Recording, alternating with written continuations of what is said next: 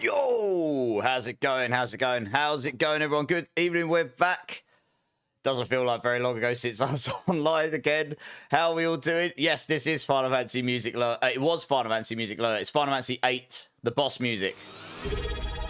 When you go into a boss fight, it's epic, right? It's good. I can even give you the name of the track if you like.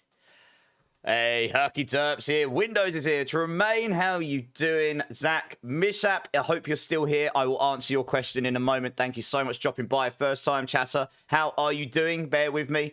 Pyro, Bearded Chippy. Lower. I've already said hello, but hey again.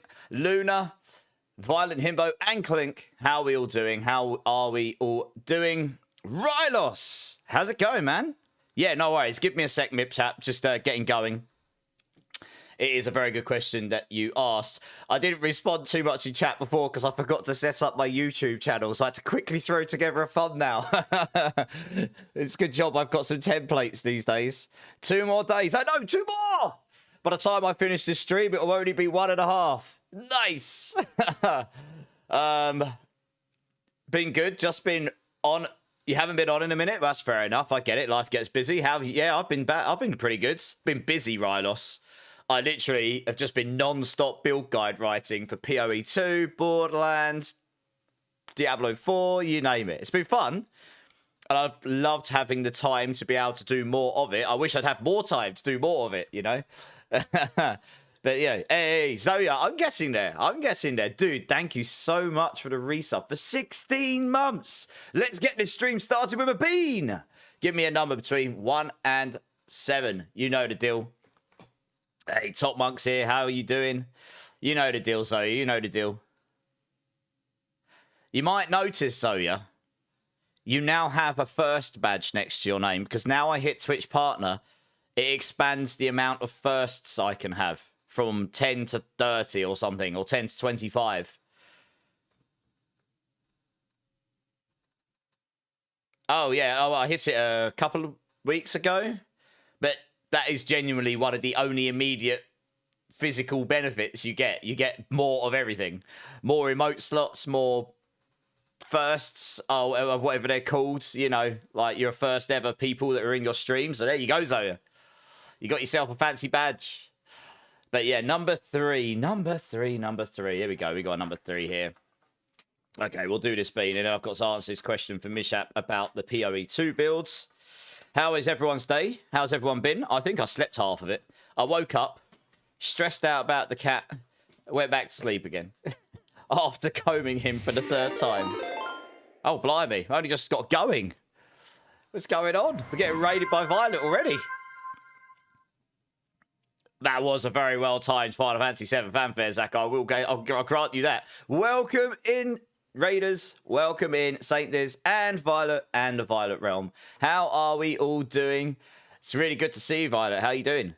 Guys, I'm Immortalize. I'm actually probably going to spend the whole of today's stream doing build guides, theory crafting and stuff. So if any of you are interested in seeing some up-and-coming builds that will be on Mobalytics, that's probably, we'll be doing that while chatting about the game. I was going to do some Borderlands, but I just don't think I've got time to fit in all the rest of these build guides. So I'm just going to be doing that today for 8 hours or 7 hours. So, yeah, if that piques your interest, then hang around. Guys, I mean, if you haven't checked out Violet, she's part of the main stat team. Good friend of mine. Should absolutely go and check her out. She blasts D4 pretty hard. So go check her out. Give her a follow. You know the drill.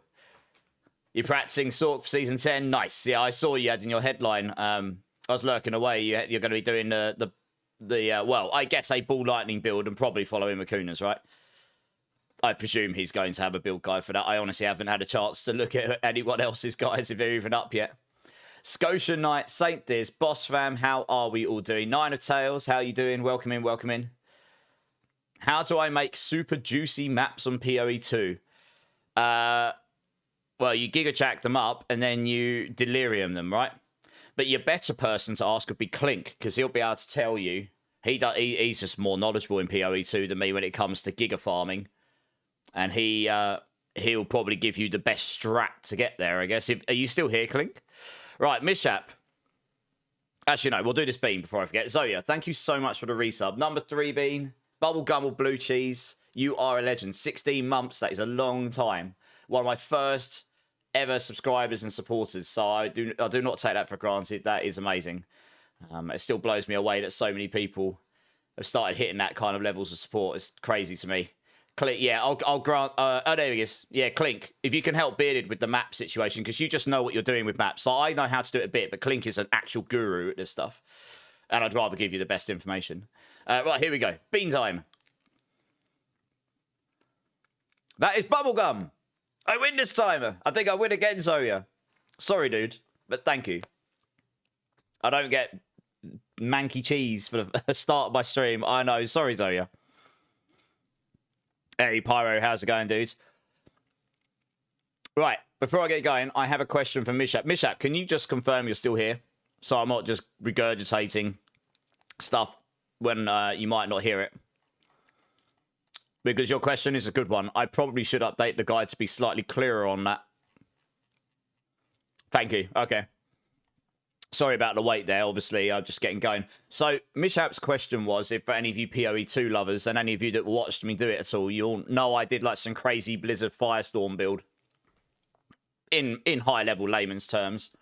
And I add this thing onto it called Archmage, which just grants you a really quite astounding amount of lightning damage as bonus damage, but it costs you a crazy amount of resource. I'm trying to specify this in a way that makes sense to anyone that plays any ARPGs.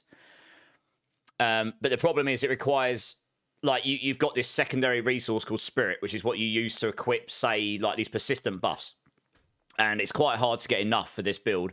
So there's one thing I can't do on that guide very easily, because I've asked Mobalytics to fix it. To get enough Spirit, I have a helmet on which has corrupted Spirit on it, which is very expensive probably, and that has about 25 or 26. The other thing I had, if I boot up the guide and show you in a bit, if you look in the passive tree of the T16+, you'll notice the middle gem slot in the passive tree, I've got a unique jewel in there called Against the Darkness, and that can roll up to plus 12 Spirit per notable that's selected within the small radius it has, and I've got like 6 or 7 in there. So that grants you, 70, 80 Spirit, depending on how much you need. So that's where a bulk of it's coming from. Honestly, I would not take off Blasphemy and Temporal Chains, but make sure you quality Blasphemy and quality Archmage. That reduces the cost of Archmage to 91, I think, and Blasphemy to 54. So that saves you a little bit. I would not take off Temporal Chains and Blasphemy unless you have to, because honestly, it just felt bad to play. I was just dying because the enemies are just too fast. They just attack too quick. They just move too fast. Like, it's crazy how fast things move in the end game on that game. So that's why I put that on most of my sort of builds at the moment. I really would not take off Mana Remnants because the amount of mana sustain that grants you is a lot. You could suffer Siphon Elements. You could take that off. If you have Clarity on, you could suffer that, because you can stack enough mana regen elsewhere to maybe get away without that. That would save you, 45? You could potentially take off the life per kill one. I can't for the life of me remember what it's called off the top of my head without boosting up the game. That does make life sustain feel better, though. So I would do that as a last resort. So that's probably what I would do. I initially put Archmage on by taking Temporal Chains and Blasphemy off and Siphon Elements off, and I just left Mana Remnants and whatever else I had on the build. Off the top of it, honestly, I haven't played in a week or two. That's what I would do, but taking Temporal Chains off did not feel well. Yeah, it did not feel good. The jewel is not going to be cheap to come by. I recommend one. I don't think MOBA supports the flat mana increases. It's percent mana on the MOBA planners. Don't look for that. Look for flat mana. I think it goes up to plus 8 mana per small passive, but they're going to be really expensive. The most important thing is getting a higher roll on Spirit on there. If the second stat on there is not the best, but it allows you to get that Spirit, it will probably still be worth it. The mana just gives you more mana, which gives you more damage, which gives you more mana regen, but it gives you about 100 mana maybe once you've got all of the nodes. So you can suffer that. You could just take something that gives you resistance, or I don't know, something else that's at least somewhat useful to you. But the Spirit is key number one there. It's otherwise you're going to have to roll Spirit on your chest piece, but then that means you can't get as much energy shield. And obviously we're converting that to mana anyway, right? So you're probably suffering more mana doing that, and you don't get as much spirit there. You only get up to 55 or something. So that's pretty much it. I probably need to update the guide to just have a cling that's like a disclaimer saying this is where the spirit comes from. So I might do that tonight after stream if I remember to do it. Thanks, Rylos. I appreciate it. Sorry for the late response, Rylos. Yeah, I mean, look, I've worked hard at this, and getting partner was definitely a goal of mine. So I'm pleased that I made it, to be honest. And that really is down to you guys and your support as well. So thank you, to be honest. Just going to set my plan on. I had a fuse box issue before stream. For some reason my socket thing went, so everything's reset. Just checking I haven't missed anything here. Till 3. Joe's here. Yeah, a little bit of a boogie. How's it going, Joe? Yeah. I was up until like 7 last night, I think. After I finished stream, doing stuff, and went and well, I decided to work out before sleep because it wouldn't have happened today, and that was a good decision. I'll probably do the same tonight as well because I've got a long day ahead of me tomorrow, getting ready for season 10 on Tuesday. Yeah, Misha, it's not an amulet corruption, it's a helm corruption. They're going to be expensive. The one I got, I imagine, was like 10 divines or something. Amara Soul Ultra coming in with a follow. Welcome in. How you doing? How you doing? You're amazed season 9 is still running, but as far as you know, season 10... Yeah, it starts on Tuesday, Luna. Yeah, how you doing, Amara? Welcome in, welcome in. Getting over a cold. Oh, I'm sorry to hear you're not feeling well. I hope you feel better soon. Pesky colds. It's that time of year, isn't it? Yeah, Amara, I'm good. Returning to D4 today. Welcome back. To be honest, the same, right? I haven't played properly on D4 for a few weeks because PoE2's new cycle started, and I quite enjoyed that game. And I blasted D4 for like 2 seasons solid with nothing else. And then we've done a bit of Borderlands as well, which has been fun. Gone a hard grind Druid, yeah, man. I was really, really torn between starting Raven Druid, which is one of the things I tested on PTR, and one of my long-term builds that I've had up for Spiritborn, which has been giga buffed, and I'm probably going to run that because it's my build. I've had that up. It's got like 850 follows or something on Mobalytics. It's been there for like 3 seasons. It's not been particularly giga chad, but it's been okay. It's been decent enough. You've been able to beat the game with it, but it should be pretty good this season. Like all the gorilla stuff is like going to make it go to the to the sky. It's going to be good. No, I had a Hydra build in the past, but I think Lightning Mages will take the cake this year. I mean, Hydra build will still be good, and it'll be interesting to see how high people try and push with Hydra, because it's going to be very risk reward. You're going to like shoot and hope you don't get one shot, but you'll do a lot of damage. But I think Lightning Sorks will generally take the cake this year. Not this year, this season. That's my guess. 8-man, how's it going, dude? How you doing? It sucks, Joe. Yeah, I know, man. I don't go out enough to catch stuff at the moment, which is a good thing. When I was working in London, I caught stuff all the time. It was horrible.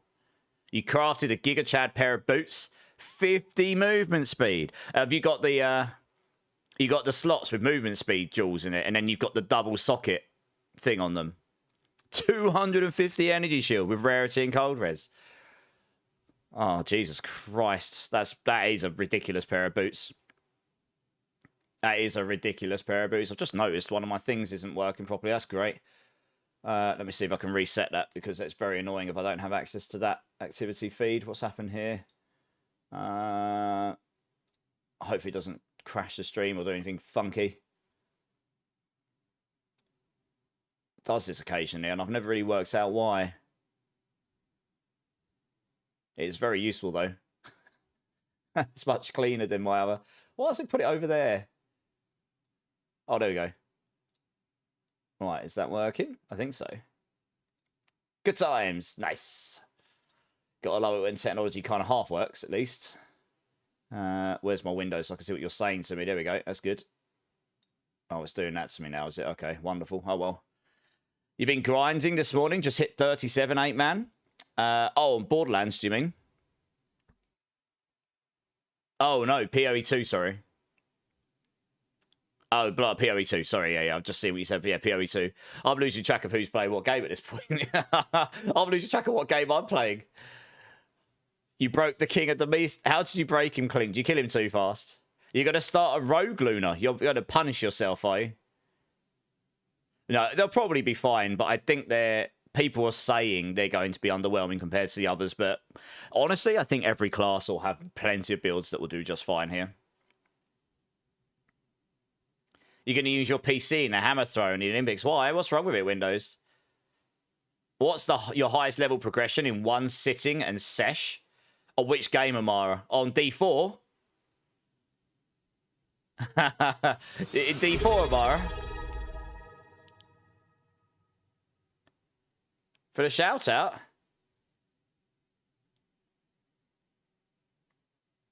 Did you get a shout out?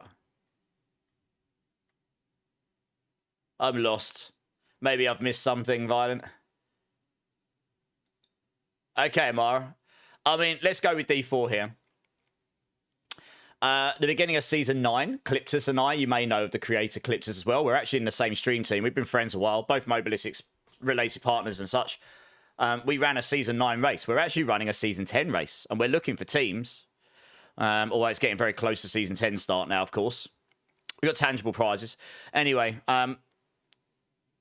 my team may have got to T4 in 9 hours. And I imagine it will be just as quick this time. I mean, D3, honestly, it's been too long since I played to remember how far I got. I mean, I do 24-hour blasts on season start. So I tend to get to T4 every season during that, or very close to it, depending how tough they make it. But with the way things are going to be this season, I can't imagine it'll be much longer than 9 hours. It might even be quicker this time. W me, Violent. Are you winning all the points, are you? Gamble all. Oh, you lost all your points. Big rip. ARN's here as well. ARN with the resub. 3 months, ARN. Thank you, ARN. Excited for Season 10, I know, right? How you doing, ARN? Give me a beat number between 1 and 7, and then we'll get into some build stuff, because I've got a lot of planning stuff to update. I mean, look, Amara, there's a lot of people that come into this channel and various other creator channels that are serious, like Diablo blasters. Not just D4, but Diablo, right? And I've played Diablo my whole life. D1, D1, D2, D3, D4. I've played them all a lot. I haven't played D2 and D3 in a hot minute. But if I went back to them, it wouldn't take me a long time to get into them again. And to, you know, like all those things start coming back like, oh, I remember this. You go over here and get these, you know. But D4's been my poison in, well, most of this year. Mainly because my channels are built around that, I suppose. And, you know, you just learn the game, don't you? You've only played 3rd and 4th. Number 2 is probably my favourite of all time, but it is an older game. Like, Resurrected's a brilliant remaster, but it is still based upon the original game with some slight quality updates. But, you know, it's lacking all of that modern-day quality of life in a lot of ways. At least the official version. You can go and play D2R, Project D2 or whatever it's called, and that has a load of stuff in it. But if there is a D2R season that isn't clashing with D4, then yes, maybe we'll do that at some point, because I haven't played D2R in a hot minute. And I actually first ever started streaming on D2R. If you look on my channel and click on it and click on my name and then go to videos and look at the bottom at clips, you'll see my first ever clips that are on this channel. I actually streamed on and off a little bit before, but that was from my PlayStation. But if you check, there is a clip of me finding a burr rune and like a couple other things. They're my first ever clips. Yeah, Project D2 is OP as hell. Something just started a hype train. I'm not actually sure what did that. Thank you so much, whoever started the hype train. I can't actually see what it was. It hasn't told me. Nowhere's told me. Something must have activated it. Hey, Zonza. Thank you for the follow, dude. Welcome in. That is actually some points for everyone. I need to do this bean before I forget. I'm still half asleep, I think. It was a late night last night. There we go. Add some points to everyone. Right. With this being Aaron, thank you so much for the resub, dude. Honestly, I really, really, really appreciate it. This is, in fact, a liver and onions or cappuccino bean, and I've had a few good ones, so I'm definitely looking like this is going to be a bad one at this point. So, yay for me. Thank you, dude. Let's see what we got. That is definitely liver and onions. Big L. I knew it. It was only a matter of time. Oh, man. Oh, it's so savoury. Oh, that is not the one. You're a new school kid? Nah, you're good. Yeah, whatever procs that hype train, I really don't know. What flavor was it? Liver and onions. It's super, super savory. Like, really onion. Like, oh. Cheers, everyone. Yeah, it's not great. I remember getting jump scared the first time I spawned Diablo 2. Yeah. It's like I'm coming. No. Yeah, well, Clink's having a good time. You're playing D3 right now, Rylos. Nice. I know that the new season's been good, but I just couldn't flick to D3 as well. Too many games going on. Man, my mouth tastes like onions. That's great. It might be your processor that's suffering there, Windows, not your GPU. A 4060 should be okay. As long as you're running in full HD or maybe 2K. I wouldn't go 4K on that. You probably ain't got enough VRAM. But your processor, an 8th Gen i7 is pretty old. You know, I'm on a 14th, I think, on my left-hand side PC. I reckon your processor's your bottleneck. To find that out, you should download a, you know, like a performance monitor or something that's showing you what's really bottlenecked. Because it doesn't matter if you upgrade your GPU, if your CPU's bottlenecked, it'll still run just as slow. Your CPU is still the bottleneck. It only runs as fast as the slowest part. Thank you so much for the hype train, by the way, guys. I still don't know what procs it. Something must have happened. It doesn't just activate on its own. But whatever it was, I really appreciate it. Got quite a few people here, considering we just got going. I haven't moved off this screen yet. That's awesome. Okay, so my plan today. I am actually intending to just do build planners today, because I've still got quite a few to update. And we're really running out of time.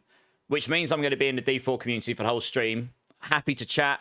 I've got a load of stuff on my account I can give out to people. If people do want some boss mats, if people are still playing or whatnot. I mean, I'm not going to use any of it now before Tuesday. So it's just going to waste. And a lot of that was given to me by the community anyway.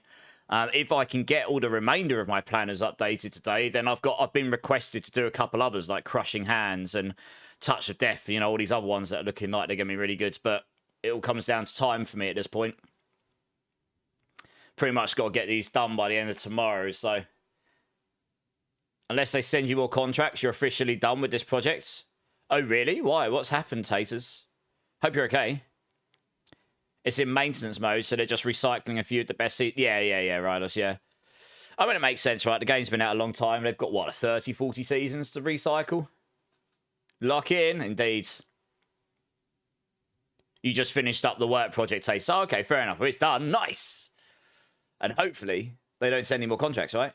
No more weekend working. Nice! That's even better. No one likes to work weekends. Who would do that? What stupid twonk would do that, eh? No, I jest. Weekend working is a thing, sadly. Clink's too busy in PoE2 to play D4 until he sees us playing, and then he'll come play. You wait. He'll see us blasting, and he'll be like, oh, I'm getting jitters. I'll start a Rock Splitter, and then I might pivot later if it turns out the others are stronger, yeah. You come to bother everyone. Zonza, shoot the questions. You saw people having runes. Is that DLC exclusive? Yes, Zonzla. Yes, Vessel of Hatred introduced runes, and you can only get them if you have the expansion, sadly. Maybe when the next expansion drops, they might unlock runes permanently for people at that point, because they might not want to maintain 2 expansions and an original version and all sorts. But that we don't know when that will be yet. So it could be a way out yet.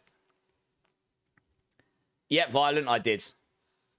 Got to be able to have a bit of fun, you know.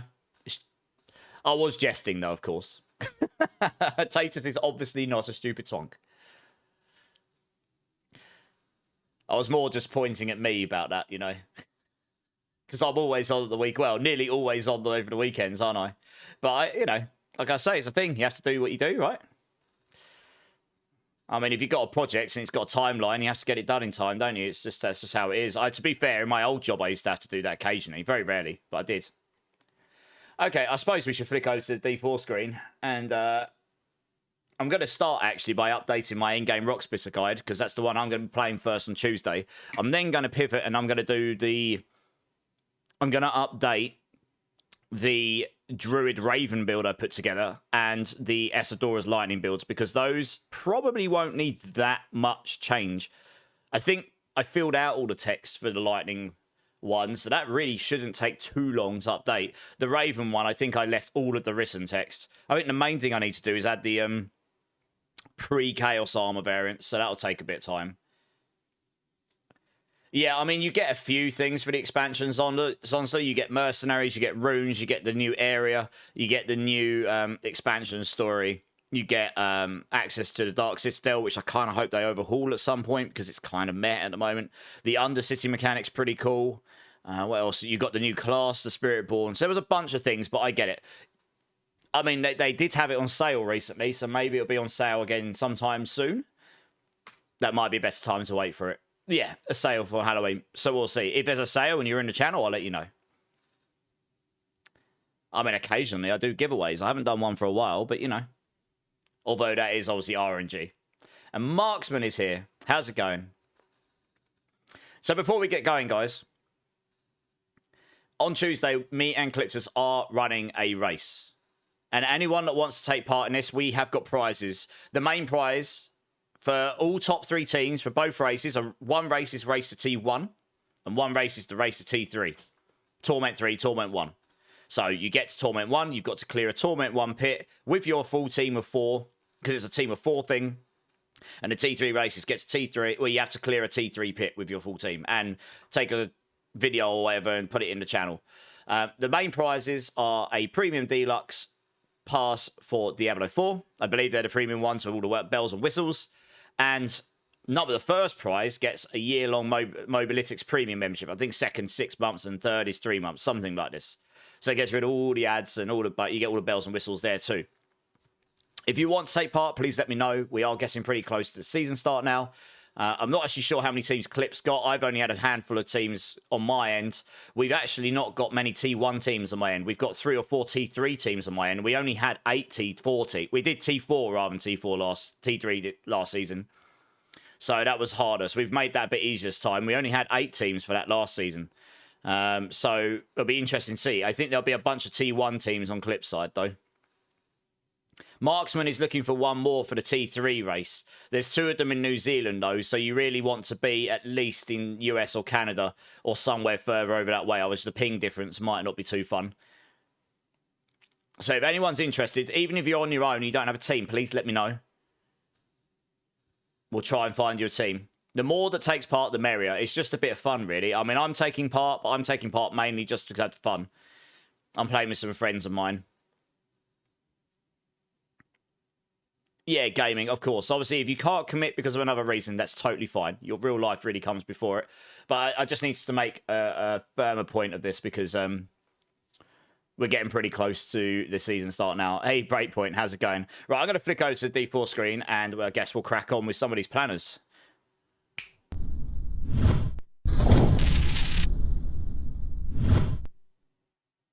Oh, it's all working as well. Good times.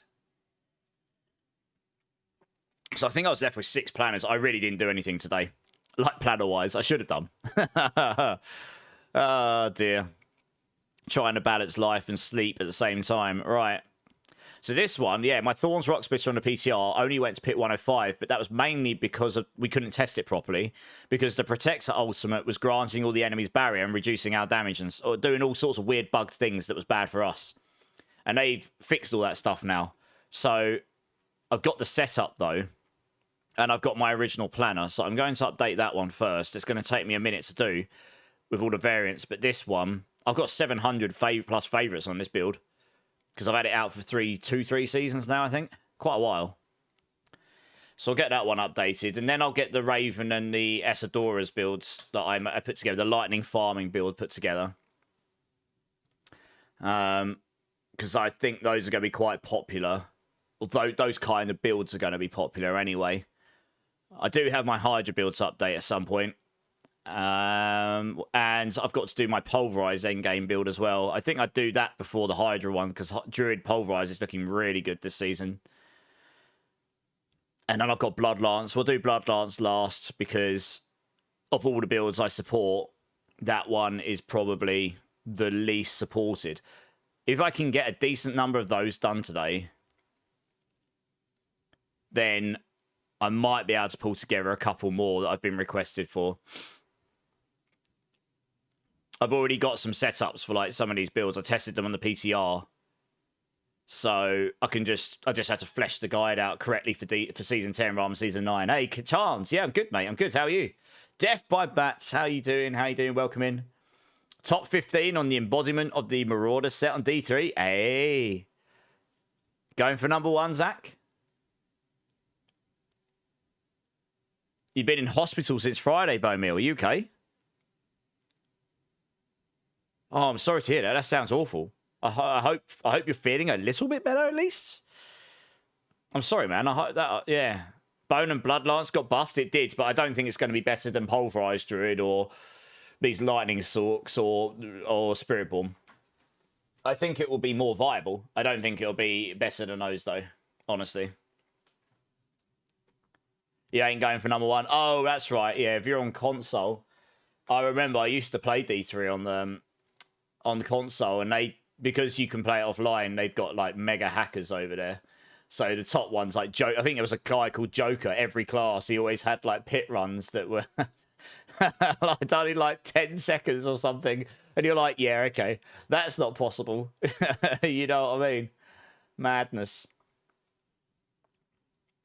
You turn 64 back on the 11th. Well, happy birthday for the 11th, Windows. I would have sung you happy birthday if it was your actual birthday, but still, I mean, I understand. I mean, look, it doesn't really matter if you're a senior or not. I mean, PCs are expensive, right? These, as you pointed out in the Discord, because I did see, graphics cards are really expensive these days. Like, you know, it is crazy. If you want a real decent rig, you're looking at thousands for them if you buy them brand new. Like Violent, I'm not joking. On the consoles, there's a guy that quite literally makes it impossible to get number 1 to 5 or something. It's you can see them with like 6 sockets on their weapon. It's absolutely not like meant to be a thing. It's completely broken. Right, let's crack on with this. I've got 2 of these up because I need to transfer to season 10. It nukes some stuff. And I need to check to see how complete I left this. That's right. I'm not going to use the Balazans, I don't think. Why did I not use the Balazans here?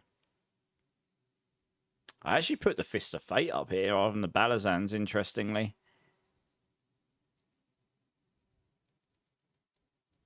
I mean, obviously, I'll adapt this as I play. I could not test this in the endgame as much as I wanted. It was really difficult.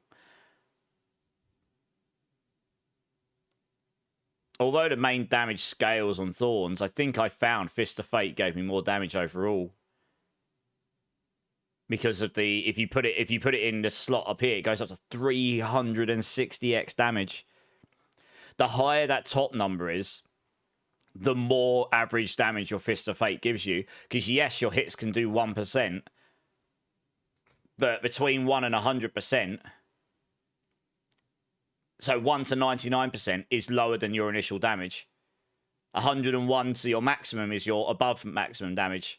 So the higher your maximum is, the more above numbers there are. And by increasing that by 20%, you've given yourself a 20% better chance of getting a big, much bigger number. Yeah. And the thing about the Balazans is, it does grant you quite a lot of extra Thorns damage, so maybe it would be better, but I really couldn't test it all properly, so... I mean, that's probably what I had in here, wasn't it? Yeah.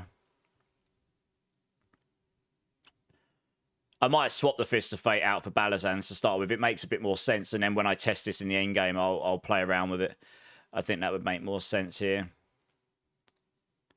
I'm just looking, wow, I left this. This is the pit pushing version. Everything else will be easy enough to put together. Yeah, I didn't update any of this stuff, but I don't need to because I've got most of it in my other guide, so it would have been a waste of time for me. How did I leave the skills? Obviously, Thorns. I mean, the skills will be relatively the same, I imagine. There's no real reason to change them. Apart from we've got access to the Eagle stuff. This one's great. Acceleration's great for this build because we are a mobility skill. So we just gain this all the time, which is amazing. So we get 24x there that we didn't have before. So we can even get acceleration on our amulet at 8x increased damage. In fact, I might have put that on the amulet.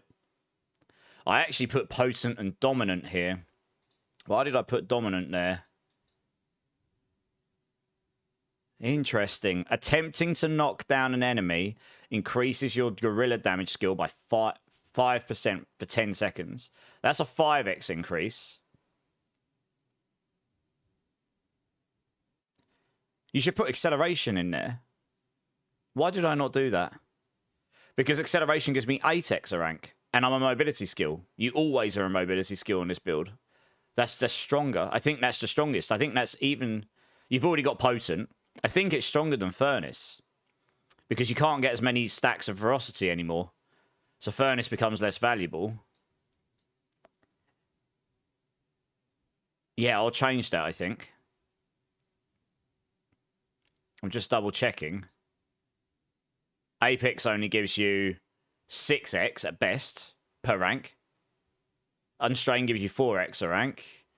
Follow through is decent. And it does give you... But it only gives you 4x per third cast. I mean, your third cast is going to be every second. But it gives you 4x per rank. 50% of the time. Because you're going to get every 2 attacks. So that's not as good. So acceleration, yeah. You're actually going to take an eagle thing on this. Acceleration is the play. Because you get more back damage out of that. So for the first time ever, you're going to play a different amulet. You're going to look for dexterity, potent, acceleration. That's going to be really, really... Well, it's going to be crazy. But it's going to make it slightly cheaper to get. Maybe. Oh, I don't know, actually. Eagle builds might look for that, I suppose. Like the crazy evade build. Yeah. I think I messaged Pan and that. Can someone reach out to him? I did try reaching out to a bunch of creators. I didn't get many responses, if I'm being honest. I got a few. I know Equinoxide's taking part. I know Pinching Loaf is joining my team because his team he played with last time, only half of them were available this time. And short of not being able to take part, I just said he can come join my team. I don't know how many of the other people we had. I know McIndoe was trying to join, but I don't know if he found a team. Do you know, Skittles? You might know.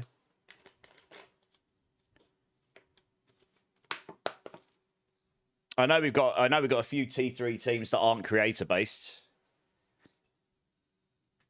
Oh, sorry, Death by Bat. Sorry. You was doing the Hulk Smash build, and I get to the point on Paragon board that I didn't see any more point to do. Okay, Death by Bats.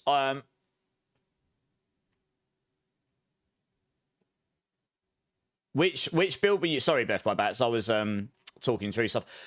Which build guides were you following? Were you following the starter or the endgame one? Because I'll get it on my screen right now. I've updated the leveling one to season 10, but it'll be relatively the same. So there'll be no paragons there. Oh no, you must have been following the non-leveling one. There's no paragons in that. Okay, let's have a quick look at this. Did you go along these? The variants? It's like you go to T4, and then I've deliberately made that. I mean, this is for level 241. Paragon level 241. That's actually a bit higher than I typically try and go for T4. And then if you go to your Uber farming, that's like completely maxed out. All 328 points if you hit Paragon 300. So maybe you missed the variants, because there is variants there that have got all of the Paragons spent. And you're not being annoying. Sorry, it's my bad. I should pay attention to chat a bit more. Maybe you just didn't see those. They aren't hugely obvious. I have tried to see. I have spoken to Mobra in the past about making those more obvious, but I don't know. Some people, if you know they're there, then you look for them. But a lot of people do miss it.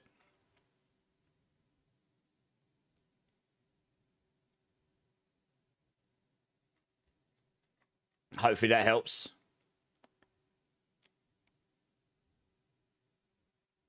Plains Power got nerfed. I'm quite happy Plains Power got nerfed because every single Spiritborn build ended up just becoming Plains Power.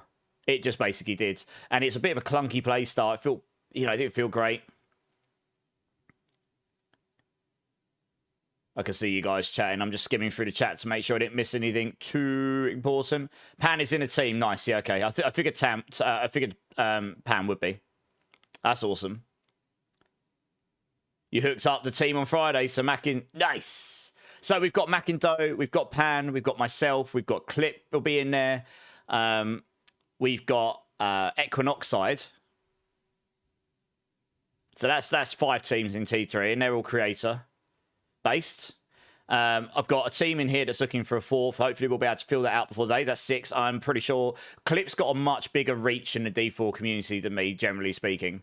I've really tried reaching out to a lot of people. Like I reached out to the likes of a lot of creators, but the 4-person thing puts them off because a lot of the people they would play with, because it's on a Tuesday or Wednesday, depending where you are in the world, that means a lot of the people they would play with just can't commit to the longer race. So, yeah, I guess we'll see how it goes this season, and we'll reevaluate like we did between... We didn't want to change too much from Season 9 to Season 10, because otherwise you're just completely running a new event, essentially. So we made a couple of tweaks this time. We'll see how it goes. And if the 4-man team thing really makes it that difficult, there's that much of a friction barrier, then maybe we will consider doing 2-man races or whatever, but we'll see.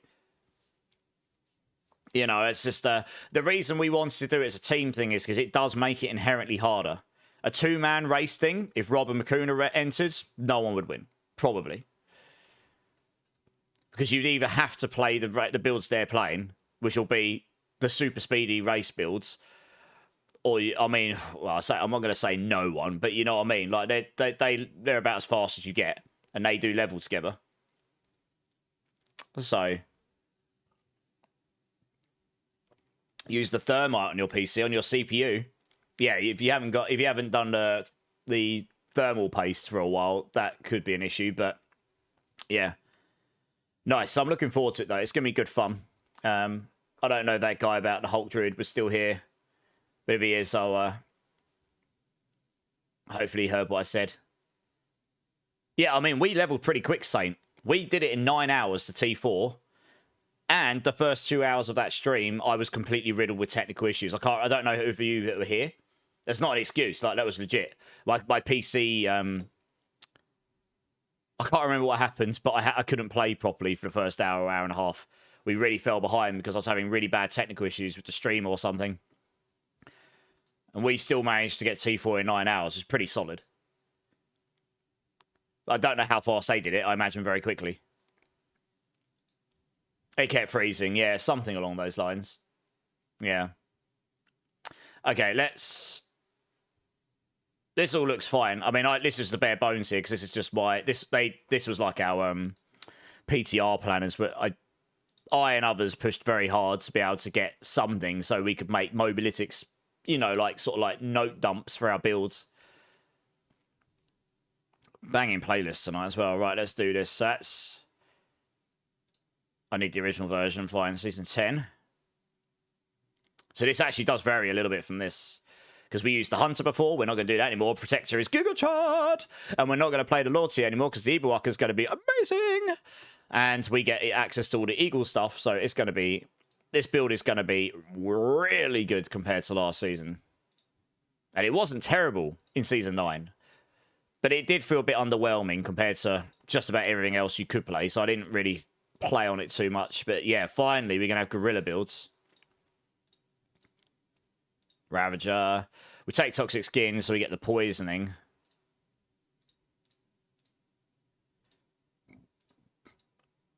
I mean, you probably don't need to take that. Actually. Oh no, you take it so it's on your bar. For the passive. That's right. If we take Balazans, you don't have to worry about using it. That is the benefit of taking the Balazans, I guess. Yeah. And because we're playing a gorilla build, we can go Jaguar and Eagle. Damage. Damage. Lovely.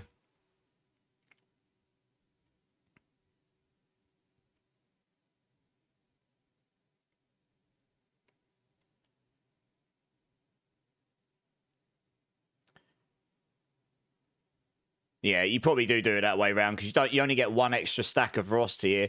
This does give you Veracity stacking, which you don't really have very easily on your build otherwise. I actually did, funnily enough, take the Plains power aspect still, but it got nuked a bit, didn't it? That is how I solved Veracity on this build. Because otherwise, you really... Attack speed really is the name of the game on this build. Yeah, they did reduce this pretty significantly, didn't they? So that is a bit of a nerf to what I had on the PTR. The only other way we would solve ferocity here is we'd swap these around and go Eagle Jaguar. So we lose what... We don't care about the crit strike stuff here because we get around that anyway. So we lose a 20x vulnerable damage there. I mean, what that would solve is... That would give us access to vulnerable application.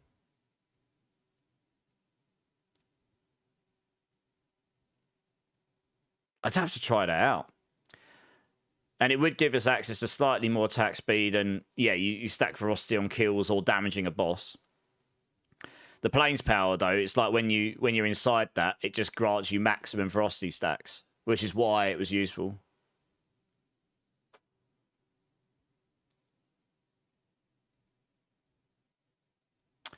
Yeah, I forgot I put that on here, actually. It got halved, didn't it? Oh, it's still going to be pretty strong, to be honest. Did I play into the Mystic Circle stuff here as well? I might have done. It's probably the only thing that got changed that has actually hurt my original setup here. Critical strikes, dodge. It might be down here. Yeah, it was.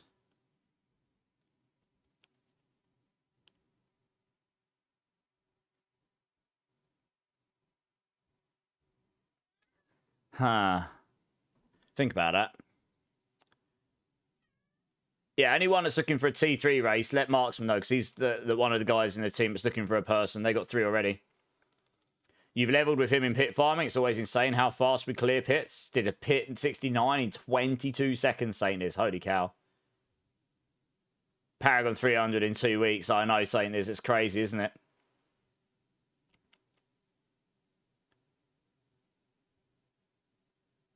Stupid work. Oh, I wouldn't recommend quitting. Who would do that, eh?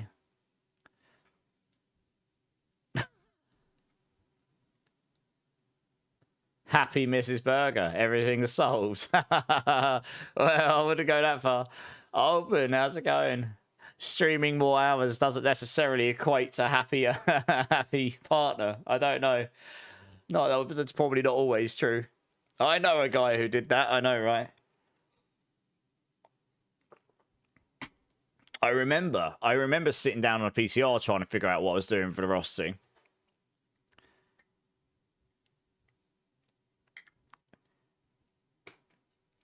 I mean, this Jaguar thing with Ravager, every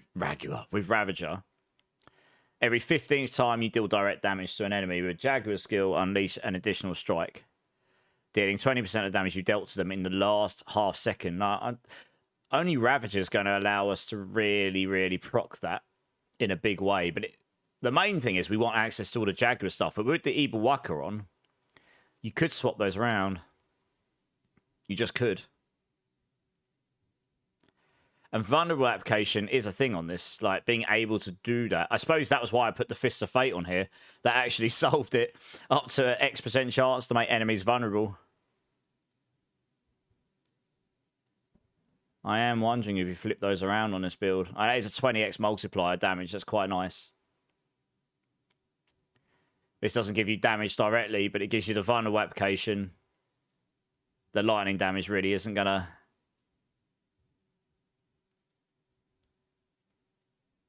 It gives you movement speed, I suppose. The Storm Feather's movement speed bonus is doubled and always active. I guess it grants you movement speed, but it's not damage, right? I mean, that's kind of subversive damage, actually. But it can lead to some real big numbers. I think I'll leave this as it was, because I know it works, and then we'll just take... I mean, with all the buffs, this build will still perform just fine. The plane's power got brought down, but there's so many other buffs everywhere else.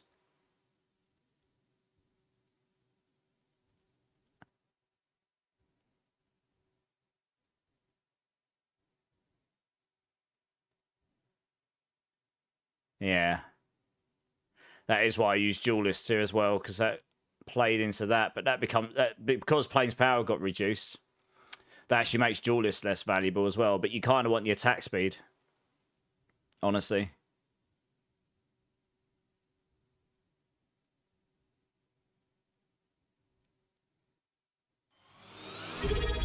Because Ferocity goes into your attack speed bucket too. This build you really want to be attacking as fast as possible. Where they're making it so your third attack goes every second.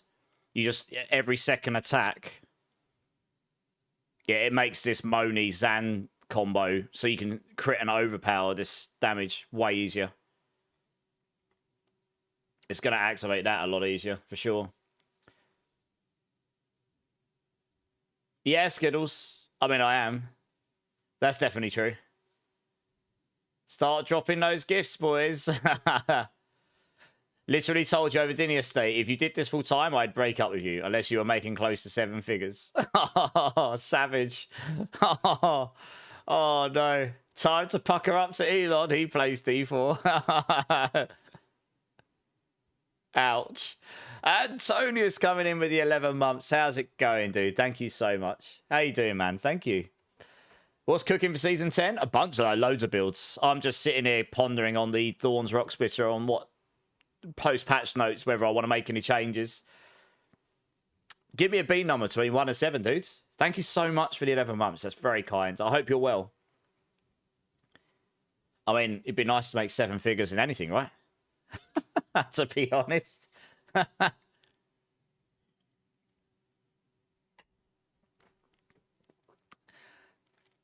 I do wonder whether we flip those.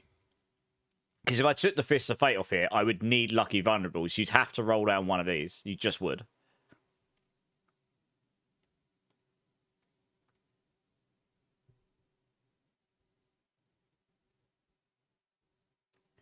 But also, if we did that, I could move adaptability in here, so that would give me more damage on adaptability. I could then potentially use that ring that scales your maximum resource up by 50%. And that would scale into this damage on adaptability.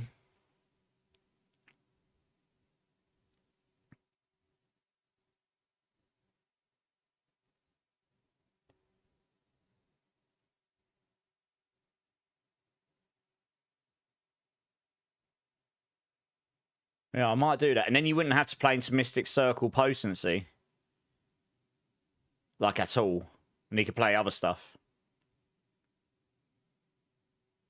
Because that's going to become less valuable now, because it will only scale this half as much. So where this went up to about 14, 15x before, it will only go up to about 7.5x per Verocity stack. And they've capped the ranks. So you can get, what, 5 on dual list, 4 by default, plus, so that's 9. You're only going to get like 63x off of it or something, rather than 120 or 140x or whatever it was. I say only, it's still a nice multiplier, but that's like absolutely maxed out. And actually, to be honest, we're not getting the Mystic Circle potency over here either. That's one of the reasons I took all of these legendary rings, to be able to get the Mystic Circle potency.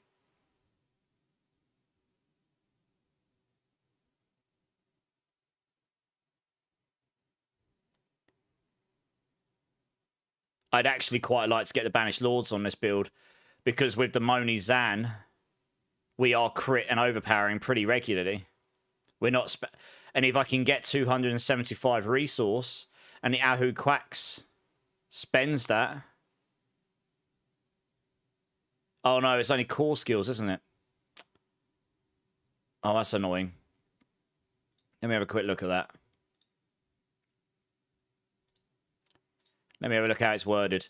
After you spend 275 your primary resource, your next core skill is guaranteed to overpower. I don't care about that, because the guarantee would be nice, but your... Oh, no. Yeah, no, this would be nice. Your critical strikes that overpower deal increased damage. The ranked core skills wouldn't help me here, but the rest would. And that'd give me a heller amount of... That would help me solve resistance to all elements.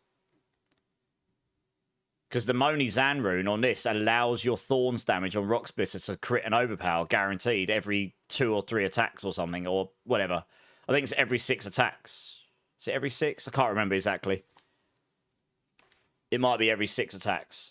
Yeah, every 6 attacks. That's why attack speed is so powerful on this build.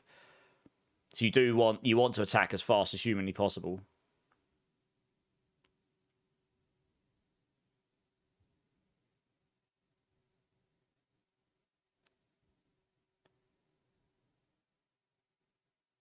Yeah.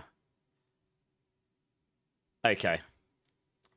Fine. I've got an idea. I'm gonna try flicking them around. All right. First thing we do, we're just gonna delete T1. Oh, I don't know. Actually, I've got all of these, haven't I? I guess these are all changing anyway.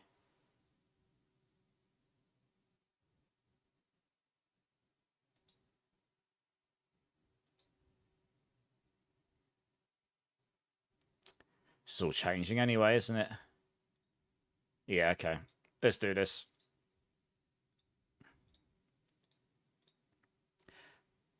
I can grab the things off another guide. It's a hell of a lot easier to run it downwards.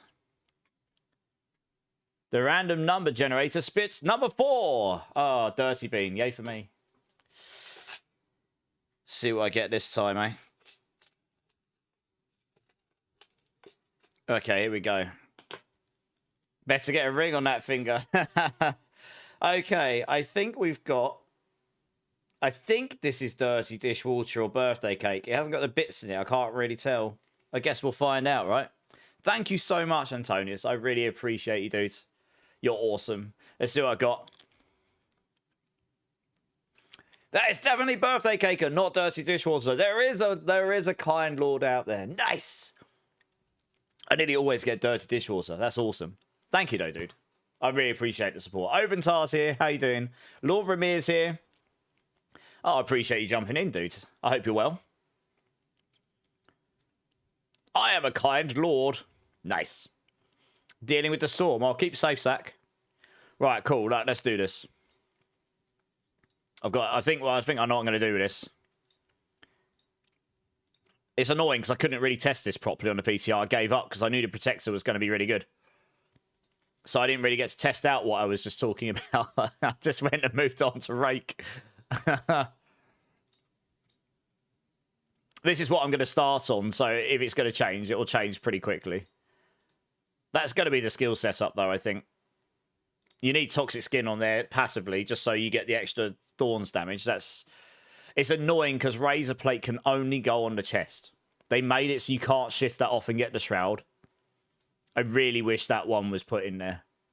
But you can't. And I think I found, well, the Shroud of... I did try a Razor Plate over the Shroud in the PTR. But the Shroud was bugged. It was hard not to use it. I will probably put a Razor Plate in here, since it's meant to be a Thorns-based build. So, instead of the Fist of Fate, we're going to go for a cheeky Banished Lords, because you don't care about the core ranks and stuff. It's just 72x damage. It's even more than the Air of Perdition, right? Attack speed's really useful to us. Overpower damage really useful to us. Max life. And particularly important, the 30 all-res. That's going to make it so we don't need to roll all-res everywhere on our build to solve resistances. That's going to be real nice. So I think that'll be really good here. We'll leave the Razor Plate here for now. Gloves, I think. Harmony of Ibawaka. Of course. And I guess, well, if we take that Eagle primary, you're going to get movement speed. I can't remember how much movement speed it gives you. I might actually have to log in and have a look. Yes. Oh, wow, it's logged me out of my things. That's good, isn't it? 1 second. Let me move over here. So you don't see my login details. Don't know why it's logged me out of everything. That's weird.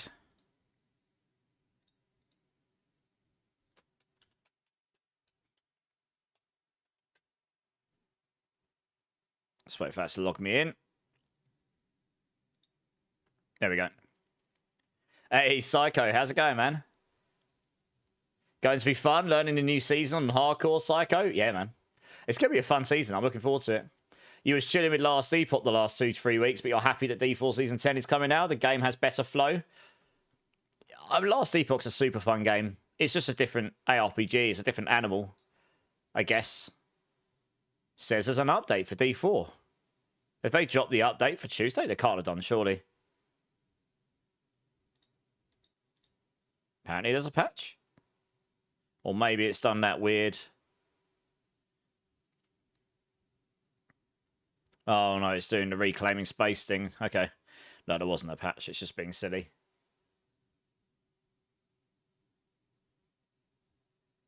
No, it's not just George. How you doing, George? You good? Yeah, no, it does this weird thing sometimes. It just says it needs to read. It's like a cloud sync thing or something. I just want to have a quick look at what it is in game right now. I've never used the Eagle primary, like, ever.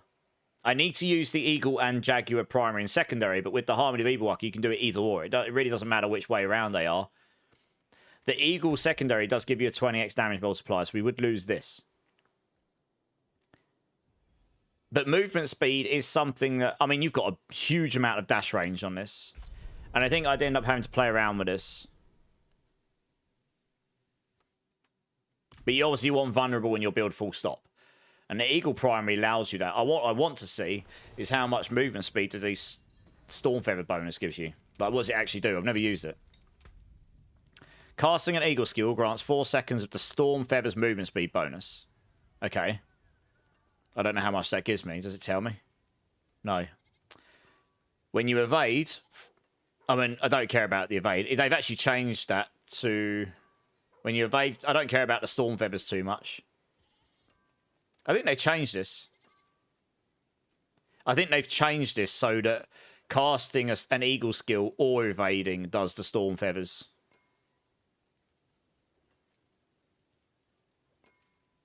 It's the more the fact that it makes your targets vulnerable.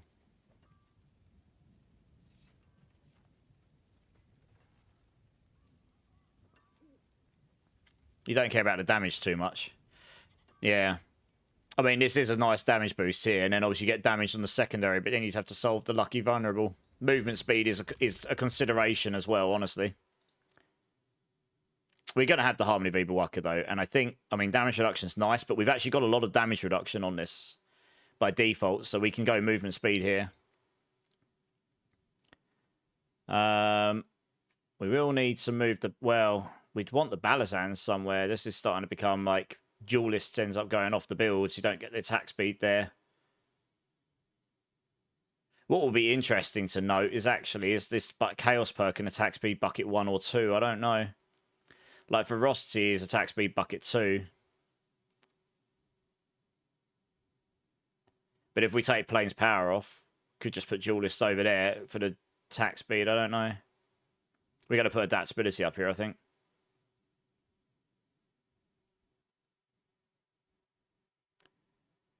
Hey, thanks for the lurk, Psycho. Appreciate you, dude.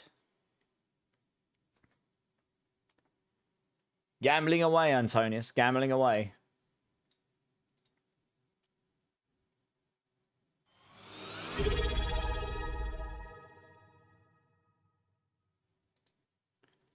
Hey, Tristo's here. How you doing, Tristo? Thanks for the resub, dude. 9 months.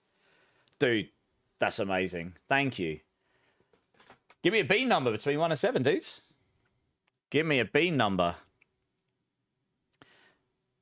And this is probably why I didn't end up using the Banished Lords on that version in there. But like I said, I couldn't really test things properly. I'd want to move the... I think the Balazans can move off. Yeah, it can. Each attack damages close enemies for 180% of your thorns and deals that as poisoning. It's not, yeah, the poisoning doesn't matter so much, just the fact that it poisons at all, but it's that extra thorns damage. And you get flat thorns, which does scale the damage pretty hard. Dexterity, max life.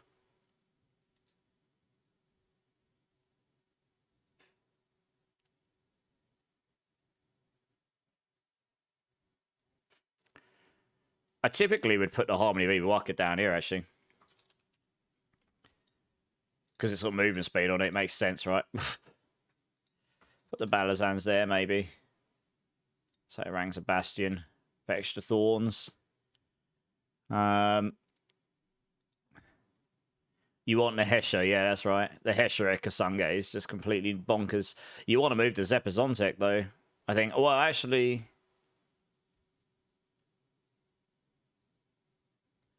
Yeah, I didn't on the PTR.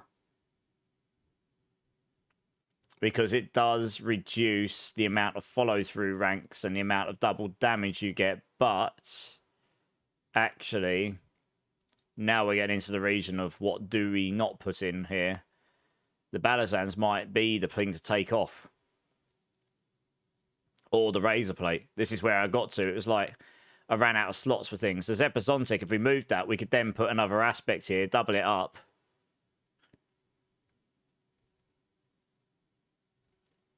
And then you can roll charts for basic skills to deal double damage. Here, you'd lose some follow-through ranks.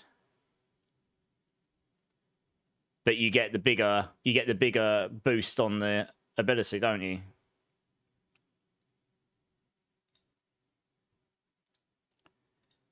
So it's like, yeah, 144, and it guarantees rolls that rather than 120. So that makes up for maybe a bit of the follow-through reduction.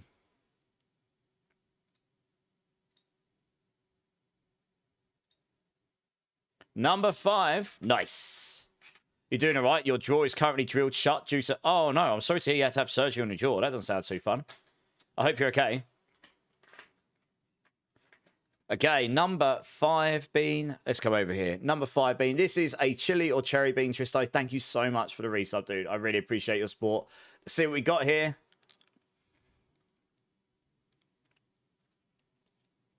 That is, in fact, cherry. Nice. My face isn't going to fall off today. Yet. Nice. Thanks, though, dude. I really appreciate that support. It really means the world to me. You're awesome. And I hope your jaw recovers well soon. Man, I really wish I could have tested this better on the PCR. Zepazontek probably will move here, though.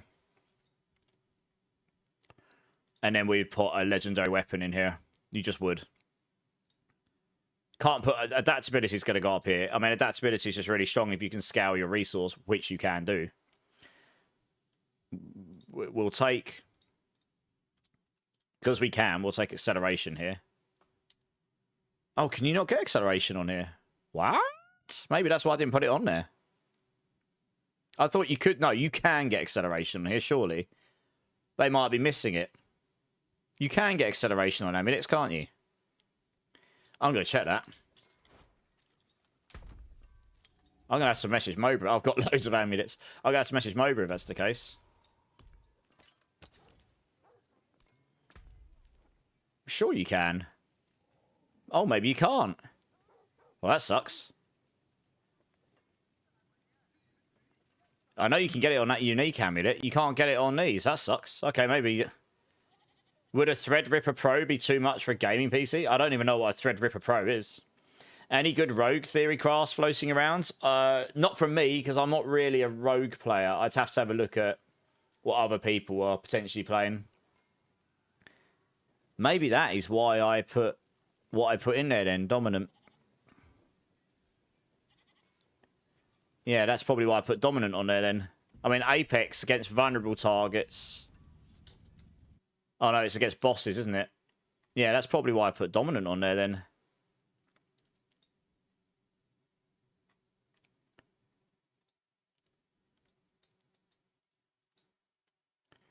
It's only doubled against elites. Yeah. I mean, it's maybe you take Apex just because that's what you care more, I guess. That gives you 5x all the time.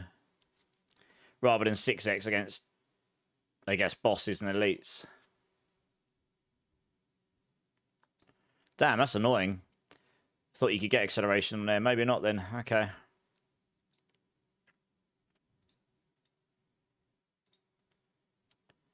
Interesting. Well, Potent's an obvious choice regardless. Apex or Dominant. Apex is better against bosses, marged by 20%.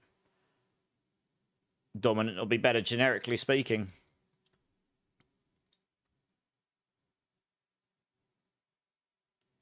Is that against Attempted? Attempting to knock an enemy down increases your gorilla damage by... Yeah, so you'll be doing that all the time on this build.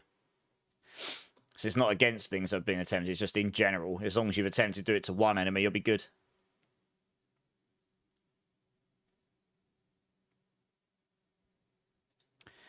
In Apex would net more damage here. Apex for bosses, which I guess is where your biggest pain point will come. But then clearance-wise, actually, dominant will be better, generally speaking, because of clearance, right? Bossing on this build is a lot stronger than it used to be, honestly.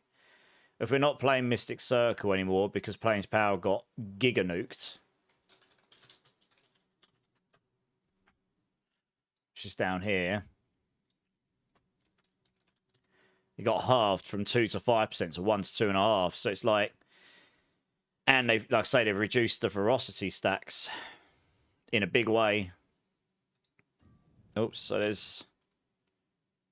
It doesn't matter too much Plains Power on this build because you're getting in so close to the enemies anyways. You just have to wait for it to activate.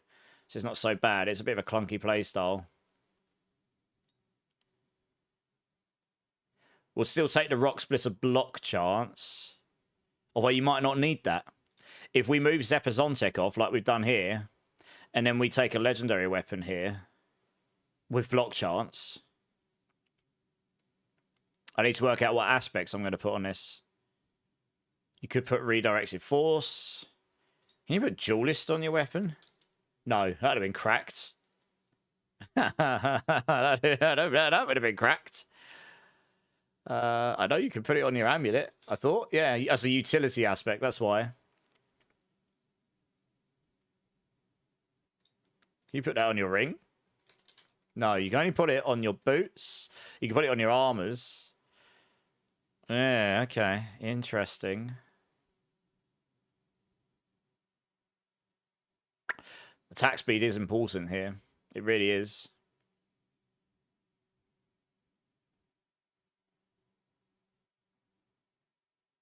I mean, you could still put Plains Power on your weapon. It would still be very strong. That would make it a lot strong. It wouldn't be, it'd be half as strong as it was before, but it was ridiculously strong before, right? But that would bring it back up to what it was before. I guess that's why they've halved it. Because otherwise you'd be able to put it on your weapon and get, what, 4 to 10% with all of the other weapons like Zepazontek and such. This would just essentially give me the same power I had on the PTR. In a way. Can't put adaptability in here because that's a resource-based aspect. So I do wonder if we go Plains Power here. I don't want to change too much what I tested on the PTR. Obviously, Dex. You put block chance in here. This does mean this plus a Zepazontek. That's going to grant me 90%. You're going to have 100% block chance without needing that on the amulet. So that's nice. That frees something up there. What else can we put in here? Overpowered damage, I guess. It's probably the play. We don't really care about resource cost reduction or any of this stuff, honestly. I don't think. I don't know really, I guess. Go for dexterity here. You're going to need the double damage here. Basic attack. Oh, maybe you can't get it. Maybe that's why I left it there. Maybe that's why I left the Zepazontek there.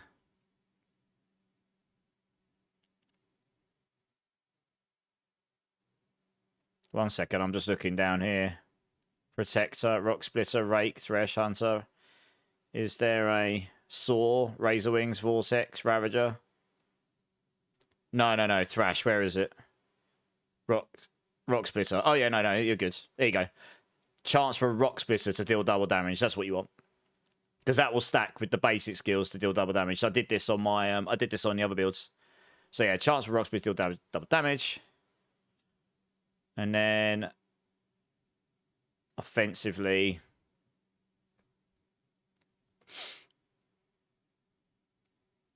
Eagle, Focus, Storm, Feather, Physical, Fire, Lightning. Just double checking. I know what they were like. It's going to be like Overpower again or something. Damage not down, Gorilla, Defensive Bastion. I mean, that's just straight up Thorns damage. Jaguar. I mean, you could put Mystic Circle Potency here if you're going to play Plains Power. You could get Giga Mystic Circle Potency here, which would at least make your Plains Power feel a bit more valuable. And you actually would put that in... Oh, you'd have to put those three in there.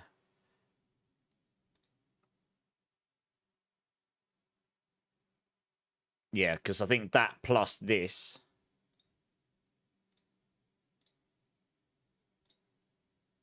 would allow you to get... if I got one on here, Zepazontek. Yeah, so you could only get to 94.5 before. Not actually sure what you'd be able to get to... It's possible you might be able to get to 100 with that. If you had really good rolls, it might be possible. Yeah. I think we'll stick with that for now. Adaptability will come up here. I need to put something random in here for now. Just so it doesn't nuke the actual stats in there. So we've got adaptability there. This will be Dex, Potent. Well, let's go dominant, because I think, generally speaking, that'll be stronger. Offensively, well, if you're going to do the Mystic Circle, you'll do this. We won't need that Rock Splitter block chance stuff. Rock Splitter comes with block chance in it anyway. So, yeah, you're instant capped on block chance with this build. It's crazy. So we can just put something else in here. Hey, Lamp, how's it going, man? Returning chatter, how you doing, dude? So what's next for Hydromancer? I don't know. Hydra will still be good. It'll have like a risk reward in this season where if you're playing Mana Shield for the highest damage, when you cast, you're going to lose all your life and you're going to have to hope you don't get one shot in that short time before you regen mana. Otherwise, you're going to play without Mana Shield. Project D815. How you doing, dude? How you doing? The missus finally let you out the dungeon. You're alive! That's always good. Pen Shot will still be good, probably, yeah. Glad to hear you're well, Eddie. Glad to hear you're alive. What build are you running? I'm going to be running this to start with, the Rock Splitter. Probably going to need to, because I couldn't test it properly on the PTR due to bugs, making it impossible to test properly. So the setup I put in this planner will probably change a bit after I play it, but what I'm putting in will easily blast T4+, like no problem. Is Diablo good now, Lamp? I mean, look, I enjoy it. I think there are people out there that probably won't enjoy it, and there are some that will love it. And it is a lot better than it was.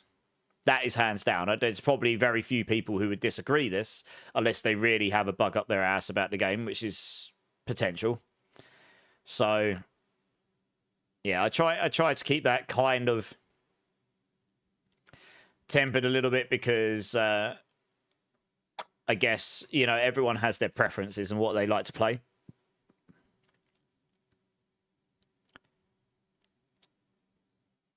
Just trying to decide what I put in here. I've already got on offensive. Suspicious. Don't think we care about that too much. We don't need this anymore. Fueled. I mean, that gives us HP. Resolve. We want damage, really. If we can. Or you put something utility-based in. Or, to be honest, we could be cheeky.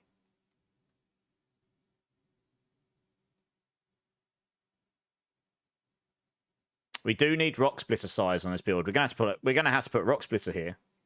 We're gonna have to, because we haven't got it. It's actually amazing how much of a damage increase this gives you, actually. That is a really good point. Huh. By not having the boots as legendary, we can't get as much Rock Splitter size. That is a good point. I'm thinking more and more the Balisans comes off here. And we've got legendary boots here. Because you need rocks. The Rock Splitter size. The one thing to know about Rock Splitter is when you've got the Zepazontek on, it makes it every third attack. And in this season, every second attack with the power, it does 3 in like a triangle. Like a, you know, Zelda trifecta, what they call it, the Triforce style like shape. But if you've made them big enough, they overlap in the middle, and then your target in the middle will get hit by all three. So the bigger they are, the better it is. The more that those three will all hit the same target and do bigger damage. I'm thinking more and more you actually need to put... The Balazans is what will come off. I think Banished Lords gives us a 72x damage here. This gives us Flat Thorns, but that's not going to outweigh this. I just don't think it will. And it gives us that increased... I'd have to try them out between the two. It'll either be Balazans or Banished Lords, I think. That gives more consistent damage, but this gives us the bigger damage, I think. And we want the bigger damage. The Razor Plate, it'll either be Razor Plate or you swap it for the Shroud of False Death. That's without a given. It does mean we're not poisoning by default. So you're going to have to use Toxic Skin, but that's okay. You just cast that to poison enemies. Or we'll find some other way. Yeah, I actually do think. And then this means we could put Duelist back on, which honestly, it just... You really do need attack speed on this build. You really do.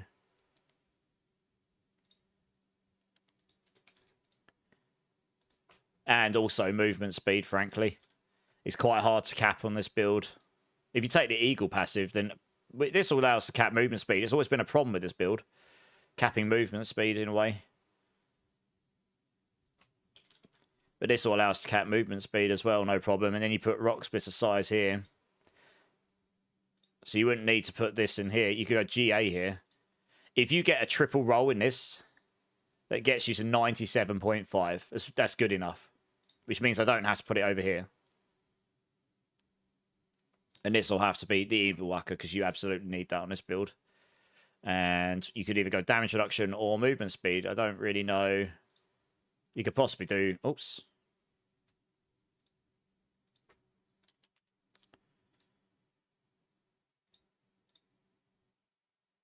Yeah, I mean... With the legendary boots on, your movement speed will be good. This actually helps with the all stats situation as well if you're not using the Shroud. Also, if you've got Shroud, it's not such an issue.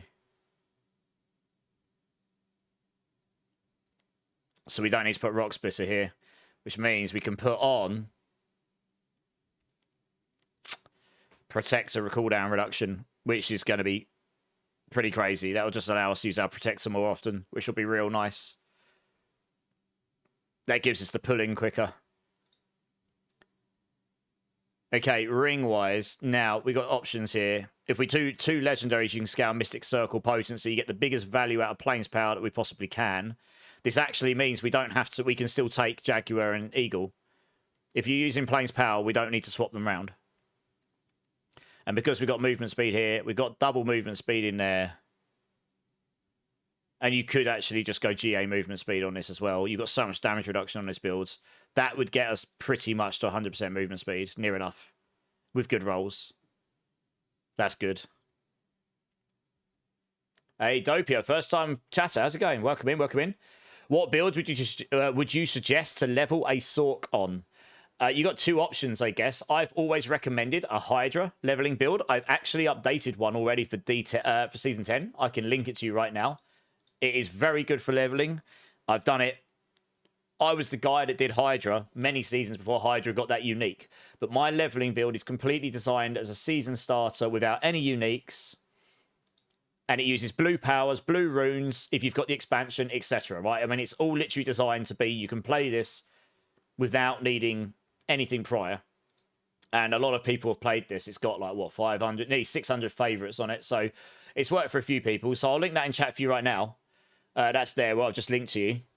That is typically one of the best leveling builds in the game. There is a world where Lightning Sork will be very good at leveling this time, and you might see some Lightning leveling builds this time. They're probably going to be strong in the end game. Hydra in the end game this season, I was saying before, you're either going to not play with Mana Shield, or you're going to play with Mana Shield and play Risk Reward, because when you cast, you're going to lose all your life. But in leveling from 1 to 6 and that initial leveling process while you gear up for whatever build you want to play afterwards, and D4 isn't that hard to respec compared to other games. So it's not, it'll take you an hour or two, maybe tops, depending on how ready and prepared you are and how much you know the game. But it isn't that painful in the grand scheme of things. You won't be using Mana Shields in leveling from 1 to 60. As far as I'm aware, we couldn't test this properly in the PTR because we had to cheat the powers. You couldn't do the quest line. But as far as I'm aware, the unique perk and the legendary powers are not available before Torment, which means leveling 1 to 60 on your first character, you will not have access to Mana Shield, I don't think. So it's not really a consideration for that initial leveling, if that's what you're asking. But yes, you will one-shot yourself if you use it in the end game with Mana Shield, unless you find some way to stop that, which will be near impossible, I think. Yeah. Hey, D-Rock, how's it going? That's what my build's there is geared up for, Dopia. You'll notice that I only use blue powers. You don't have the Mana Shield thing. That build will slap leveling, like, no problem. Always does. It's not changed much from before, honestly. Duke, it has been a while. How you doing, dude? It's good to see you, man. The Firebolt builds when in Torment to farm hordes, yeah. I mean, look, you can level on any build. You'll be able to... Fireball. Yeah. Fireball's always good at farming. If I make a Sork, I'll do my lightning build I put together in the PTR. It's going to be slightly different to others. Really, really good for horde farming. Like, crazy good for horde farming. Oh, Pulverize is going to be crazy, and they finally apparently fixed the bug with it, so the puddles actually work. But we'll see, because it wasn't on the PTR, and they've made another fix since. Stalk will still slap, but it won't be using Energy Shield after then removing the 500 mana cap. Yeah, it'll get 500 mana's worth of damage. So you'll get a lot of damage with Mana Shield, but you'll consume all your mana, which means you'll be one-shottable for a brief period of time. Yeah, I mean, I linked the Hydra one, but I can link you all my D4 builds, no probs. I'm actually updating some of them now, but my 4 leveling builds that I've currently got are up already. There you go. That's the link to all my D4 builds. I'm not going to sit here and say they are going to be the top performing builds, but for leveling, they are pretty good. And I always gear my builds up for people of all experience levels. And my leveling builds are always designed so they can be played as a true league starter. No help, no gifts. Absolutely start from zero. They're always geared up from that. And I've tried and tested them all myself. I haven't tried and tested them all in Season 10, of course, but not enough has changed in the game for me to not be confident that they would work.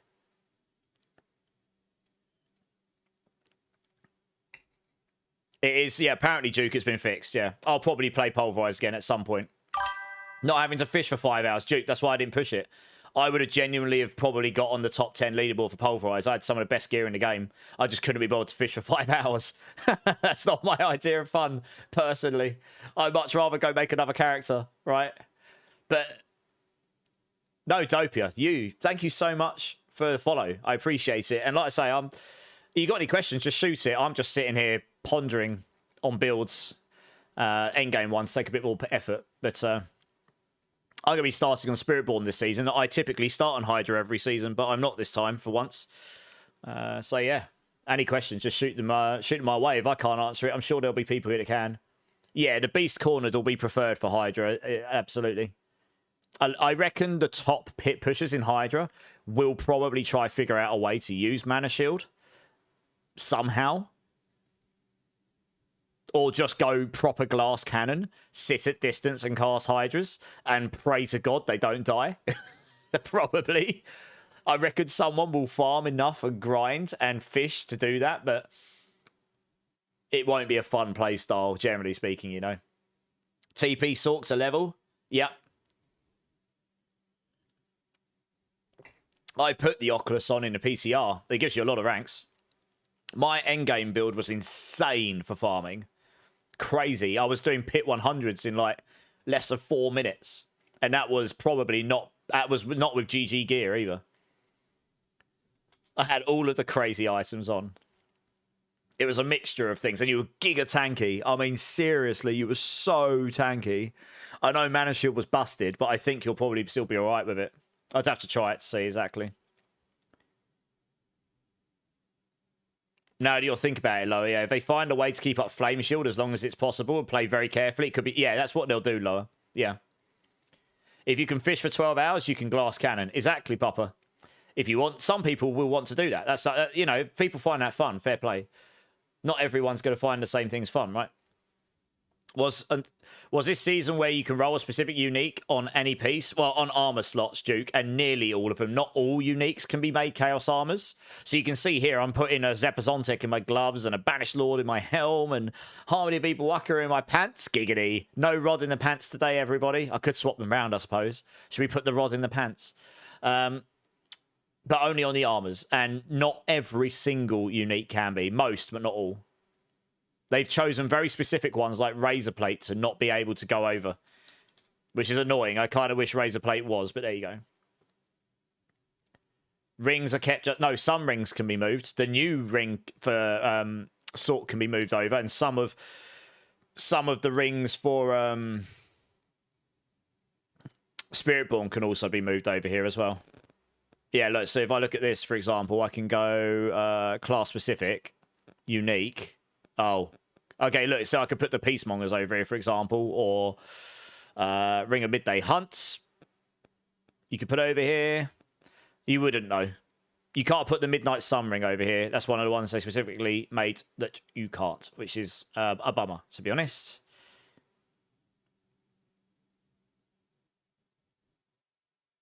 But there is a bunch of stuff you can. Oh, you can move the Sun... Actually, you can move the Sunbird's Gorget over there now. Movement speed, that gives acceleration, furnace, and potent. That's a lot of damage. That's the new one they added. Picking up a Storm Feather forms a firestorm around you for 8 seconds, dealing X damage. That's not that useful. Every 5 additional Storm Feathers you pick up intensifies the firestorm, increasing its damage by 100x, but not refreshing its duration. Storm Feathers are now Jaguar skills, and a firestorm is an Eagle, Jaguar, and Storm Feather skill. Do you know what? That's one of those items I think I'm going to have to try out. I'm actually wondering if that gives me more damage than the Banished Lords. Ranks to Potent, ranks to Furnace, and ranks to Acceleration on this build is cracked. I can't remember how many ranks you get on this. I'm going to have to see if I've got one in here. I might do.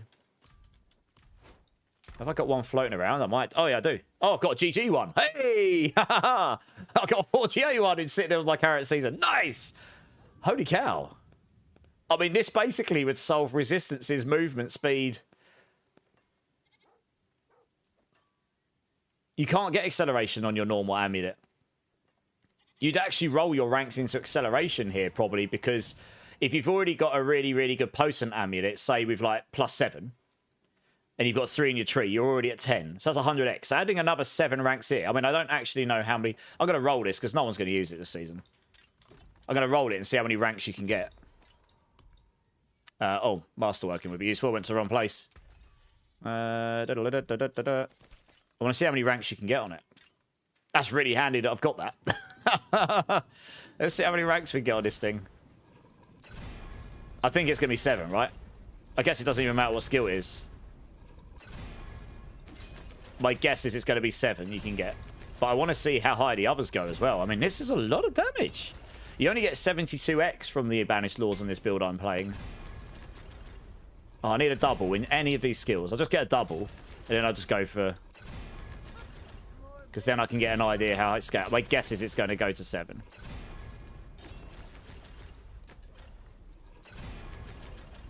Might take me on to get that. I mean, and how much movement speed? I mean, obviously it's going to be very hard to get. There we go.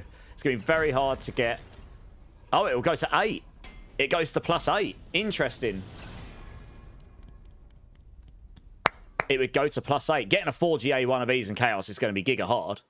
But it would go to +8. And +5. I mean, we do the math here. That's 50% more potent. If you've got a +7 amulet, that's another 50% on that multiplier. If you went into acceleration and got +8, you've only got 3 in your skill tree. So that's giving... The thing about acceleration is that's not far off potency's power. Potency gives you 10x per rank. Acceleration gives you 8. But potent has to rank up. Like, it has to rappel up.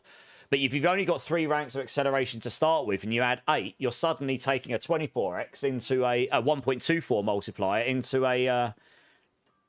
what are you adding? 64. You're taking into a 1.88 multiplier. And you're also stacking up another 50% potency. And you're adding another... I mean, what does Furnace give us? Top end. This wasn't possible in the PTR. They added this as post-PTR. Deal 1.5% increased critical strike damage per stack of ferocity. If you're actually stacking ferocity like I will be, Furnace might be the play actually. That's giving... Oh, I don't know. Actually, you get 0.5 per rank. So another 8 ranks would be 0.4%. So that would put me up to 5... With a GG version, that would be 5.5% increased critical strike damage per stack of ferocity. If I'm using the duelist boots, you're getting 5 ranks maximum. You've got 4, that's 9. You're getting... Let's say we've got 9 ranks here. So that would be a 49.5x multiplier on your crit damage, as opposed to a... Let me just double check my math down here. 8 times 8, 64. As opposed to a 1.88 multiplier, which is just stronger. That would be a 1.49 multiplier on your crit damage. Best case scenario. And that would be a 1.88. Yeah, acceleration would be the play for you. And then you would still scale this up. You'd still get... This would still rank... Because this is only 3 ranks. 5 ranks, and that's quite powerful. You're increasing it by 166%. But this is the thing. If you've already got 10 ranks in potent and you add another 8 there, you're only adding 80% multiplier to 80% more to that multiplier. If that multiplier is like most of your, like literally all of your damage, then brilliant. It will be a large part. I think acceleration would be the way you'd go in there. It becomes diminishing returns mathematically. The Banished Lords gives me a 1.72x multiplier plus...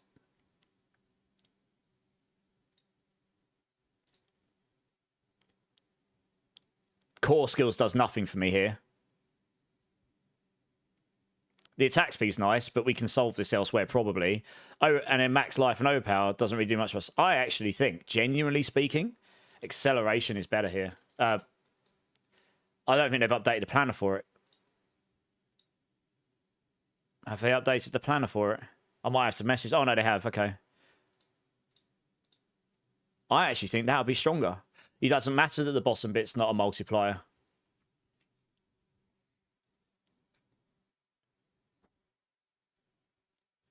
And that now starts to make me wonder, would it be better to go Eagle here?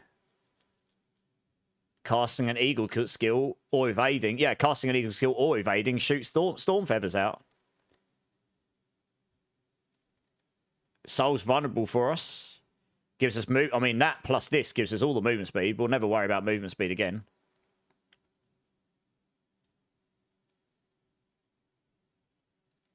And then you go Jaguar here for the extra stack of ferocity. And then I could look at something else other than Plains Power. You could do. Maybe there's something better for damage here. There may well be. I'd have to do the math. But either way, I think that gives me more damage. Either way, I think that gives me more damage straight up than the Banished Lords does. I did, Plopper, yeah. Right at the end of stream last night, we dropped the ones we needed. A friend, Fonzie, in stream came and joined, who, A, could help me farm them a bit faster, but also that gave us 2 chances of dropping it, and we did. We got all of them, yeah. I need to do some videos for them. I might try and get one of them done tomorrow. You're sure come back tomorrow, Dopia? I won't be online tomorrow. I'll be on Tuesday, though. Time for sleep, Dopia. I appreciate it, dude. You might be already gone, but I appreciate you jumping in, man. You already have a rod in your pants. Giggity! More fishing, but not having to spam below. Yeah, I'm looking forward to actually having to farm for these Chaos Uniques. Genuinely, I'll be very interested to see what the absolute blasters, like your typical top pit pushers, like how long does it take them to get the gear? Their GG gear, because they can't trade for it now, right? That's not a bad thing that you can trade for it. Obviously, I trade for stuff as well.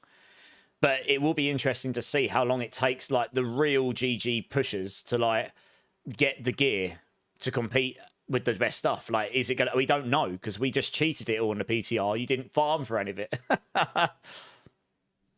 I think that's the play. That's a big damage boost. So, that is a big damage boost here. It just is.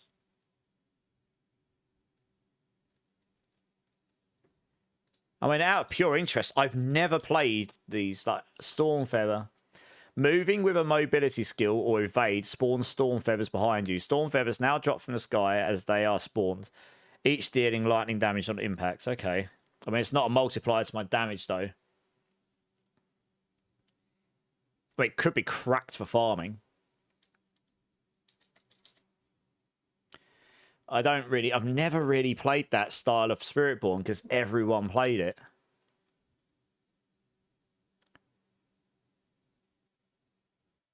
Hey, Feisty, first time chatter, how you doing? Sorry to ask this, but I have been playing D4 on and off during all seasons. Okay, but I'm still lost regarding items, sure. So do you just farm yellows and then make them into legendaries you need? Or, okay. When you're leveling, yes. I've actually got a call after this stream with my race team I'm doing on Tuesday to discuss our strat. But, you know, and I don't mind giving away some of the things I might do because I'm here for the fun, you know. I may suggest we go and you can go and get specific, not all, but specific aspects from dungeons, like the minimum versions. It may be worth us getting a couple at the beginning just that are generically good for us. Otherwise, we're just going to blast the content, wait for legendaries to drop, which you won't get that many before level 30. When you get to about level 30, there's normally like a turning point where you start to see that you start to feel like more legendaries are dropping and less other stuff is dropping, you know? And when you get into Torment, blues and yellows are just gone now, apparently. They've just flat got rid of them full stop. So that's really nice. As you're leveling through, if you find like rare items that are stronger than your legendaries, but your legendary power is really good, you can salvage down the legendary item. As long as you've got the resources, you can then imprint it back onto your rare item where it was before, so you can like shift them. You keep finding yourself with low level gear, but the right gear. So I don't know if any of what I just said to you helps. That's kind of what I do. Like, as you're leveling, the more you want to get the most powerful DPS weapon you can, but if you've got a good aspect you can put on it, you can just salvage it down and imprint it. I mean, look, I'm going to be on from the get-go on Tuesday with a load of other people racing. You'll be able to see what I do. I'll be going pretty fast, but you'll be able to see me go. I'll be literally just picking up stuff and throwing it off. I honestly will stop picking up blues after like level 5 or something, or level 10, whenever the yellows start dropping. And then I'll just pick up yellows, and I typically look for specific stats. Core stat and max life normally, because core stat scales your damage.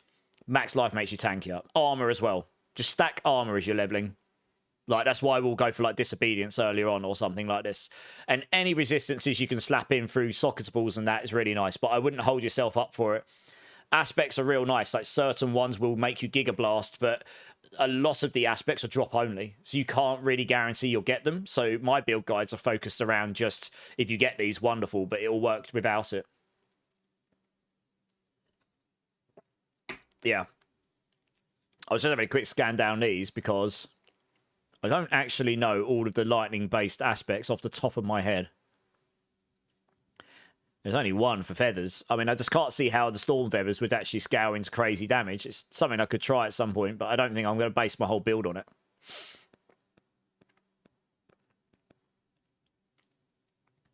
Casting a focus skill recalls all nearby spirit feathers, which deal lightning damage to enemies along their way. If there are no nearby spirit feathers, it casts more. Well, we won't need that. We'll be spawning them all over the place if we change that around.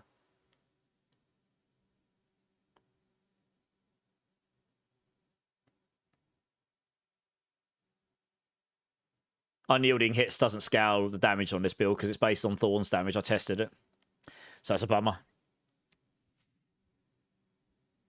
Endless Talons, that's Razors. Razor Wings. Yeah, rapid skills for leveling. Rapid aspect for leveling is Giga Chad.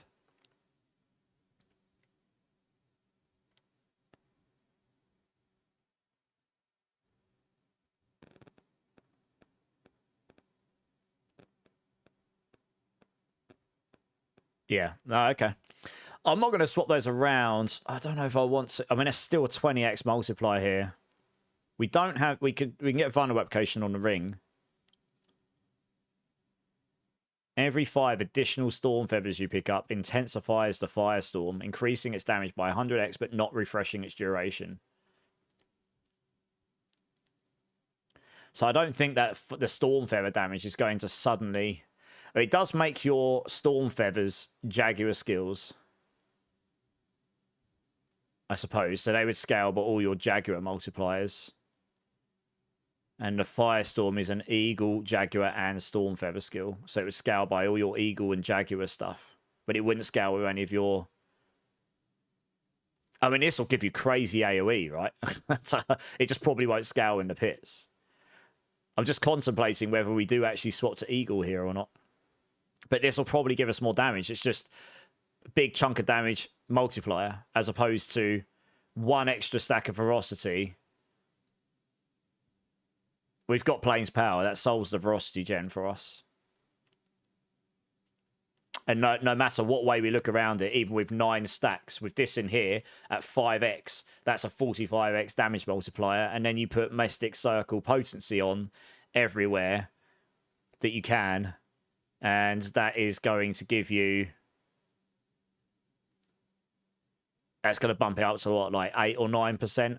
So that puts it into us a 70, 80% damage multiplier space. I don't think there's anything else we can put on that would outweigh this. That would scale all of our damage. That's the thing. It's just, it's the all scaling damage part of it. Scales every part of the build.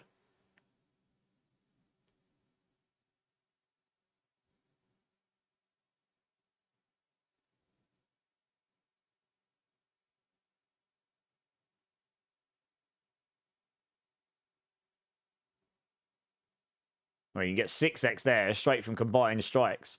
60, sorry. Each different basic skill you cast increased all damage by 60% for 10 seconds. I mean, if you alternated 2 different basic skills, you get loads of different damage, but you're not going to do that on this build. It'd suck.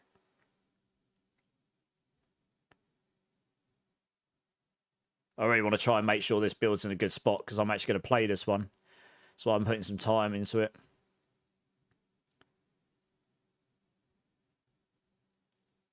Redirected going over there. You might be better to put redirected on there if you can, and put Plains Power on the ring maybe. Redirect. You've got 100% block chance. So as long as something hits you, you'll activate that. That's 140x by default. It goes to 280x on the weapon. That's enormous. Redirected on the weapon would be better, I think.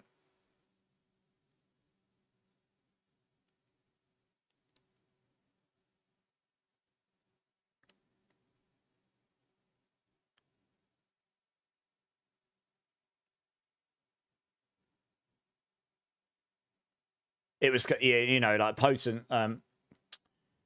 Plains Power was competitive before because it was double the power. When you cast the third attack of your basic skills, you have a 30% chance to unleash payback. I wonder if that would work with your second basic skill now. Maybe. Possibly put a payback build in with this. That'd be cracked. I'd have to try it out as a variant. I mean, you've also got Moonrise. That goes to 120x, but that's not as good as Redirected.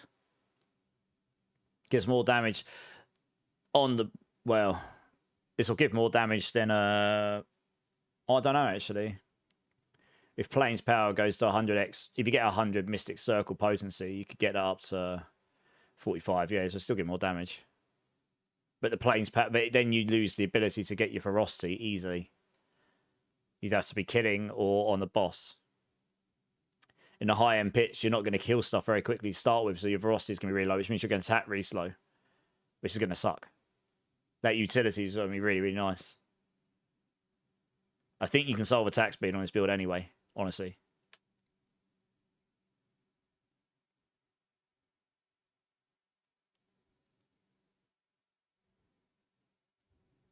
$60. 50.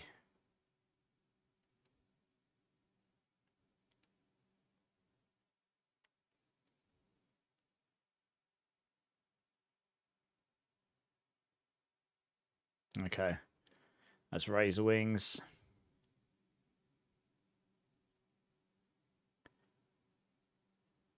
Really wish the Nessicum was better. I've tried it in the past. It just isn't. really the one.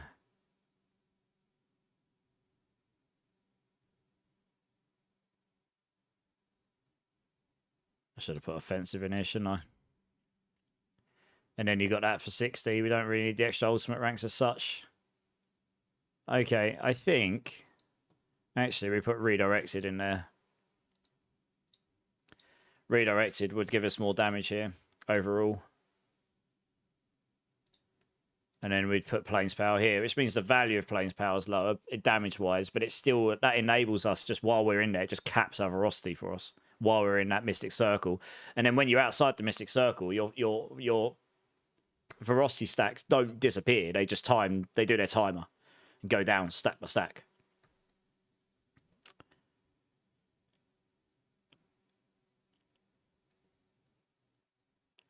So let's say we could get that to 5x per stack. You can still make that a 45x, a 1.45 multiplier, which is pretty decent.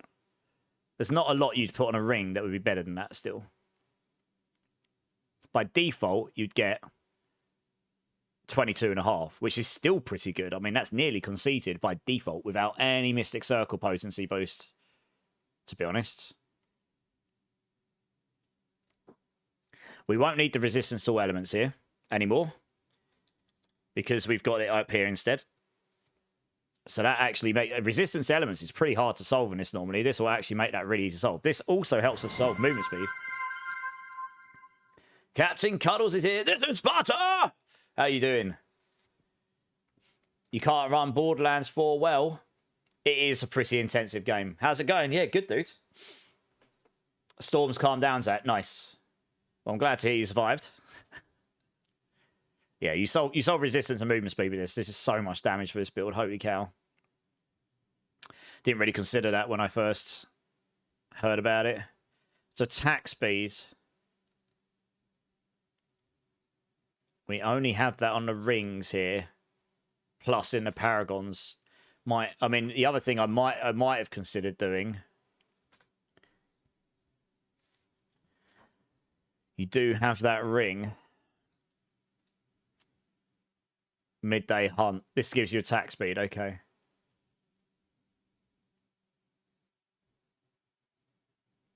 The life on kill is not necessary, really. The movement on speed on kill. Ranks to nourishment. Not that important, but the attack speed's nice. The biggest thing about this is, though, it grants you 50% more vigor.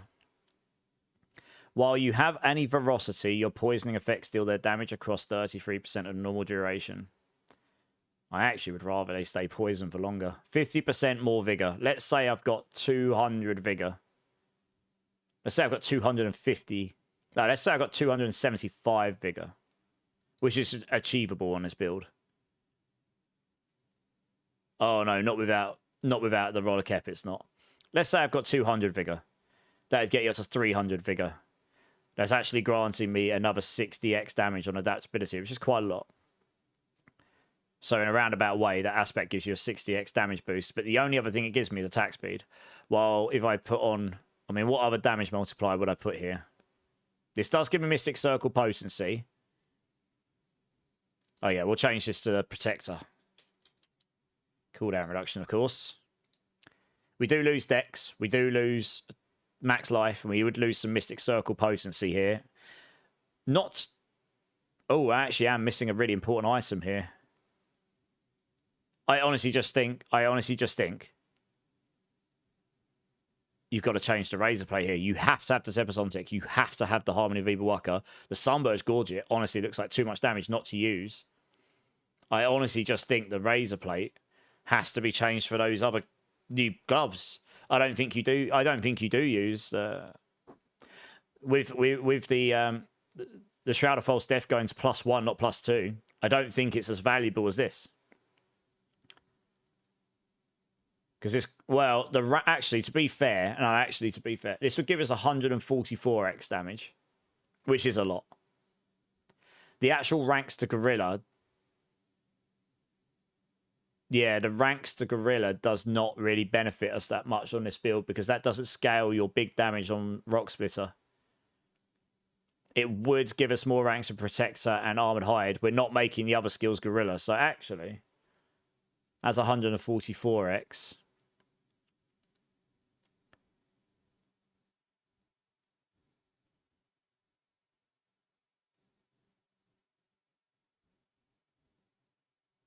That's 144x. I'd have to try. I don't know if that would actually be the best in slot here. Although, actually, this does make it so the Protector can be cast at range and pulls enemy inwards, which actually, pulling enemies together on this build is incredibly good because you want them all to be clumped together. And we don't have any way of doing that without Vortex otherwise. So you probably wear it just for that. And then, I mean, ranks to Gorilla skills would just make it so you can do Armored Hide more often, maybe, or something.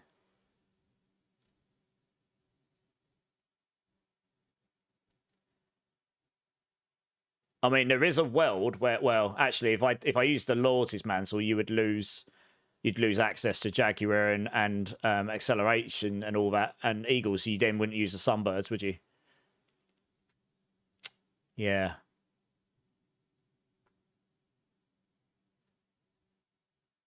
You just wouldn't do that. There is a world where going full Gorilla, but I don't think that would be as good as having access to... We've got a lot of Protector cooldown already. I think we'll probably just go attack speed here, honestly. The ranks to Gorilla's skills is nice, but I think the attack speed will be useful here. Attack speed. Attack speed there. So that can go up to 27 point something. That could go up to 27 point something. That's 54. You can get a bunch in your Paragon. Probably get to about 70. If you have two rings, if you have two rings in the chest there with all the GA attack speed and the Paragon, you'll get to about 100. You just want attack speed, so yeah, that might be the setup there. What damage multiplier can we put in here that we haven't got already? Because that other ring grants us attack speed and a 60x, so we could do that. If it's not a 60x multiplier here, and it's only like 30, then that other ring will be better. Although I say it's a 60x multiplier, it is an extra 60x damage on a multiplier that we've probably already got 120 on. So it's only increasing that multiplier by a third. No, by 50%. So it becomes a 30x multiplier in a roundabout way. Depends how much of a part that damage multiplier plays. You're still missing 700% more damage, so I can definitely reach top 10. I believe in you. I reckon you'll get there.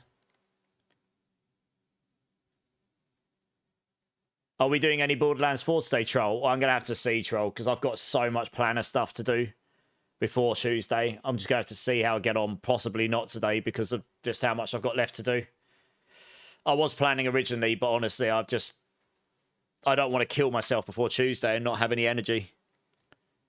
Can't you do Vortex in the ruins to prevent from taking a skill? Could do, Agent, yeah.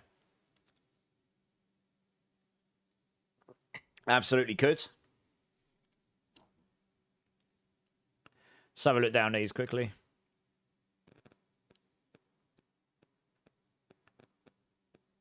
We do have Moonrise. That's a 60x multiplier. Moonrise would be better here. That's probably the best you got access to. And that's attack speed. Okay. No, okay. Alright, that actually frees up some stuff. GA attack speed. This will be better than that resource scaling, because that resource scaling ring will be Giga Chad on the other builds with the Rod of Kep, because you've got two things scaling off of resource. But with just adaptability in there, I think this would be better overall. And it gives you 20x attack speed as well, and movement speed, actually. So yeah, you're easily going to cap movement speed. And input Protector in here.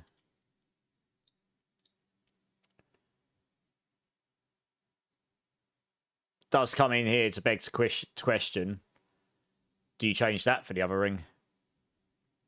Because if you've got this on, you don't need Protect cooldown on all three of these. It suddenly becomes diminishing returns here. That does not give me a 60x multiplier. Best case scenario. I'm using that mostly so I can stack my Veracity. But if I swap this to Eagle Jaguar, yes, you'd lose 20x there. But you'd gain vulnerable application.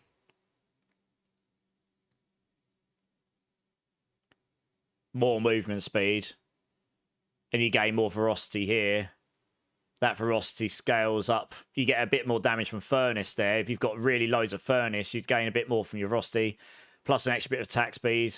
And then you gain ferocity when you kill an enemy or damage a boss. But for pit pushing, this won't be great because you won't be able to stack your ferocity until you kill some enemies.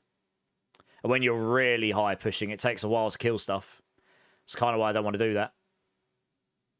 This is pretty close to a 60. I think this might still be better once you've got all the Mystic Circle potency. I think it will outweigh it because you get the dexterity as well. And you can possibly change this, honestly. You maybe don't need all the Protector cooldown here.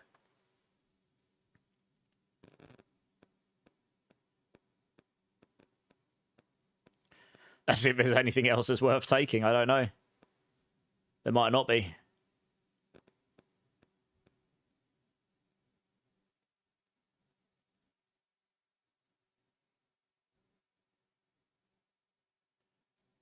Counter-attack charges. That actually could be really handy. Scaling the Thorns. Having more counter-attack charges can be really useful. Actually, we'll do that. Yeah. You'd be surprised how much handy that would be handy, because then you could keep counter-attack up all the time. That makes you giga tanky, because you've got 100% dodge chance, but it also activates all your Thorns damage in your Paragon board, which is real nice. I think this Hesher we'd have to try between. We'd have to try between that and the other things. We've got enough attack speed here. Either way, because with the Moonrise, I could actually get away without the attack speed here. You could do. So I could put, I could try out the Shroud. I could try out the Razor Plate. We've got enough ultimate cooldown, even with these two, you'd be fine. If I took that off, you'd put ultimate cooldown in there. And the Gorilla Ranks doesn't scale my top end damage. It just doesn't. It is 144x though. There's a lot of damage. Like, and because we're scaling up, we've already got so much damage. We've got so many ranks in all our main damage things. We're going to have like 10 there. You're going to have a load in Furnace. You're going to have a load in Acceleration. Probably going to have a load in Dominant. You would have to... Having one passive in all of these... That's not helping us. You get one there. So you get a bit of damage there, a bit of damage there, a bit of damage here. Get extra Thorns there, but it's relatively small. Bit of extra damage there, but we've already got so many ranks there. It becomes diminished returns. Same with these. Same with these. These don't play into it. We'll get more in Resolution. That's kind of nice. And Supremacy, so that's kind of nice. And you will get a little bit more Vigor. That scales your adaptability by another 6%. I'm not sure that's going to outweigh 144x. When we're on a PTR with +2, it would have. I still think that 144x. And the Thorns, I really wish they'd Giga Jack the Razor Plate. Like, triple the Thorns on it. Then it would be the best in slot here. I'm going to leave the Hesher in there for now. I think the Razor Plate is a good replacement until you get this, essentially. And with that, you don't need 4 rolls of Protector. You just don't. Loads of Mystic Circle stuff. Loads of it. This looks good. I mean, it's looking pretty solid. Actually, quite a nice addition. I mean, Sunbirds unlocks... You could try the Eagle. Oh, actually, there is one change I need to make. We'd want Lucky Vulnerable here. There you go. But if you took Eagle Jaguar, then you wouldn't. You'd get the Vulnerable from this. But yeah, Lucky Vulnerable there solves the problem, right? And we don't need Poison Resin there. You change that to Cold or something. Although I don't think Resistances are typically a pain in the ass to solve on Spiritborn. But with that there, you won't need to worry so much. Getting another 30 later on, yeah, solved. Easy peasy. That takes the pressure off a lot of stuff here. Okay, this is looking good. I like this. I'm going to save this because I've just done a lot of random changes in there. Spirit Oh, yeah, Ditamic. Spirit Born's going to be really strong this season for sure. Absolutely. And the benefit of the Hesher is you won't need to take the Vortex runes because that is just I'm going to be casting that so often. It's a point and click pulling, which is really, really good for this build. So I say the Gorilla ranks will give me more Protector ranks, which reduces its cooldown as well. It might even increase the Thorns damage it applies and stuff. I don't know. But it will definitely give us a lot more ranks in Armored Hide. And the benefit of that is every extra 5 ranks gives you another resolve per 5 seconds. It also reduces its cooldown. So that is going to make it so Armored Hide is a hell of a lot easier to keep up 100% of the time. We're already at 100% block chance, but that just basically means you're just going to be unstoppable permanently. Which is nice. You won't even have to worry about the rest. You're just going to be unstoppable permanently with this. So this is this is a nice all-round what we've got here right now.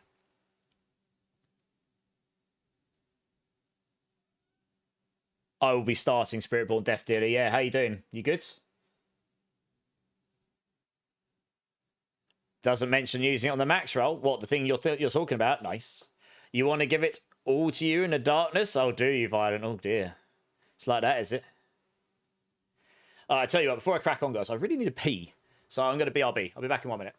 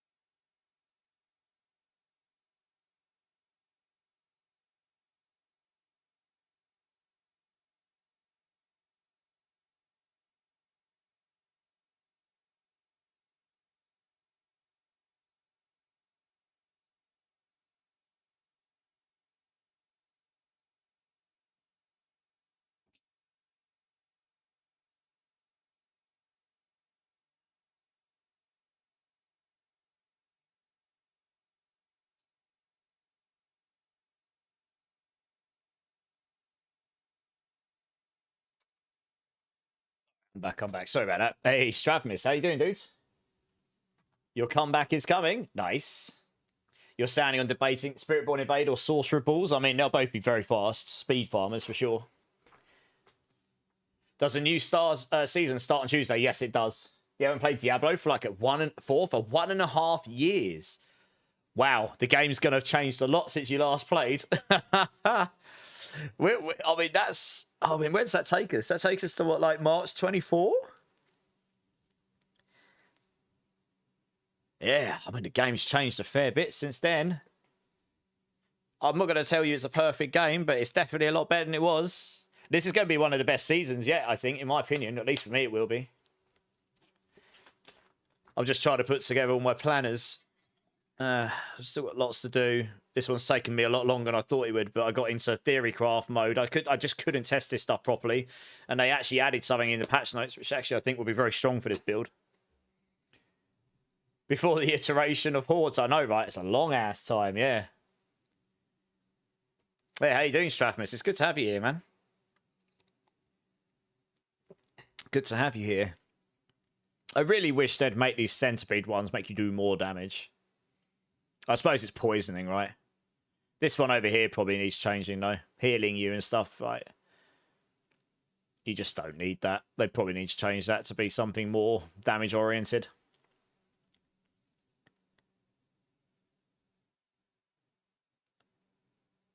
Oh, it's an emotional song, Death Dealer, for sure. Okay, right. The Jaguar primary for the huge damage outputs. We take the Eagle secondary spirit for the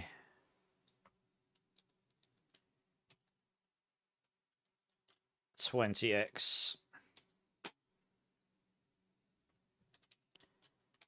Vulnerable damage. Multiply it. We don't care about the guaranteed crit strikes too much. We're doing it anyway, near enough. It's the vulnerable damage we care about.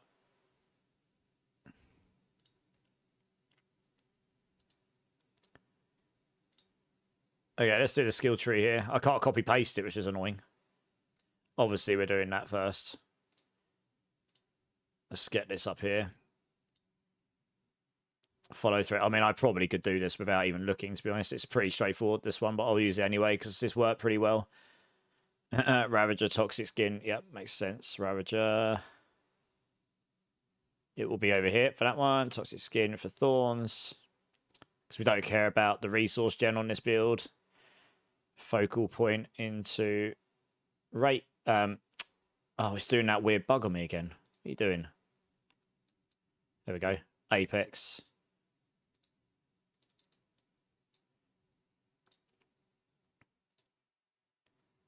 Mirage, Unrestrained Power. Armored Hide, Patient Bastion.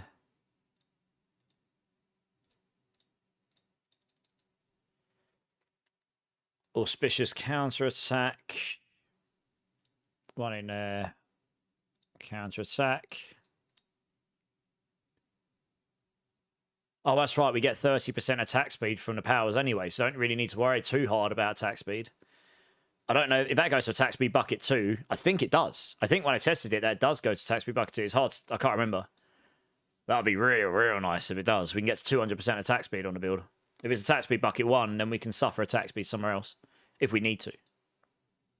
Yeah, I forgot about that. We're obviously taking that power. It's really good for this build. Resilient and then Dominant. Both very good for this build. Brilliance, Acceleration. We're capping our movement speed here, so both very good for this build. Obviously, Potent Furnace. Obviously, also both very good for this build. Protector all the way. All the way down there. Resolution to Spiritual. To Supremacy. That makes total sense because they're all really useful to us here. It was just straight up damage for us across the builds. Adaptive stances, because this is really good for this build. I mean, they buffed this as well. 30% damage reduction straight up, so that means we don't have to worry about stacking damage reduction on the build so much elsewhere, but it also grants us now 100% core stats, not 75. So the more decks you stack, the better, basically. Sustenance Intricacy, that allows us to spam our skills like counterattack without having to get all the charges as such. And we take 1 in anti-venom just to help with poison res, I guess. That makes sense. And if we really need 1 in nourishment, we could absolutely take the 1 out of auspicious. But I put this in here for barrier gen. We're probably not going to need auspicious, though. We're going to have so much barrier gen in this build. I take 1 point in here just so when you run in between things, you'll always have at least a barrier up. Stops you from getting dotted so easily and critted and everything. Yeah.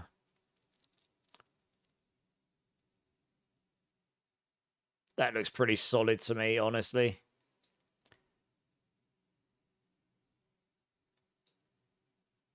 You won't need the damage reduction from Perseverance. That's why I don't bother taking it. You just won't need it.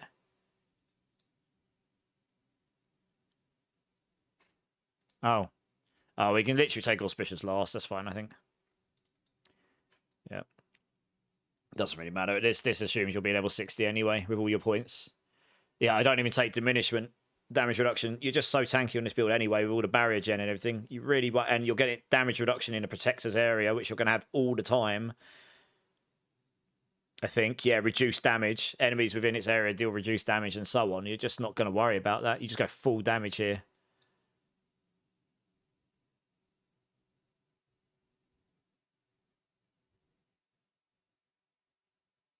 Okay, that looks pretty solid. Mercenary-wise, what did I run on the... Yeah, I ran Subo with a crit damage, didn't I? Makes sense. I mean, I don't necessarily need the movement speed, but it won't harm.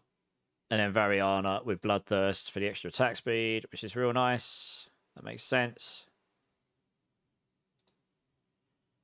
Paragon board. Now this I can copy paste. I'll just adjust it. This is useful. I do know there's some updates coming to these at some point, which will hopefully help us. Here we go. What am I planning to start? I'll be on Spiritborn. And predictions for hitting T4? Yeah, we'll be there within 9 hours. Maybe less. DJ Source, how's it going? We can let Toxic Skin off bar right now. Just need points in it to activate it. No. No. If you have the ring on, which I'm not using, there's the ring, what's it called? For a Thorns-based build, you want the passive ability of Toxic Skin. Now, you've got 2 ways of having that active. Having it on your hotbar or having the Wound Drinker attached.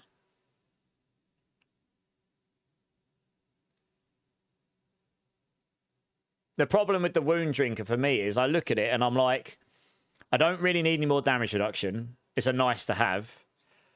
Damage to poison enemies is additive, so it's not that important. Ranks to Toxic Skin doesn't really help me that much here. The flat Thorns damage is nice, but it's not enough. The Thorns damage doesn't scale the damage enough, and then you lose a multiplier in your aspects as well.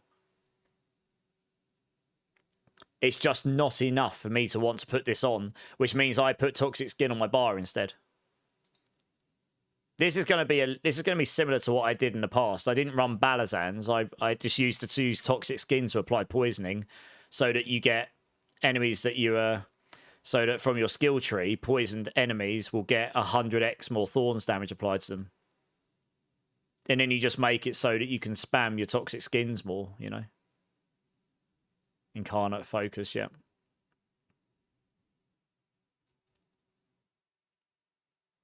And enemies that attack me are poisoned by anyway. So anything that hits me poisons themselves. That's right. If I activate it, everything around me becomes poisoned.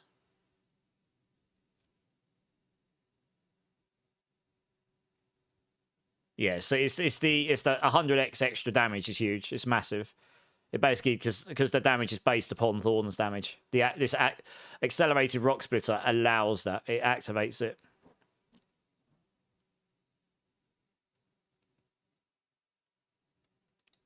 So that's why we've got it there. Knocks it, first time chatter, welcome in. You're looking forward to Evade Spiritborn? Nice, man. Yeah, I mean, Evade Spiritborn will be really, really good for speed farming, for sure, like 100%. How high that will scale in the pits? It'll probably be good. You'll be able to smash the content of the game. You'll be able to speed farm the high level pits, I imagine, and level yourself to 300 super fast. You love the Trinity build. Having fun, DJ. Nice. Yeah, any questions about that, hit me up.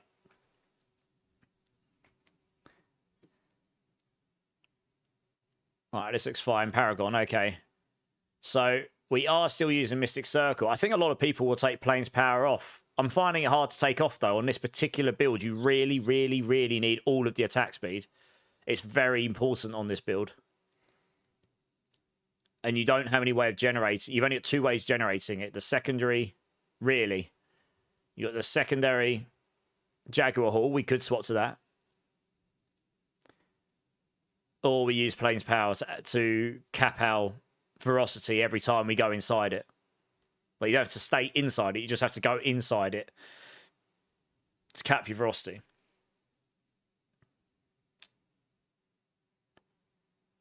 But this build locks you onto your targets. You zoom into them, you're going to be right in their face, hitting them like constantly. So it's like, that isn't so bad to play Mystic Circle on this build.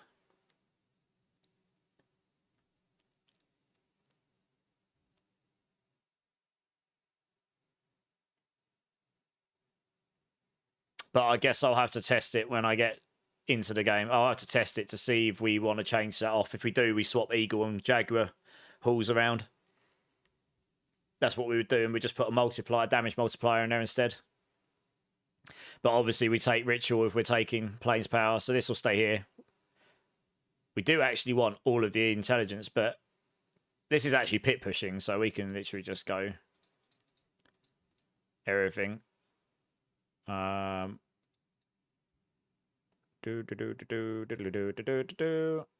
I mean, you probably would come down here just for the max life, to be honest. And then what we got up here, Revenge we take because we're dealing Thorns damage. That makes total sense. 27. What's that? 20, 25, 32. It gets to 59. What have I got there? 64. That's more intelligence. And then we take all the crit, of course.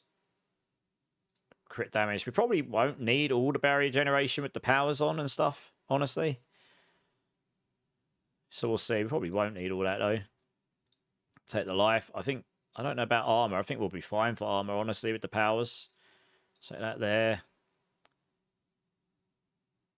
And then, what board's this one? Spiny Skin makes sense. Viscous Shield got doubled, so that's real nice. Spiny Skin is one of the boards that is the board that didn't get doubled, actually. But when you use a cooldown, you gain 35% Thorns. They didn't. This is the one board I think they didn't change in the patch, actually, funnily enough.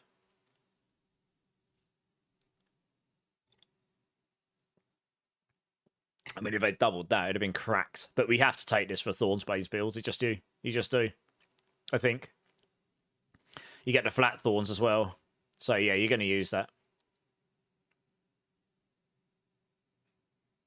So take all these, all the life, cooldown reduction, all the life. Probably don't need all the rest of that, I don't know. Missing Thorns over here, so we'll obviously take all of that. And Hubris, we only need to just activate that and you get all your Thorns. If you keep counterattack all the time, you get 3,000 Thorns, that's huge.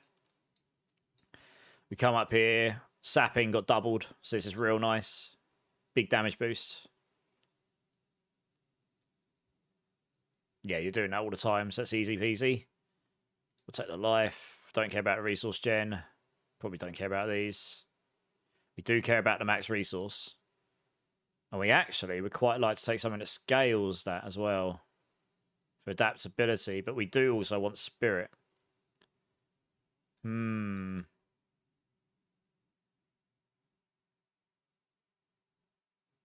So I haven't actually, yeah, I guess I didn't.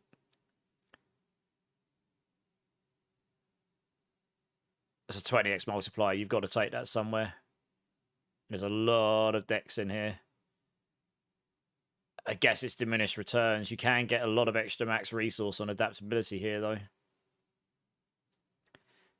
Where would that it might be better to put Hubris up there. I only put this here because it scales your flat Thorns, but that probably isn't going to give me as much as increasing the max resource scaling on adaptability here. Because it's giving me flat multiplicative damage. So how much would I get if I put Spirit in there? Like, how much dex could I get?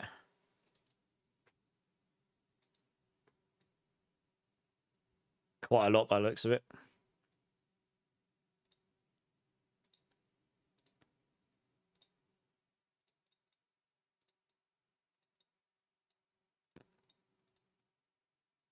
So you take those. 110, okay. You can get, you can get 115. Wow.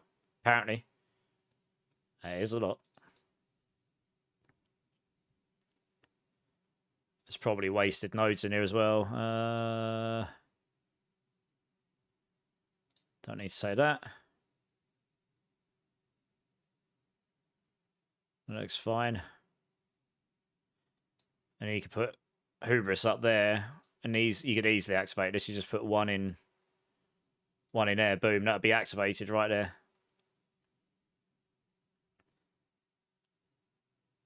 I just think that scaling this max resource stuff would be more valuable. It's going to give you 12, 26, 24, 36 max resource. That's going to give us 18. It's going to give you like 20x more damage on there. I think that'll be more than the Thorns. It's an easy activate as well. I guess you would take these just for your all stats. And then, yeah, Colossal goes in here. I'm actually running out of nodes here.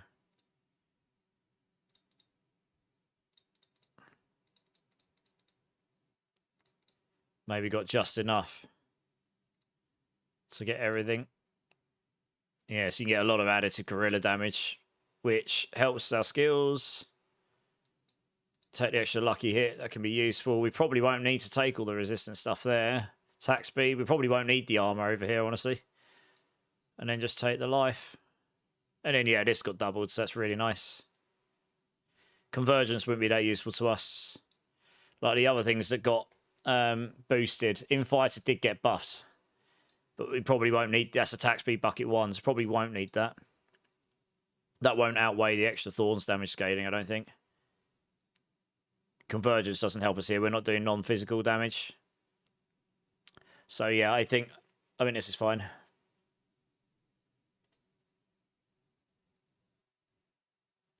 The game has changed drastically for the better. It has, yeah. It really has. And then how many points have we got left? But that's it. Leaves 6 available. So it is achievable at near max Paragon to get everything here. Quite literally. You're literally, like max Paragon, you're basically capping all the damage apart from these here. And you possibly could optimize some stuff out. Honestly, you maybe don't need that actually, for example. There you go. That's straight up 300 Paragon for everything. All the damage. All the clusters maxed. You probably won't need all these armors and resistances this season. That's why I've left them all out. Don't need the dodge chance. All the damage. Won't need these. Yeah, that's literally it. It all caps out. Let's just look at the rest of the glyphs just to double check my sanity. Poisoning won't help us. Canny's no good for us. Consumption's no good for us. Exploit. No multiplier in the middle. Fester. We're not centipede. No multiplier in the middle for fitness. Fulminate. We're not doing lightning damage, so that's no good for us. Guzzler, they didn't change the middle, so there's no multiplier. Headhunter, that is damage. It's the only one possible. That's one you possibly could consider using. No multiplier in the middle for Hone. I feel like they need to change that. There's so many ways to get crit chance on the builds. I feel like that's a waste, that one. Innate. Damage reduction we probably won't need, and it scales additively. Your incarnates, it's no good for us. Jagged Plume. Swarming a Stormfeather grants you 3% increased damage and 5% increased movement speed, stacking up 5 times. But that specifically grants more Spirit Feather potency and lightning damage on the bottom. So those two are useless to us. So that's no good. Even if we did play into the Storm Feathers, it's still not going to help us here. We're not on a non-physical build. Menagerist is fine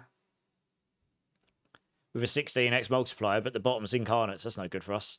Outmatch is physical damage, and it does give you a lot of multipliers. But it doesn't help you on elites. It helps you on bosses. There's a 15x multiplier in the middle. Pretty decent one on the bottom. And it scales your rare nodes, but it's a bit sad otherwise. I mean, if we didn't use the Mystic Circle, you'd take that, I suppose, or Headhunter. Talon would be usable if it wasn't lightning damage on the bottom. So that's annoying, because we are Eagle skills. But the bottom bit's not usable for us. It's too specific to lightning.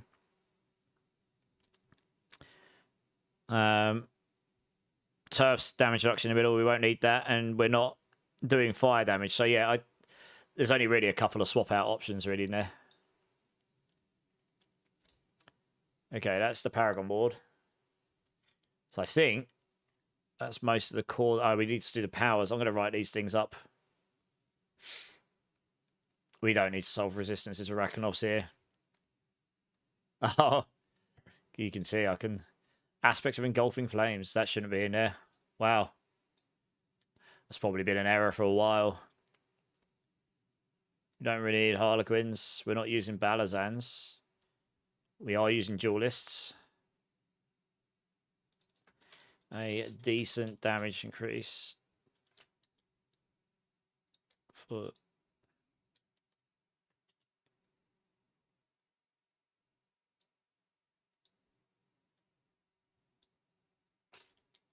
Let's do this to cut down the character usage.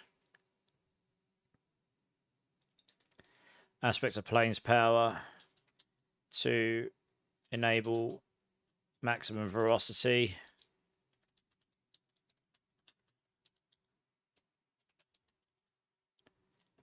And a decent damage boost from the ferocity stacks.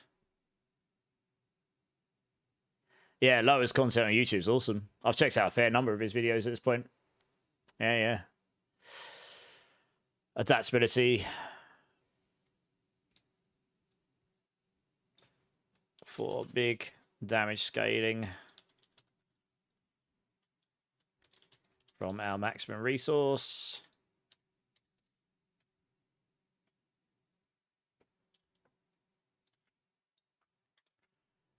Of Moonrise for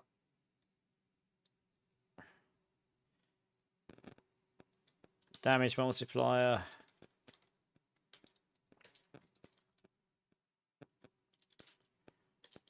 For the damage multiplier and additional attack speed.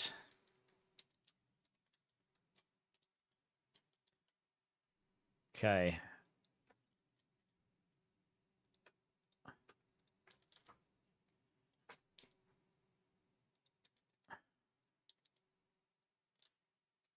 Sunbirds.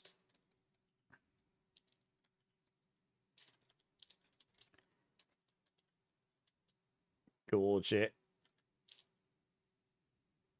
for enormous passive damage scaling. Resistance capping. And movement speed. Oh, movement speed. Yeah, let's do. It's actually got it helps solve a bunch of stuff that does, honestly. Hesha Kasange. Kasangi. For pull in. Huge damage boost.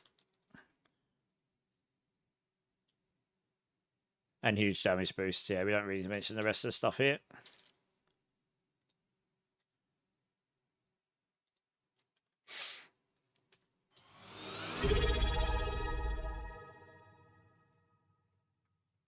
Still good when you're min-maxing to top leaderboard. Oh, right, yeah, on the leaderboards, you're talking Zach, yeah. A sniper one with the prime. Thanks, dude. 9 months. How are you doing, man? I appreciate that, man. That support's awesome. Thank you. Zepazontic for huge basic skill damage. Harmony of Ibawaka.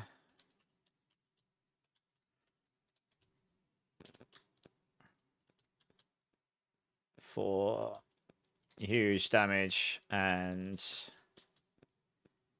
3 Spirit Hall skill access. And then aspect of redirected force can go in here somewhere. Of redirected force for big critical damage. Huge. I prefer the word huge rather than big there. That should be it. That should be everything. Okay, that's that. Need Monizan. So actually, funnily enough, I was using the Vortex rune here. I don't need to use this anymore because you've got the pull-in. Don't have to do that anymore. Could use another one. Lovely. What can we use?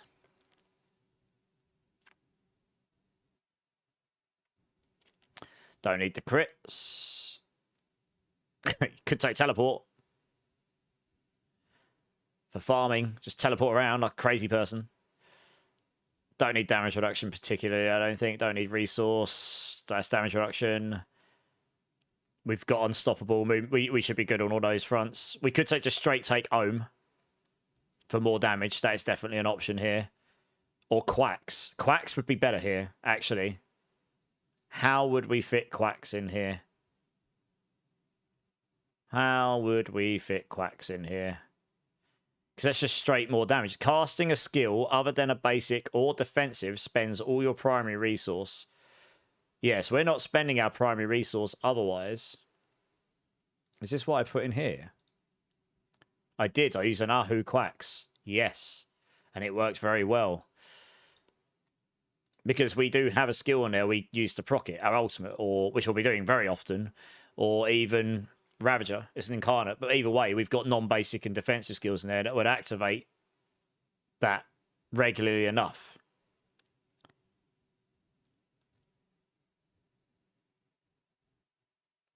Yeah, Ahu Quacks is a good shout there. It's just straight up damage. Because we've solved the need, we don't need Cry anymore. I used this on the I used the Hesher on the PTR. It does mean you needed the Cry rune on this otherwise. You needed them pulled together. Otherwise it just didn't work as well. And that really unlocks that ability. Teleport! We absolutely could take the teleport though. I mean, you're not going to need it though. Because the thing about Rock Splitter, I mean, actually that's a lie. You could take it on a farming build for sure. Rock Splitter, as long as you've got a target to lock on and you're close enough, it dashes you to them. It's a mobility skill. And the new power, which we're absolutely going to take, that Alacrity, not only grants you 30% attack speed on your basic skills, it also grants you 50% extra dash range. You're about to dash so far with this. And your third attacks happen every second attack. I mean, this is really good for this particular build, so you're definitely going to take that. Unique perk, we're probably going to take a Beast Cornered. You're going to get straight up damage reduction and straight up 100x damage. But you could take Brawn over Brains for even more damage. We could, and we might actually be tanky enough just to straight up take this. This one was a bit weird, Convocation of the Spirits. It probably won't work on this build. You'd need to be doing an actual ultimate build for this, which I might play around with at some point. So it's either going to be a Beast Cornered or Brawn over Brains. I mean, straight up damage, because that big damage comes from Overpower. Brawn over Brains would now give us the most damage. It just makes you squishier, because your max resistances and armor get caps down. But you will get double life. So as long as you're stacking a lot of life, you'll have a lot of HP. But a Beast Cornered would be the safer option. Half HP, but as I specified before, this doesn't cap. It does not cap your maximum life. It just means you can't go up above 50% of your maximum life. So if you're generating enough barrier like we're going to be doing all the time, I don't know actually, are we going to be doing that on this build?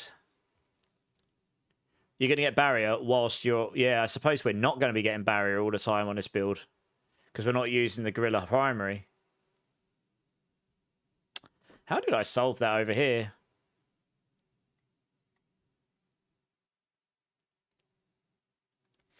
I mean, actually, no, you do. You do.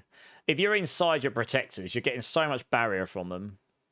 Granting you barrier for 30% of your maximum life every 1.5 seconds. I think they changed that, didn't they?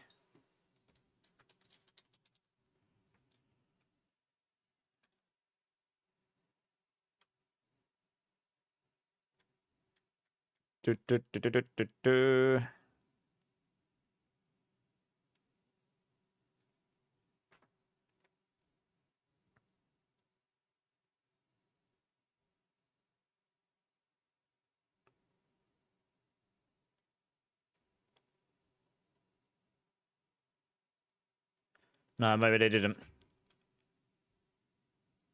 I mean, you can make it so that that barrier increase goes up. It is a consideration.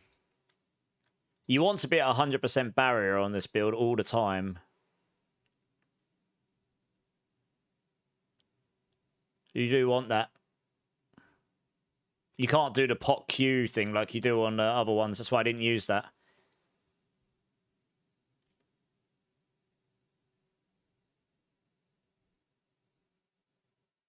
I think honestly I was relying on the I don't think you'd want to reduce your defenses. You'd probably go Beast Cornered maybe.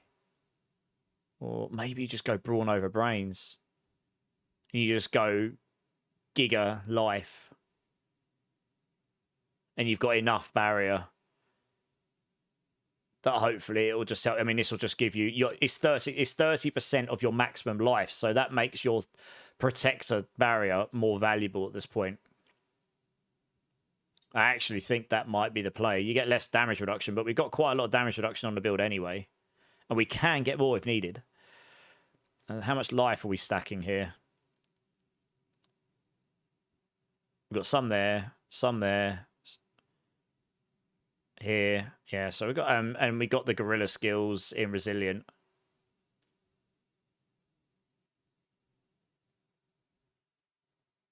I'm gonna have to. I'm gonna put Brawn in Brains. They buffed this, so it actually does give you more damage than a Beast Marred, a Beast Cornered. They did change that. That only gives you 100. Well, this gives you 100x by default, but if you go below, if you go to 40%, then you'll get 120x. You have to go to like 30% life, like nearly dead, to get more damage out of it. And I guess by default, you wouldn't really want to do that.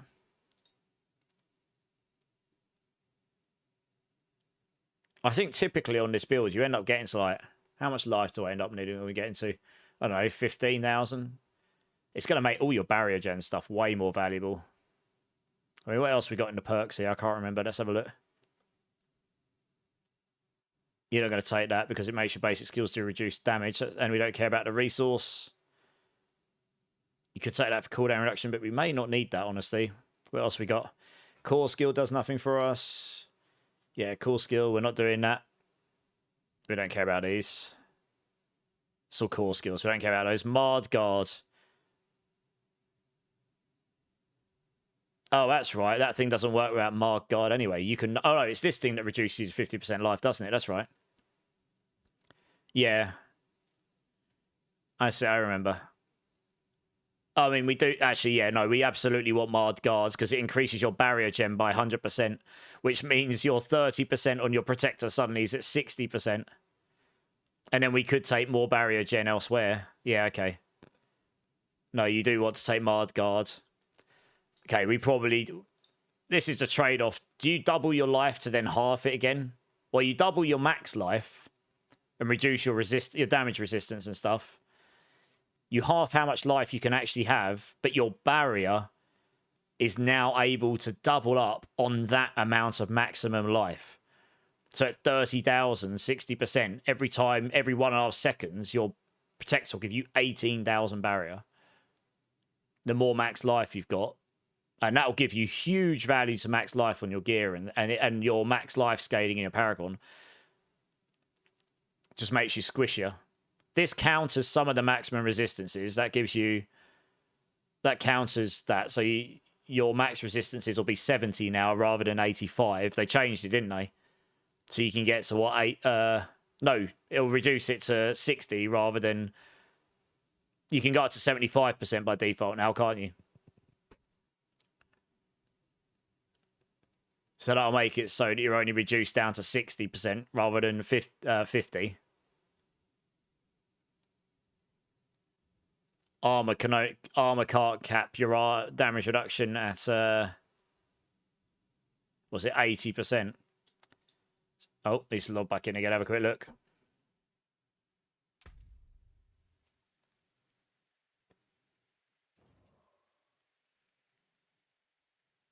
Oh, sorry, Death Dealer. That got filtered because you had dot between work.gg. No, it's Twitch cheats. Twitch treats every sentence that's got a word in it as a link, even though it's not. I'll copy that into the chat. Sorry, yeah, it's a bit of a harsh filter that, but if I don't have it, when I went onto Borderlands, I did actually get a few people come for the first time in ages coming with malicious links. So it has to be there. Yeah, so you can see there it counts as a link.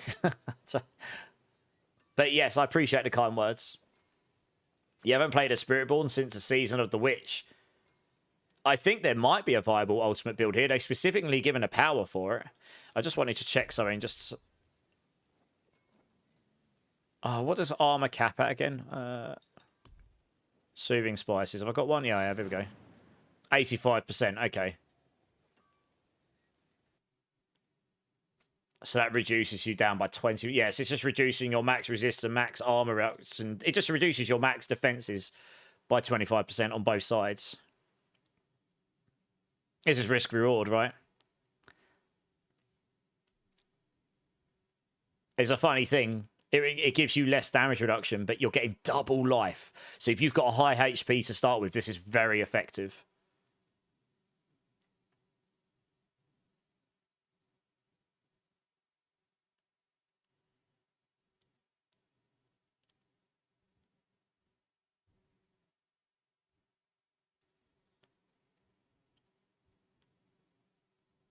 Yeah.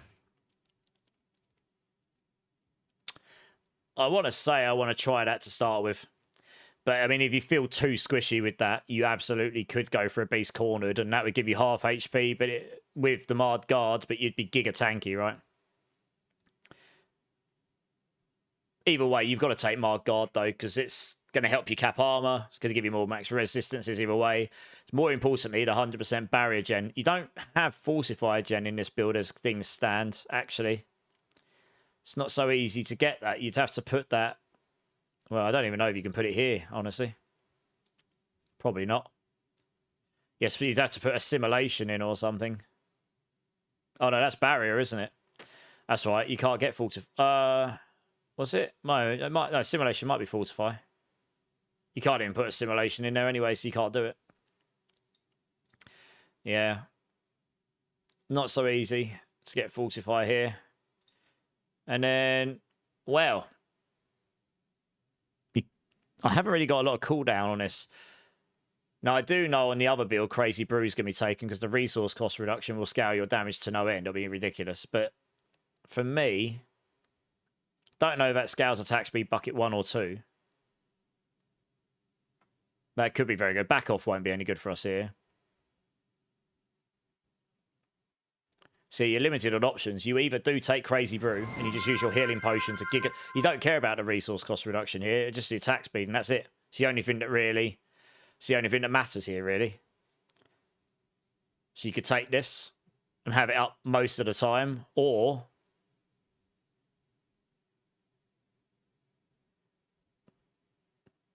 I'd have to check to see if that gives me attack speed bucket 2 or not.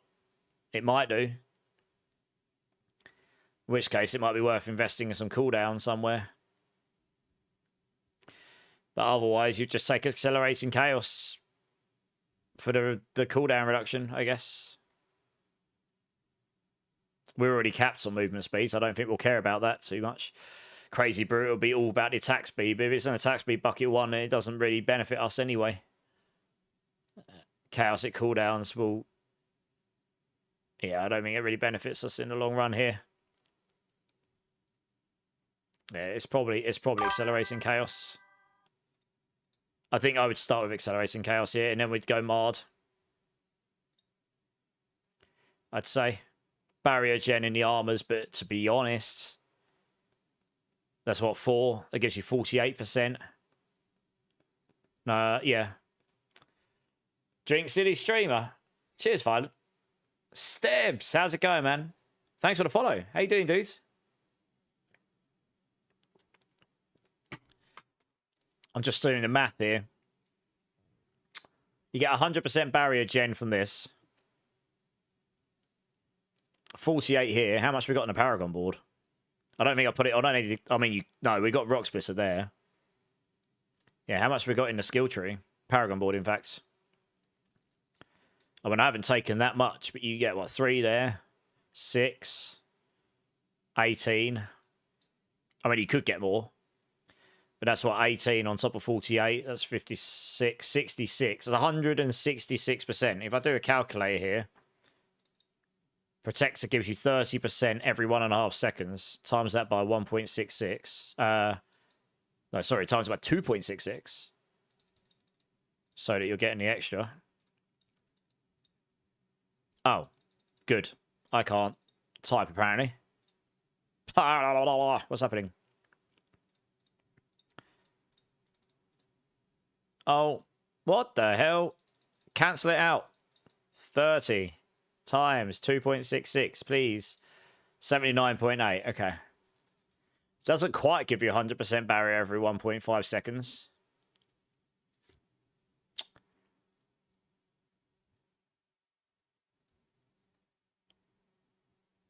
Yeah, I guess you'd need, well, you would need a lot, wouldn't you? You'd need 233% barrier gen.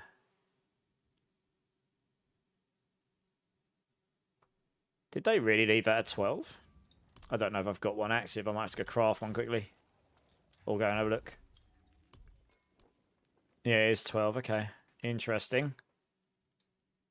I mean, I can only get another, what, 6, 12. I think that's it. Without going into gear.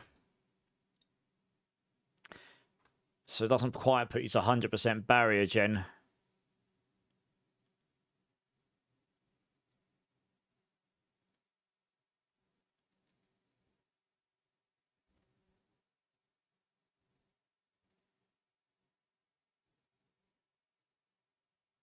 Yeah, I know you need rock splitter size here, but what we could do actually, no, what we could do is this. I mean, you could put barrier gen here, I suppose. No, not there. You could put barrier gen there. You could do. That'd give you another bunch. We don't actually need this as such. You don't. You can get away without it. You might not even need 3 of those. You just might not. Although I don't think you can put rock splitter on those. Yeah, you can only put resource on those anyway. That'd push us closer to it. It's not going to perfect it, but yeah, I think you need to leave the barrier gen in there. For defenses. Trying to think, do we have any barrier gen elsewhere? We got auspicious. That helps stack it up in the background.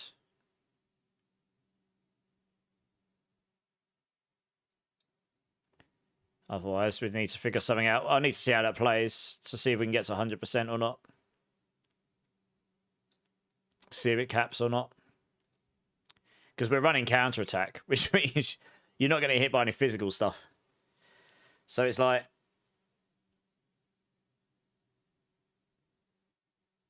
It's only going to be elemental stuff you can't actually dodge. That's going to be a problem here.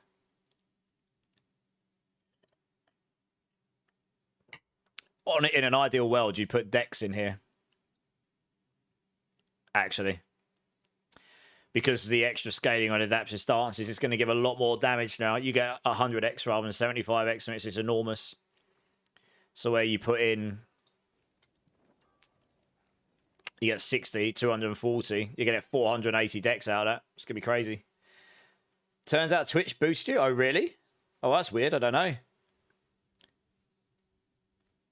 Oh, I don't know what happened there, Steps. But anyway, welcome back. Yeah, I hadn't been on D4 for a little while because we had PoE and Borderlands. But getting ramped up for Tuesday now. I kill. Yeah, good, mate. How you doing, dude?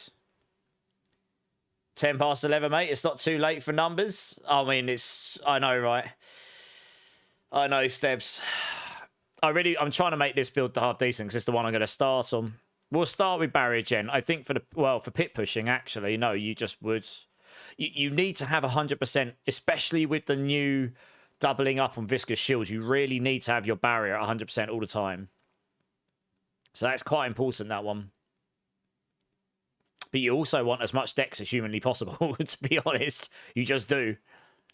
You don't get any dex here. You don't get any dex. You get all stats there. You do there. You do there. You get dex in most areas, actually. We have a lot of dex on this build. You could probably get 6,000 dex on this build if you put dex in here as well. I'm going to start with emeralds there, and we'll go from there, and we'll see how the barrier works out, I think, is what we'll do. It might be that with Brawn over Brains, even with reduced damage reduction and such, that your barrier gen is going to be so potent, you're going to have to stack it real fast. We'll see. Yeah, we'll see how that plays.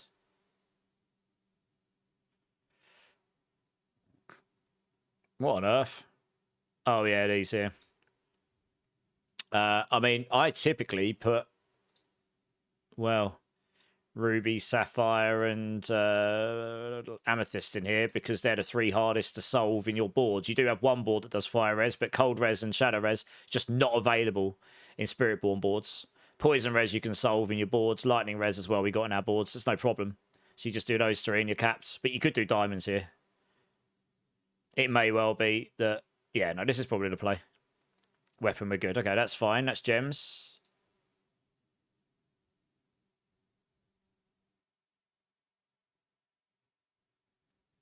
No, I think he's saying it to me. But I don't know, though. Maybe he was saying it to you. No, he probably was saying it to you, actually, because it's about videos. Sorry.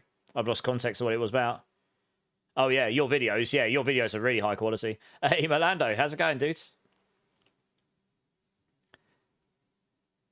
I mean, I'm going to need you on D4, mate. I can't play it now. Oh, nice. You're at uni. How's uni going? Oh, that's very kind of you to say, Steps. What are you doing at uni again? Man, it's been a long time since I was at uni. I left when I was 23. Nearly 37 now.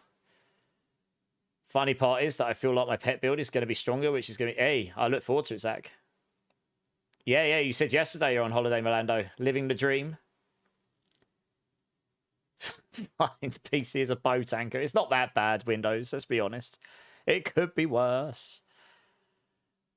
Thorn Scale damage build, excellent leveling. It is an excellent leveling build. Use the razor plate. We're not using the razor plate, are we? I don't think. We'll get rid of that. Very tanky. High damage.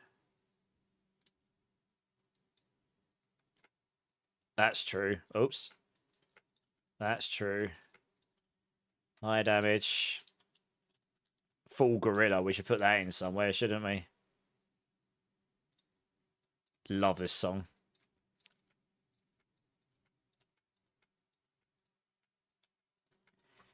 Full gorilla.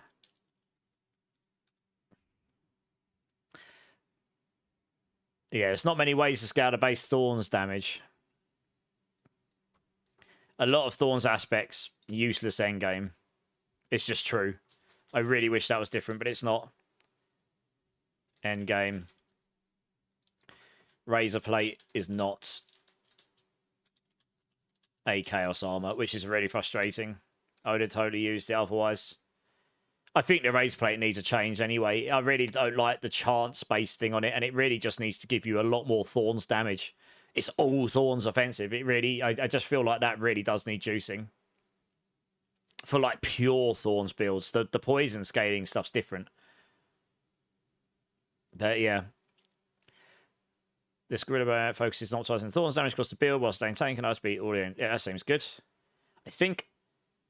Is this up to date? I think so. Yeah, it is. Yeah, leveling. That is good. That's already connected. Season 10.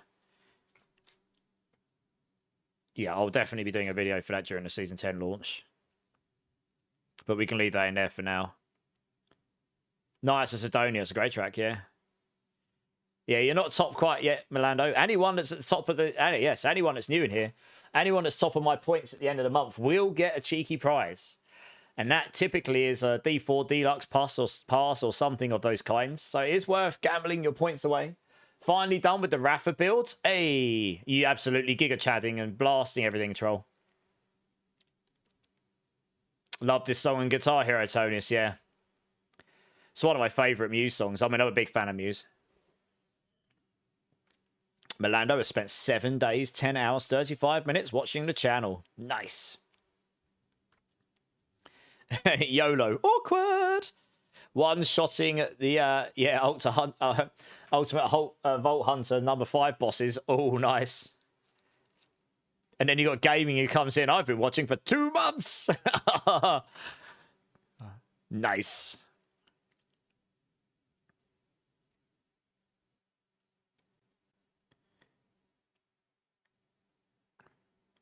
Ravager, armor high, counterattack, toxic skin, the protector, that's changed.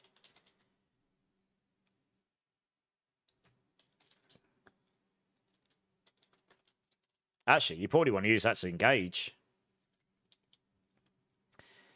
Cast protector to engage. And pull in enemies. as well as generating barrier. Barrier inside its area.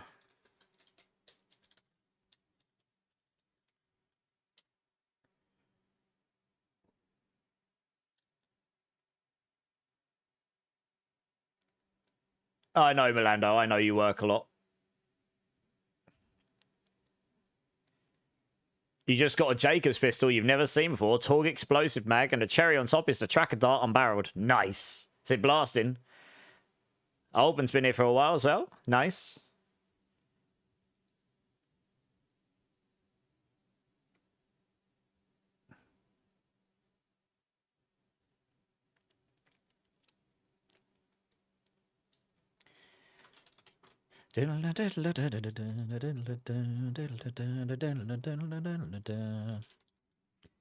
Making use of chaos armors everywhere.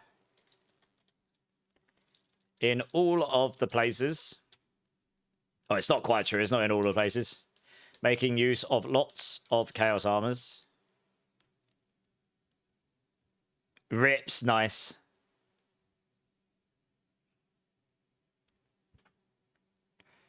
What are your plans for leveling most efficiently? I think it depends on the quest line, and we don't know what that's like because we didn't get to test it on the PTR.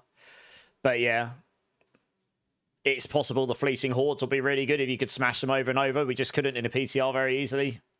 Not when I did my legit leveling, you didn't drop the keys very much, but the quest line might give you the keys, so we'll see. You're excited for the new season, Milando? Yeah, same, man. You learned tremolo picking on guitar just to learn how to play this song. Nice. I haven't played guitar in ages, but you can see I've got a couple on the wall. I never tried to play this song. I would have been able to play it back in the day, though. I could give Through the Fire and Flames a good bash back in the day. I don't think I've played in about 4 years now, so I probably wouldn't be able to touch anything now.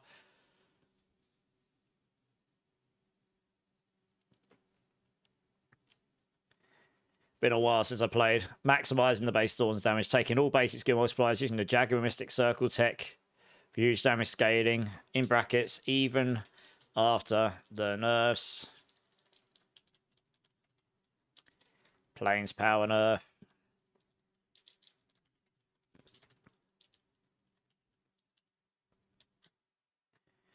Yeah, even after the Plains power nerf.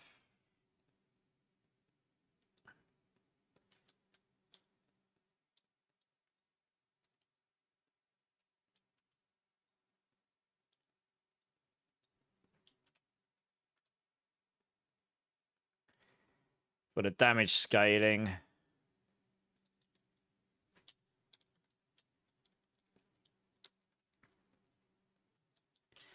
And Veracity. It's just mainly for the Veracity stacking, though. Permanent uptime counter attack, that makes sense still. All generic, yep. 100% block chance. Just 100% block chance.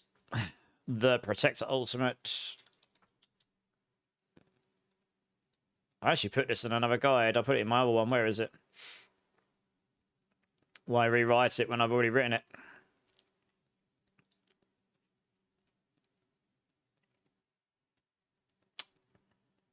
Where is it? I wrote it somewhere in here, I think. Sure I did.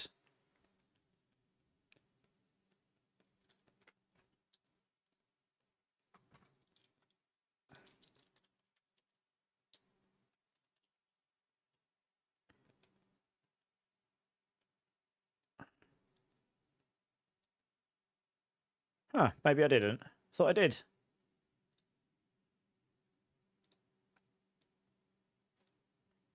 Okay, well. Put in...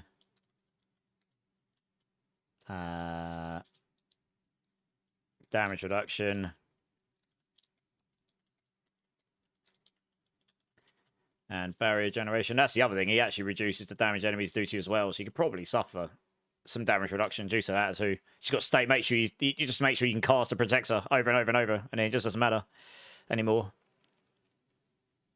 Season 10.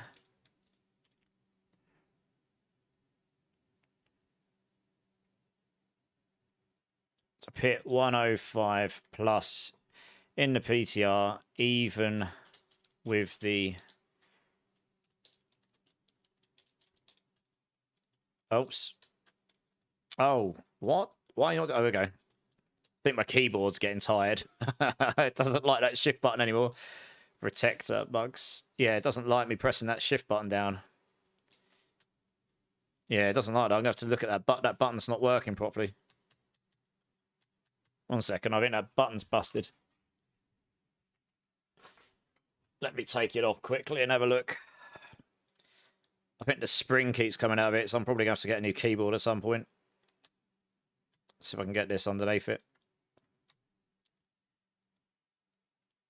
Oh my god, how do I get under that before? I did get onto this before. Got underneath it anyway. How do I get underneath this? There we go. Yeah, the springs come off it again. Oh, that's good. I'm going to have to get a new keyboard. Then again, I mean, this keyboard's so knackered. Some of the keys don't even show the letters anymore. So it's this thing here. You get like a little metal pin in it. And it keeps coming out.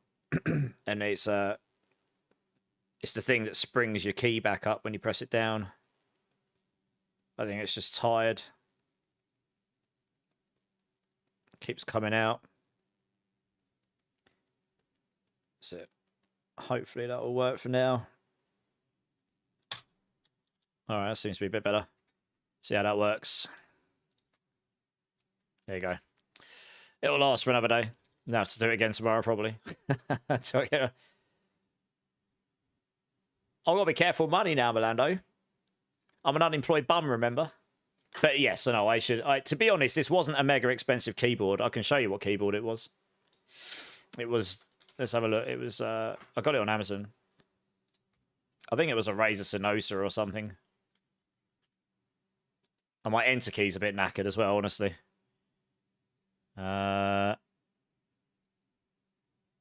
It's this keyboard here. It's not massively expensive. Anyway, I could upgrade if I wanted to, and not even for huge cost actually. This is quite similar to what I've got. It's not quite the same. I don't want mechanical. I don't like the sound of them. So anyway, I could upgrade. I might look at this later because this keyboard is getting pretty tired now. Obviously, you can go for something a bit more fancy. I think this might be mechanical. It's only got a 3.9 rating. Oof. Or you can go for this one up here. That's got a really good rating. This is mechanical. That's what I've got. That's actually quite expensive. I've got it a lot cheaper than that. That's exactly what I've got.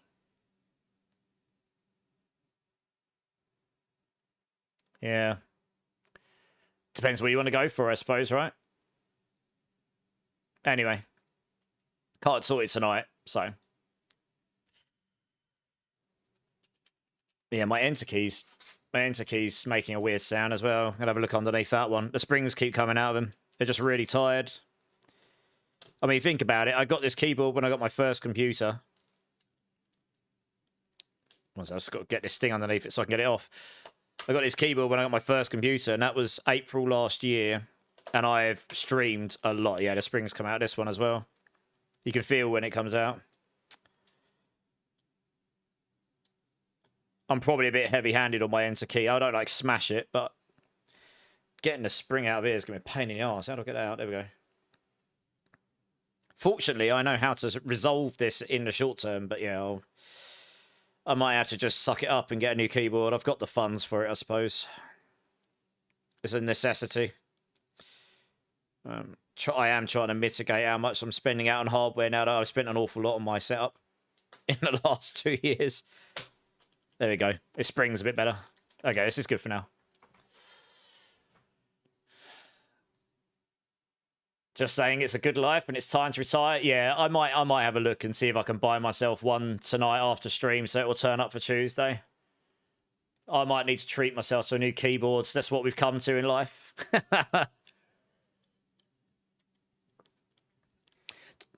It's I really hate the donk, donk, donk, donk, donk when you press it, but I have to be honest, when I've got my headphones on, I suppose it doesn't bother me so much. But also, when I'm on stream, I've got noise suppression or whatever on the mic, so you won't pick up ambient noise as much, so it wouldn't be so bad. But I don't want to sit there on the keyboard clicking and you guys hear it on stream. That'd be so annoying. But in Discord, I don't have that tech built in. I'd have to get another piece of hardware to have it baked in by hardware rather than through OBS.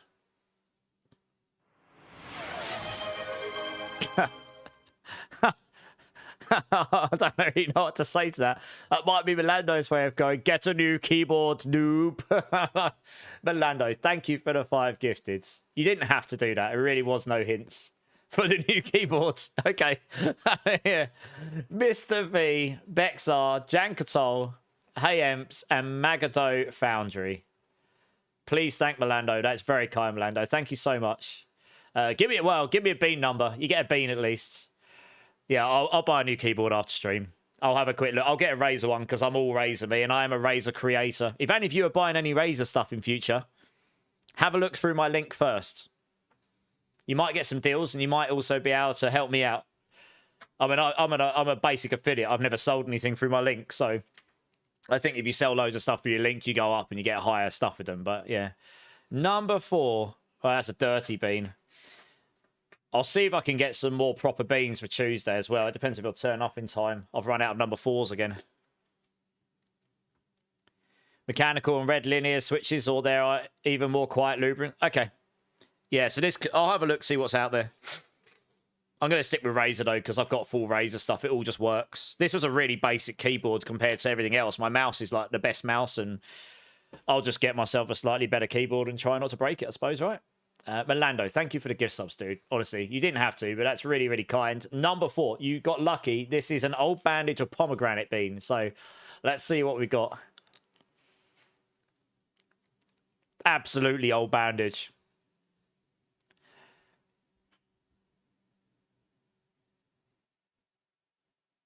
That's pretty much what my face is doing right now. The classic number 4. It's like the troll guy, innit? He's just sitting there like, troll, la la la la la la la la la la, and I'm just sitting there going, no. Thank you, Melando. I appreciate you, dude. I appreciate you. You love your Black Widow. That's literally what I was just looking at. The Black Widow number 4. Have you ever picked any other number? No. Man, my mouth just tastes of manky wounds now. I think when I bought this keyboard, I was kind of like, I'm spending quite a lot on this computer. And I am the sort of person that's like, I will buy quality. But I also don't want to spend money unnecessarily, you know what I mean? But then I got more into it, and now I can like just... And at the time, I wasn't streaming. I wasn't like, this is like actually something I'm using all the time. Like for this kind of thing, you know. I'm at a situation now where actually I would benefit from having like a wrist pad as well or something, you know. And a footrest for my feet. So I really want to get the Secret Lab footrest because I'm sitting at my chair so much and I got short, dinky legs. So I'm going to ask for that for Christmas, my mum and dad. And I'll be like, I need it. I also, no word of a lie, you're going to laugh at this. This is what I'm asking my brother and sister for Christmas. New armrests for my chair. Look, it's so flat now, it hurts my elbows. Look, it's cracked on the side. You can see it here. Because I've used it so much. But the fortunate thing about Secret Lab is you can take them off and you can replace them. So I'm just going to ask my brother and sister to get me some new arm rests for Christmas. I mean, look, Lower, when I was working full-time, I bought the Magnus Pro desk. I wish I'd bought the XL because I could have bought it. I had the money. I didn't think it would fit in this room, and now I've got it here. I actually could have, but I'm not buying another one now. This is a heavy as F desk. It would take me it would take me a whole week to replace this desk. I'd have to unequip the whole setup. It'd take me so long. I wish just a bit more desk real estate would have been nice, but I've optimized the desk. It's fine. It works for me. But I justified buying a really expensive desk and a really expensive chair because I was working from home a lot as well, and I was still working full time. You know, I just bought those regardless. I just wanted a nice chair. I'm so glad I bought a good chair. The amount I've sat on it streaming, I really would not have wanted to sat on a bad chair. This is dumb. And also, I got this. I've got a weird back. I've got the... Yeah, I'll come over here. I've got the backrest as well, which is it's actually getting a bit flat now, but it works well for me. It's like shaped for it's like memory foam shaped for my back. So that's real nice as well. The chairs aren't that expensive in the grand scheme of things, but they are not cheap either, so I get it. Your armrests are literally the same, Fruiter? Yeah, man. Literally, it's actually hurting my left elbow now. I can feel something in it I shouldn't be, so I'm gonna have to get some new armrests at some point. Yours are like that too, Taters, yeah. You got the pink one, nice. Just join the folded and tout rate wrist rest arm, yeah. It would not look so good on stream. Oh, it's okay, Antonius. I look terrible on stream anyway. What's the problem? You work from home, yeah. I think the thing is, though, I mean, if you just stick aside a little bit of money each month, you'll eventually pay for it anyway, right? And then, honestly, as I got more into streaming, that's what I was doing. I was cutting down my expenses. I didn't go out as much. I was terrible for going out, eating out, going out for drinks with friends. You know, all the stuff you do when you're going out and socializing and you don't realize how much money you actually spend doing it because that's what you're doing, enjoying. It doesn't matter. It's like, you know, you got to live life a bit. And then when you stop doing that because you're doing something at home that costs you a fraction of the cost, you're suddenly like, oh, wow, there's all this money I was spending. So I just started sticking a little bit of that away. And then I just acquired bits as I went on over a course of a year. If you look, I don't know, I'd have to try and find like a really early VOD of one of my VODs and show you lower. You would see how my stream. Like I started off with this monitor, my original PC that's now my stream PC, and I had my work laptop, which I actually acquired from work, so I've still got it. I had that as my second monitor, just so I could read chat. I didn't even have a cam on my first stream, but I got the cam up there. I got a face cam too, for not mega expensive, but very good webcam. The Elgato Face Cam Mark II. And I might hook that up at some point soon, so they'll have a second camera view. So if I ever do anything standing up, I can swap to that. I didn't have half of the lighting and everything I've got now, honestly. I mean, I didn't have the second monitor I've got now. Didn't have the stream decks. I acquired those. Got one, got a second one when I got a second computer. Like, honestly, I acquired all of this stuff as I went. So it was all really basic. I was using this as my mic. This headset mic. This is that headset mic. I use this as it loops around so I can hear myself better. I didn't have this mic. Yeah. Oh, if you got the XL, do you mean the desk?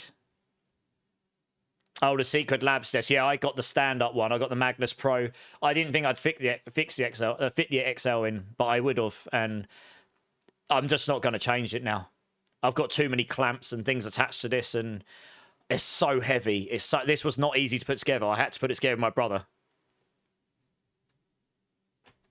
Oh, Stream Deck. Okay. All right. When did I start? I mean, that's a difficult question. I first ever streamed years ago, but it was from my PlayStation and just random.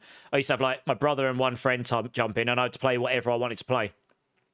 If you want to go from when did I start streaming more seriously, I kind of fell into it by accident in last epoch, like the end of last April. And then it became a bit more of a serious hobby. Like, I started getting into a routine of going live midway through May. And the 1st of June last year, when Barricade raided me, was kind of when I got my first taste of, actually, I really quite enjoyed doing this.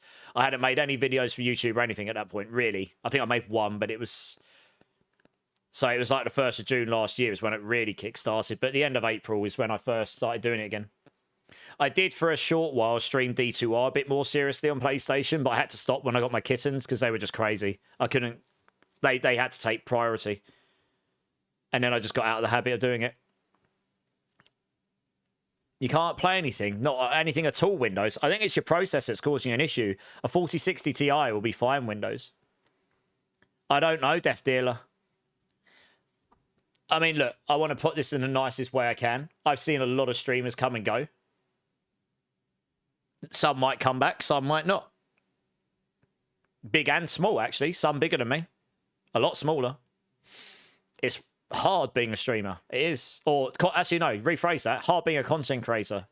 Not everyone streams as much, and not everyone does YouTube as much. Some do loads, but some do both, and some do TikTok. And I was looking today at possibly going and streaming live to X as well. I mean, I've really not got any presence on X because I only really downloaded it recently. I've got to work out how that all works. I know how to stream to it. I just I need to work out how the chat works there and everything, so I don't ignore people just because it's another place to go, and I've got the hardware. I could stream to 6 platforms if I wanted to. I've got GigaChad stream hardware, got a 4080 Super and a top-end Intel processor dedicated to streaming, which is pretty ridiculous. So like 96 gigs of RAM. So I'm not going to run out of hardware space. But yeah, I don't know. All authorities I've not seen around for a while.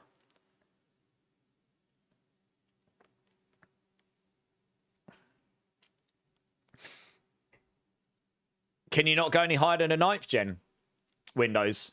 Out of interest, just because the higher the gen, the more the later the technologies. But yeah, no, I've not been streaming that long in the grand scheme of things, but long enough that I've seen a bit, you know. I've always taken the attitude of, I always try and improve my stream. I always try and improve the content. I'm trying to better myself here. I don't always get everything right, but you know, you do your best. The following parts of the build have been buffed for Season 10. We've got to put the Protector in here, of course. The Protector. Ultimate. The Zephyr Zontech was actually buffed for this season as well. They rebuffed it back up again to be nearly what it was in that previous season, and they nerfed it again. Adaptive Stances was buffed. Oh, my shift key's buggered up again already. You kidding me? Yeah, I'm going to have to get a new keyboard. This shift key's busted already. I only fixed it a second ago. That thing's come out again. I don't know why. It's just tired. It's just been overused. That's really frustrating. I'm pretty sure you're meant to put it in that way. You can use it without the spring. It just feels really weird, and then it doesn't. The shift key particularly is bad for it. Try it that way around. Maybe I put it in the wrong way around. Can't remember. That doesn't sound right. No, that's definitely not the right way around. It was definitely the right way around the first way I did it, for sure. Yeah, it's come out immediately. Right, let's try it once more. It normally stays in longer than that. Maybe I didn't put it in properly the first time. It's meant to set. You're meant to sit it so it sets right in. So it needs... It's pretty hard to get in. You have to get it so it's dead in the middle. So that when you put it in, it fits inside the little place it settles in. Okay, maybe that's okay. Adaptive stances.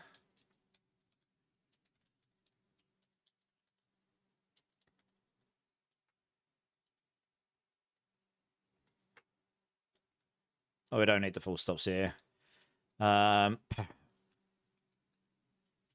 Multiple Paragon boards.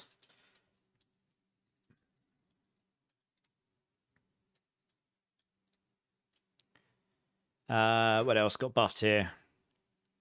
Oh, yeah. Chaos Power. Chaos Power. Alacrity. We've just got to specify Alacrity particularly is very powerful for this build. The Alacrity powers. Chaos Power. Buffing out third attacks. To be second attacks. Which is pretty potent for this build. Hey, Mr. Gatsu, how you doing? Casually started end of April and got more serious in May. Honestly, Lower, when I fell into it, I started playing Last Epoch, wasn't streaming, and I couldn't find anyone to play with. So I went on Twitch to see, you know, is there anyone on there? And I made friends with a British streamer on there, funnily enough. I'm still friends with him today. I actually jump into his stream when I can. Mark, and I don't know. It just gave me, do you know, I used to stream and I was like, oh, I haven't streamed from PC before. Maybe we'll give that a go. So I kicked it up and I just got into it really, but it was nothing particularly serious. Didn't find a particularly big, like, footing, but just started really enjoying it. Found a little bit of an audience, got really into it. Then I made the jump to D4, took a bit of a hit, but I always enjoyed playing D4 a lot. Like, I really smashed it on PlayStation all the way to Season 3. It was Season 4 was the first season I streamed. And then it went from there. It just became, like I say, June the 1st really gave me that first taste. He got raided by like 600 people And I was used to having 5 to 10 in my stream. So, you know, that was a little bit, that was a wild stream. I remember it very well. Well, you can't, it's hard to forget that.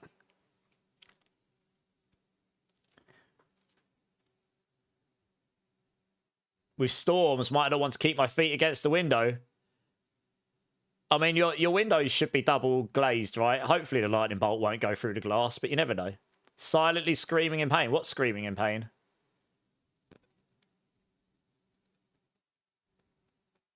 You think my approach to chat as a chatterbox is pretty awesome. I'm just a chatterbox in general, I guess.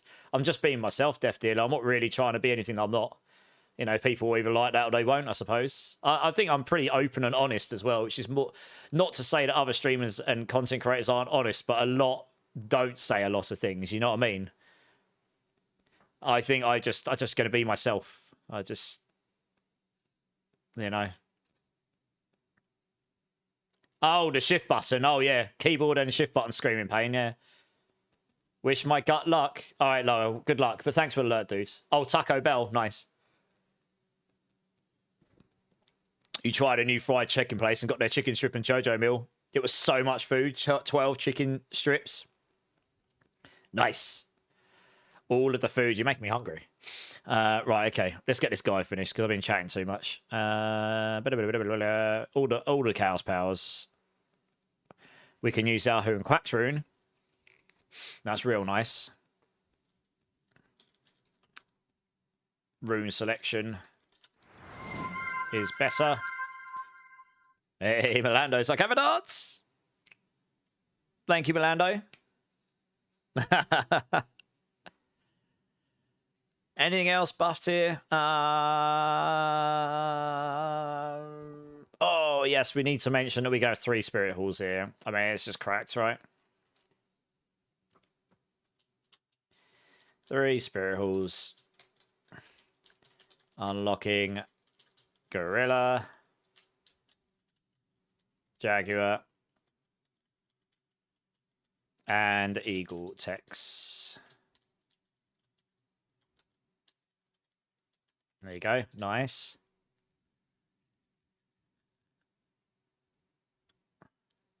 It will be a high. I'm not going to say it's going to be one of the highest. It's just going to be a high performing build. It will be a high performing build this season. That seems reasonable to say because it probably will. It'll probably go higher than what it'll go a lot higher than 105. Even with the plays power change, I think, because everything else just got buffed up. I was smashing 105. I couldn't test any higher because the barrier that the gorilla was generating just blocks all my damage because my main damage was from crits and overpowers and it completely blocks it all. So it's just like, God damn it! Can't test the build properly.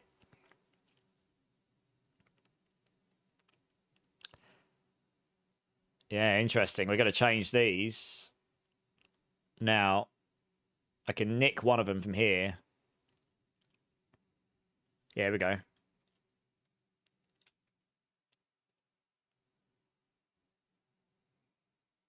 Yeah, we're just not going to even worry about those.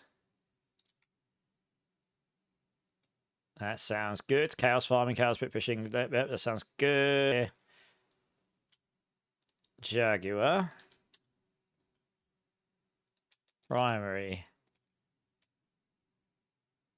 Hey, Zimp, how's it going, dudes? Going for the heated footrest to keep those feet warm, Zimp. Sorry, I've just seen your message, Zimp. I mean, I'd love that. Yeah, Zimp. Oh, how's it going, Ziv? You're in Twitch now. Yeah, how's it going? Hydra King. I'm not sure you can call me that anymore. Other people made other Hydra builds and smashed it, didn't they? But anyway, it was fun to be the Hydra guy for a while. I'm not going to start on Hydra to start with, funnily enough. I'm going to start on my own Spiritborn build. And a lot of people won't play this one. They'll play one of the others, but that's fine. This will do very well. And then if it doesn't perform as high in the high end as I want to, I'll just swap to my rate build and that will slap. It did. It slapped on the PTR, and it'll be even stronger now. It just got straight up buffed across the board. So I'm going to start with Spiritborn. I was very torn about starting with my Raven build that I really smashed it with as well.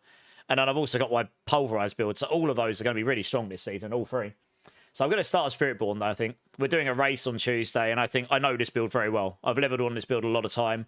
I'm not a fan of leveling on Druid to start with. It's quite slow, at least for me. And I just don't fancy leveling on Sork to start with this time. Poor Rogue. I'm sure some people will figure Rogue out. You still need a 4th for the T3 race. Yeah, I will do my best after the stream. I'm off tomorrow as well, Marksman. So I will. If anyone needs a space, needs a team for the T3 race, Marksman needs looking for one person. They have 2 people in New Zealand. Let us know, guys. Anyone that's in like Canada, US will probably be okay, but you'd have to test the ping difference beforehand to make sure. Ball Lightning will be very good, Zymph. I think all the Lightning builds will be really good. I'd more likely do an Essadora's build for fun, to be honest, when I get to it, or some sort of mixture. All about being way off meta, and I'm going to... Hey, Shred Druid will still be good, Lord Carnage, for sure, dude. Yeah, I reckon.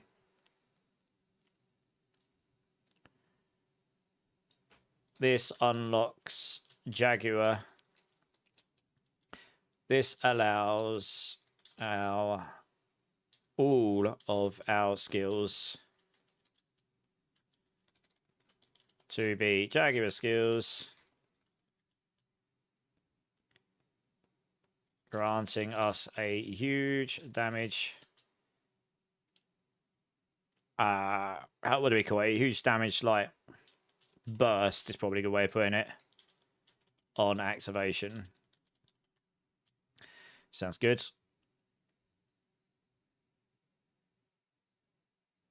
Yeah, we really don't need that biz there. Zebazontic, but we're not even using the Balazans here. Although, I don't know if I'll recommend that one in this build anymore. I might do. For the pre-Chaos Armor version. We're not going to use the Loyalty's Mantle. We can nick the Evil Waka from down here.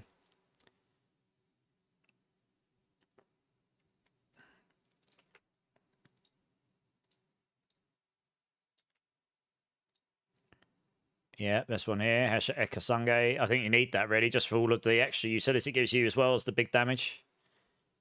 It's quite nice. Oh. That's why it looks different. Oh, yeah, don't have to rewrite this one. I've just already written them before. Chaos, Chaos, Chaos. Razorblade cannot be a Chaos. What else are we using? We're using, yeah, the Songbird's Gorget.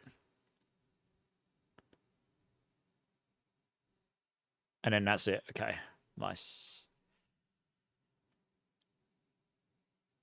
It'll be really interesting to see. I mean, I've never used that unit before, really. But it's a lot of damage in the stats there.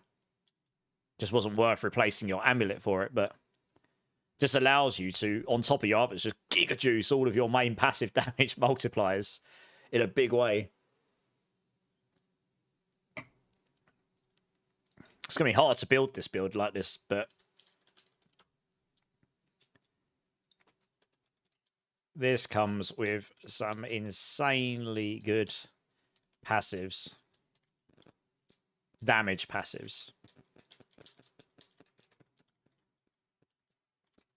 Will allow us to really bump up those damage multipliers.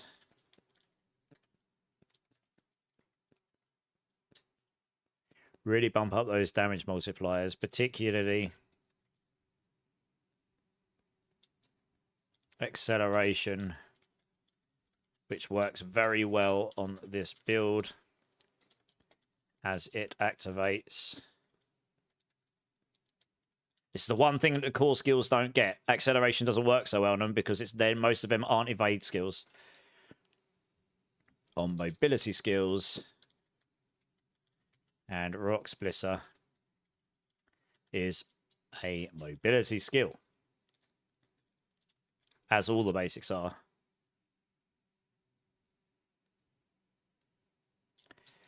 It also allows us true cap movement speed, which has typically been really difficult to cap on this build, to cap your movement speed and still keep the damage. This also allows us to cap our movement speed really easily, and that actually allows us to get the maximum out of brilliance as well, to get the maximum out of brilliance as well.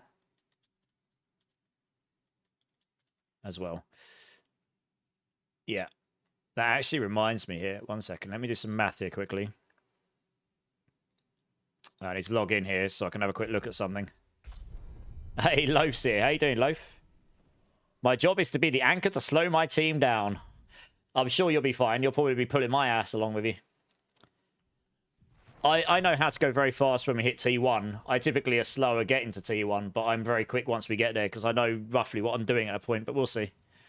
I'm not like terribly slow, but yeah, obviously you guys got to 60 way quicker than we did before.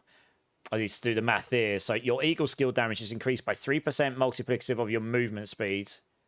Okay, so if you've got 200 movement speed...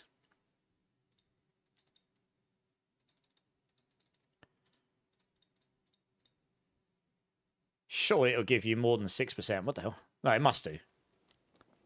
That's giving me 5.3.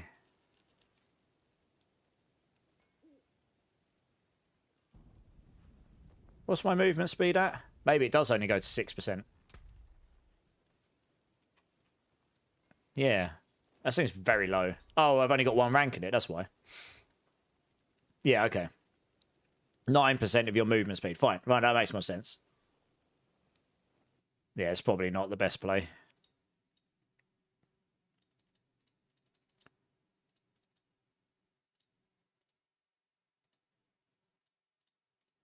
$18. It essentially gives you 6x per rank. Huh. If we're capping our movement speed, which we will be, I wonder if actually the best item to put in here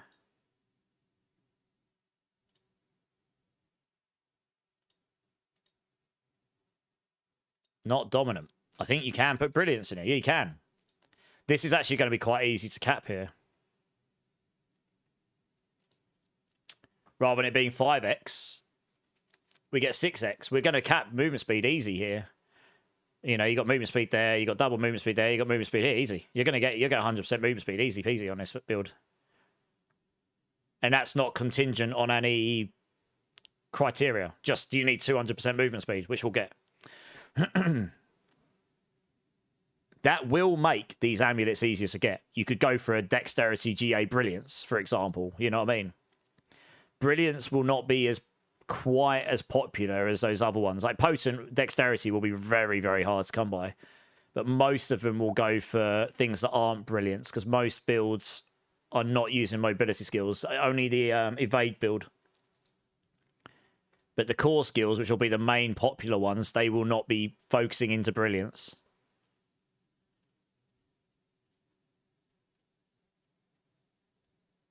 Yeah. And that essentially means you can Giga Jack your acceleration, your brilliance, your potent, your furnace. You're going to get so many ranks in all of those. With potent being the main focus, being the biggest multiplier. Like, big damage increase.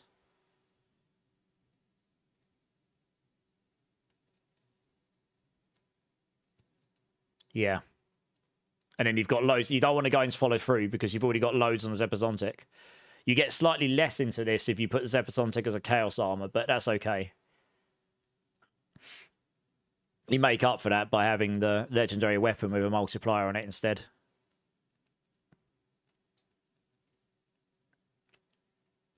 Yeah, I think that's the play. Nice, all right.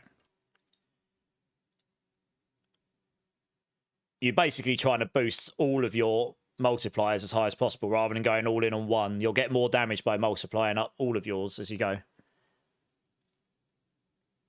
Will Ball Lightning be able to do lair bosses or is it just for clearing? Breakpoint, Ball Lightning will destroy everything in the game, probably. Sorry, I just saw that. I imagine Ball Lightning will decimate the game. Both versions. For farming, pit pushing, your ultimate will probably be Storm Strike. I will be interested to see what the survivability is like, even with Blizzard. I did the math.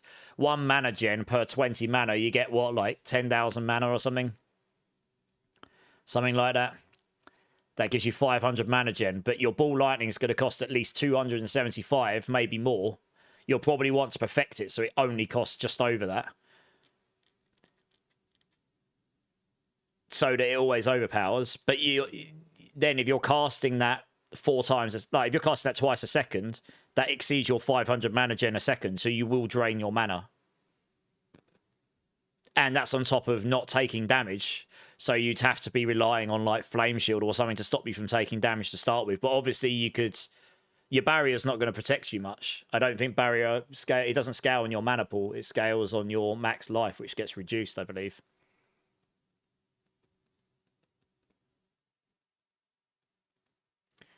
I've got to have a quick look at what that's worded as. Oh. Yeah, they obviously changed something about the powers because it nuked them all. Yeah, it reduces your maximum life, so you can still have a barrier, but your barrier's not going to protect you much. 400% increased maximum mana. And each point of intelligence increases your maximum mana by 1. Did that get nerfed from the PTR?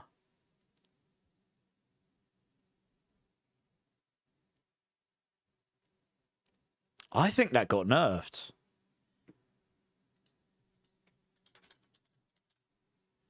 It didn't have any changes here.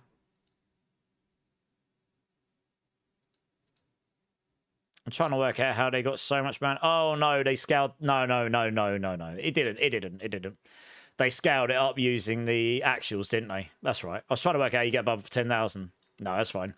So you do the math here. You can get to what, like... I don't know. Let's say you get 300 base maximum mana or something. 300 base max mana. You stick that on, that puts you to 1,200. You've got, I don't know, let's say you get to 5,000 intelligence somehow. And that's really hard to do on a Sorc. To get that high. But that's overestimating. That puts you 6,200.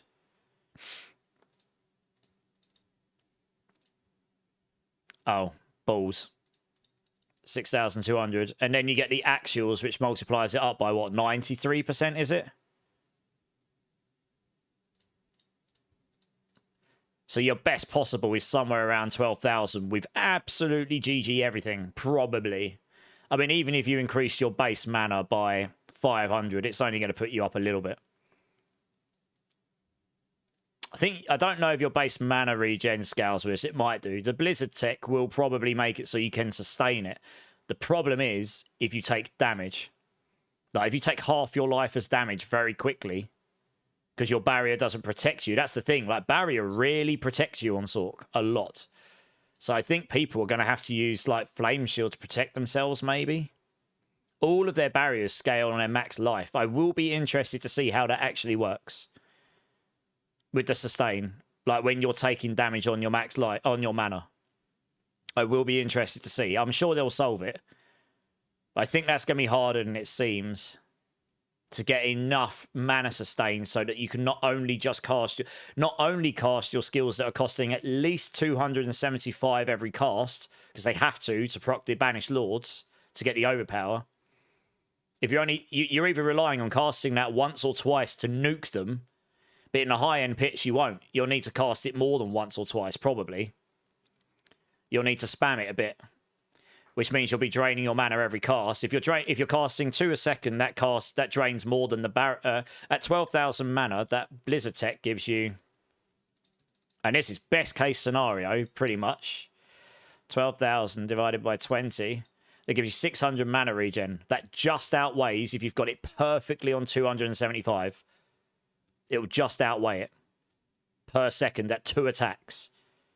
So 1, 2, 1, 2, 1, 2, that kind of a fast. That's pretty fast. You probably won't get to 3 attacks. If you got to 3 attacks, you wouldn't be able to outweigh it. Maybe it would be possible, but it's... And I noticed some of the other techs using the mana. Yeah, and then that's without taking any damage. Obviously, if you start taking damage, your sustain will have to be a lot higher than this to be able to outweigh the amount of mana you're consuming, both through taking damage and from casting.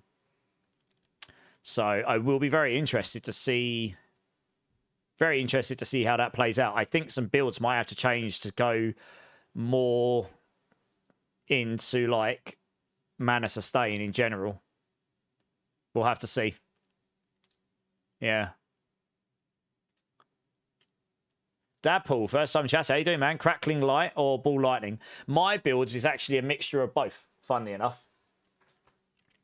And but it's a more of a farming focused build rather than a pit pushing. On the PTR, I was able to farm pit 100s in under 4 minutes in it. And honestly, there's probably optimization to be made to it. I just didn't get around to it.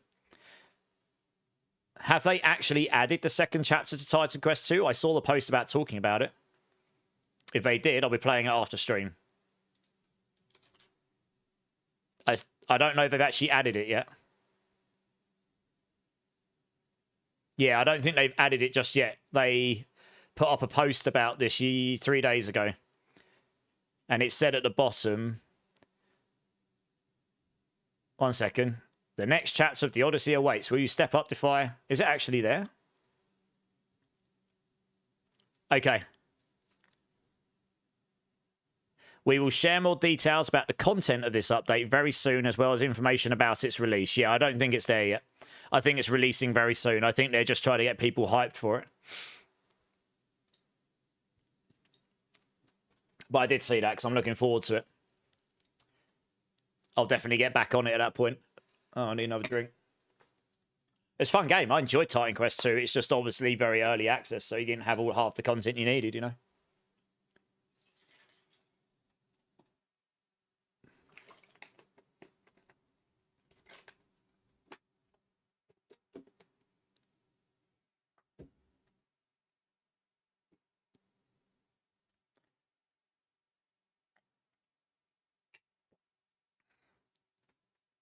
Okay. Anyway, I'll be interested to see how those Sorks handle the mana shield thing. Maybe the mana regen text will just be crazy.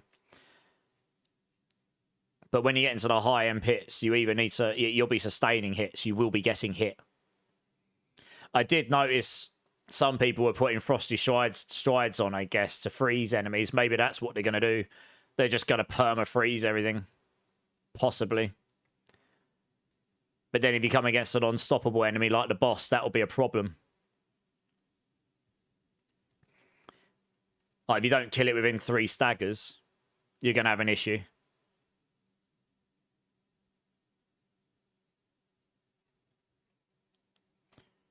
Okay, we've added all these. This is good. Mythics-wise, I mean, the only one we might potentially use would be the Shroud.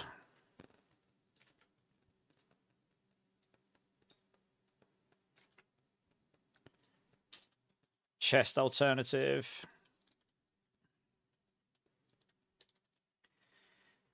Right, glyphs. Revenge, Hubris, Colossal, Ritual, Spirit. This seems reasonable. We can just leave that the same here, I think. Hubris, yes. Revenge, yes. Actually, we'll probably put Revenge first, maybe? Actually, that reminds me. We actually... One sec. I suffered something earlier in a Paragon board I probably didn't need to do. I put Hubris in... Yeah, that's all right. I put this here. Yeah, we could actually move that over here. So we don't have to suffer the thorns, the base thorns damage. You can lose a little bit of max resource.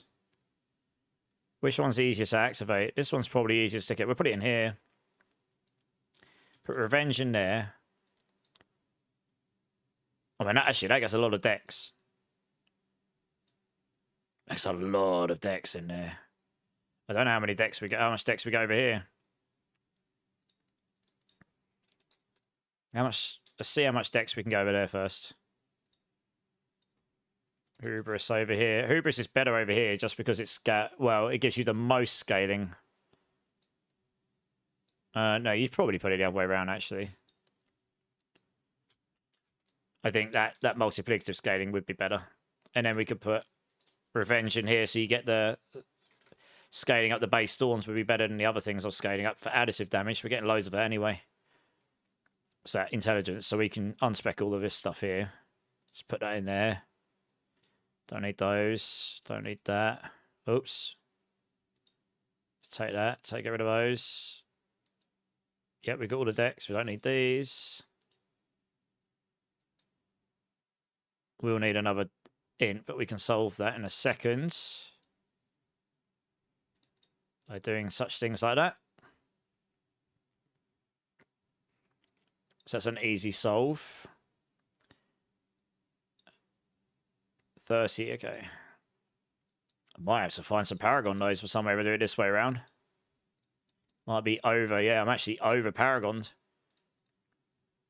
By 7 nodes, we can get 110. You get slightly less, but that's probably better. It's better to lose 22.2 additive in scale. Yeah, the base Thorns will be better here. Now I've got to work out where on earth we get extra nodes from. Oh. And for starters, won't need those. We need one of them.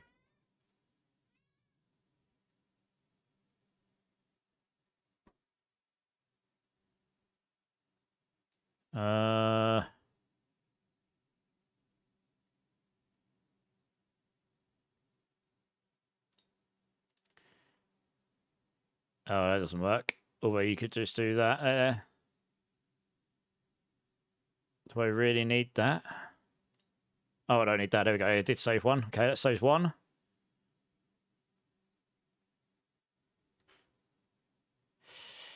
Yeah. It's a tricky one to solve that, unless I flip it around to go through that way. Oh, I don't need that there. Okay.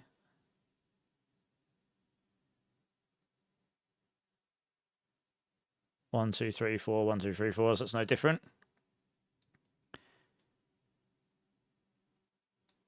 Well, you could probably get away without the lucky hit here, I guess. Save 2 more. Can we? I mean, we're probably going to be over attack speed caps, to be honest. Probably get away without that. 1 more. Probably get away without this as well. I think we can get away without that. If not, we'll figure it out. There we go. Nailed it.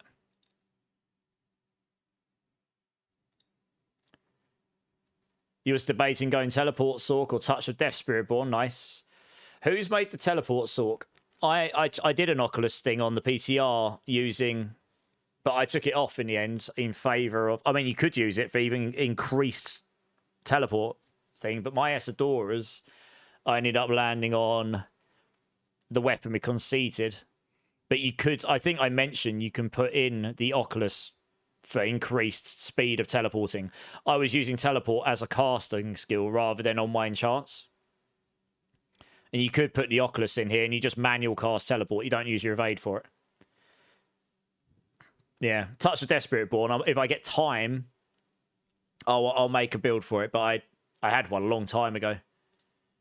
But I don't know if I'll have time before Tuesday to get it done. We'll see.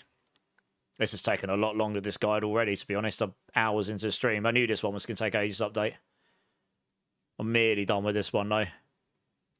Hubris, Revenge, Spiritual, Ritual, Colossal sounds fair for 46. I feel like you'd want that Colossal earlier. It's a bigger multiplier than this. Ritual doesn't play quite as hard. Bigger strength in this one because of the planes power reduction. We do not need this. Do I have Ahu Quacks anywhere in any of my guides? I may well do. I might have it somewhere else. I might have it in a Hulk one, actually. Not that one. Don't like rewriting stuff unless I have to. You technically did in Season 9, yeah. I mean, I played a Teleport Sork in the past, but relying on the evade sucks. But you could use it just to get the teleport ranks to make it so your cooldown on teleport is super giga. And you just make it so you're perma teleporting because your evade, you've got attacks reduce your evades and everything. Oh no, you won't use evade for it. You just use it for the ranks in teleport. That reduces your cooldown, like straight up. Yeah, that's right. You just don't evade because it makes your teleport crazy. Have I got Ahu Quacks now? I have. Nice. Here we go. Nailed it. Saves me writing it out.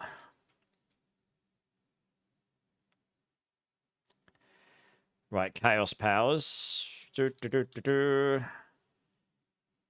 Probably have got some I can use from here. Brawn over brains. I think we go for this here.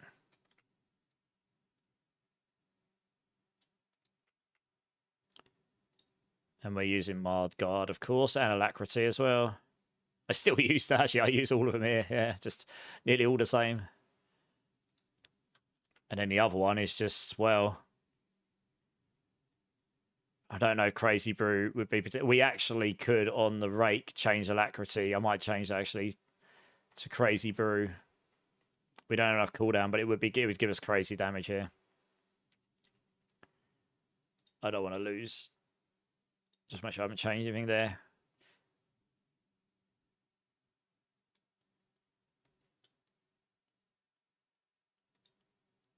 Crazy Brew.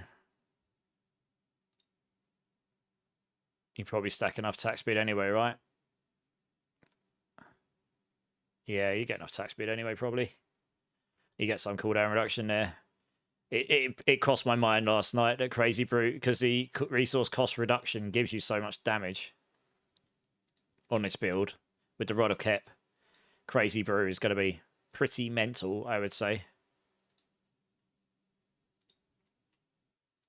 And you only really gain the attack speed from that anyway, which we don't necessarily need at this stage.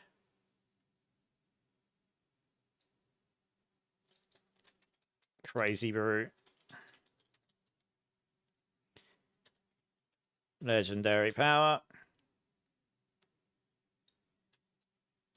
Resource cost reduction. It's typically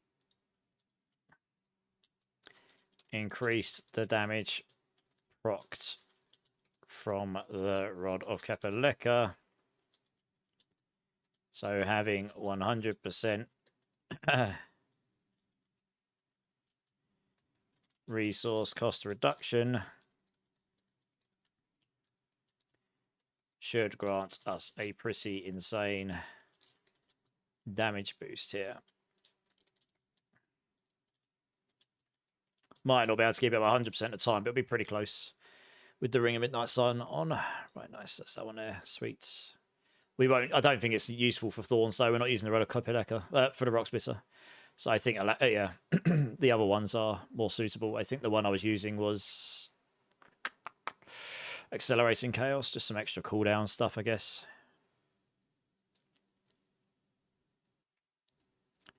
Kind of makes sense. Accelerating Chaos, Magic Power.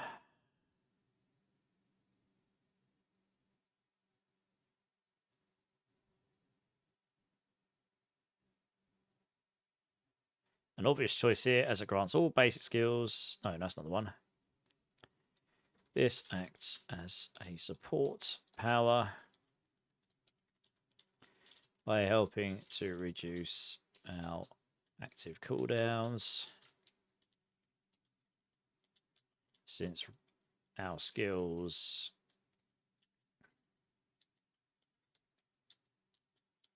have a pretty high base lucky hit chance. Yeah. Okay. Don't need the jewels. That's gone. Aspects. Moonrise, duelist, planes power, adaptability, redirection. That all sounds good. We now want resource of elixir of resourcefulness.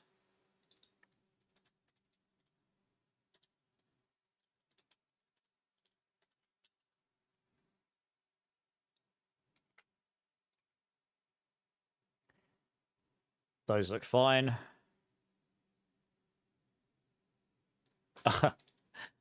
Difficult to change that. That's really funny. Man, yeah, I've had this version for a long time now. This is version 4 of the build. Alright, this build is nearly done now. It's got to do the variants.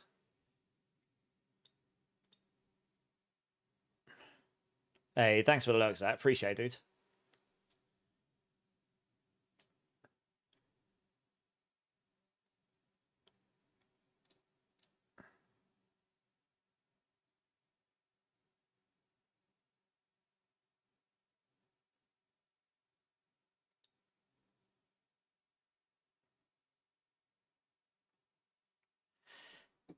Just making sure it's all...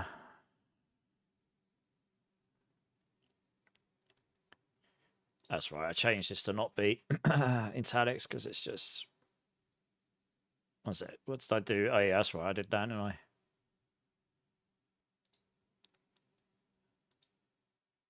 It just doesn't look easy to read otherwise. It's nice.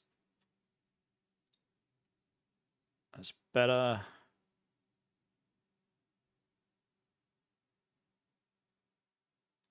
I'll probably highlight that actually. Should be able to get that done within the first day or two. Yeah, that's better. That's fine.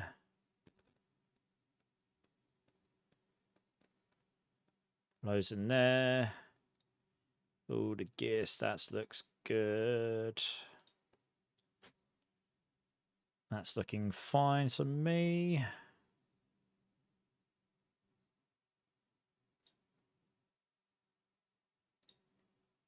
Make sure the markdown is correct.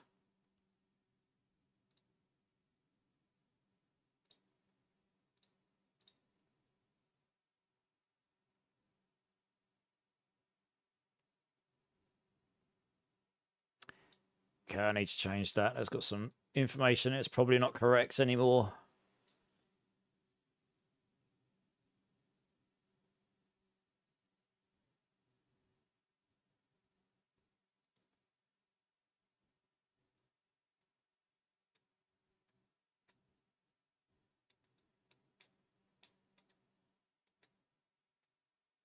It's true.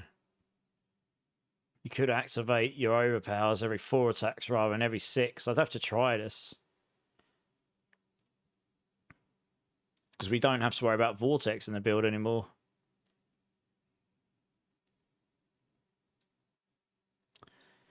So this is a potential setup as well. Yeah, Ahu Quacks does give you a lot of extra damage though. But maybe activating your big overpowers every 4 attacks rather than every 6 would give you more damage per second overall. I'd have to try. Your overall hits wouldn't hit quite as hard, but you'd be able to hit your big hits more often. And since you're making your 3rd attacks every 2, it would line up better. I'd have to try that.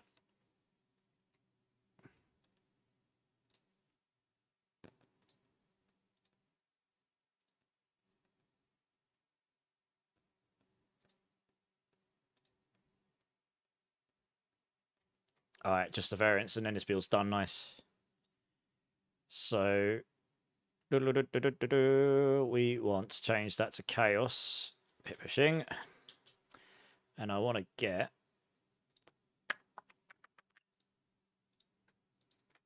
there. You go. The descriptions as well. Something I added in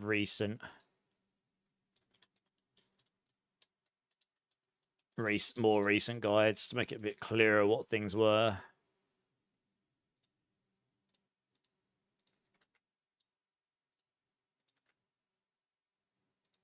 Yep. Okay, is there actually anything to change for farming here right now? Probably not, to be honest. I put it in there just in case there is something to change for it.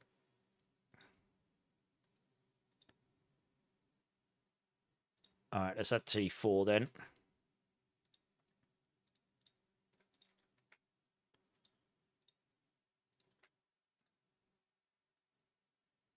Really, the only thing I need to change here is the Paragons. Reduce it way, way down.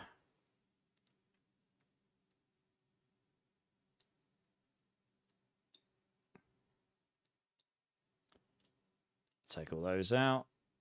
What do you need in here? Yeah, you don't need any of these. Don't need any of that. This is just like reducing down to the bare minimum.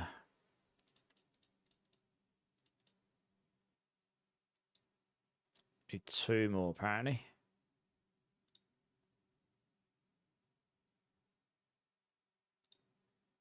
There you go. Okay, well. Seem to remember that being easier to activate. Oh, of course. You can take those out. That's why it looked different. That's literally how I set it up. Okay. Right, yeah, that's that. We'll still come over here. Obviously, don't need to take any of this extra stuff for now. Come through there instead. Still massively over. Don't need that, don't need that. Can get away without this and this. And this. And that we don't need. In fact, we probably don't need that at all in there. Saves an extra node, doesn't it?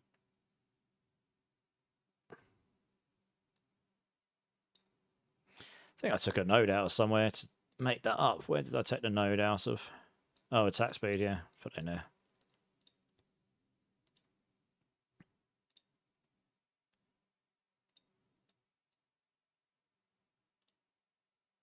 Pretty much dead on. That saved us a whole load of nodes. Don't need this, don't need that.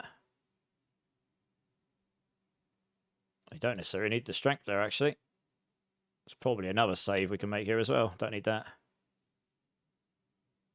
Oh, nice. That actually solves the attack speed things I took out. There you go. Boom. Don't have to suffer them. Easy peasy.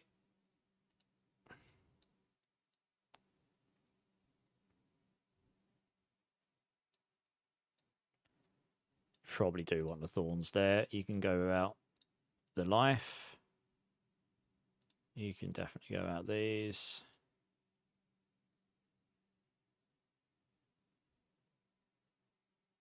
Could go out this. That will be maxed. It's just you're relying on that to scale it. You definitely don't need these. Oh, you'll need that one. You won't need both of those, but I've taken it just to help cap all of these, so you probably do want those. Go about this. That's right, and then we can literally take all of this stuff out here.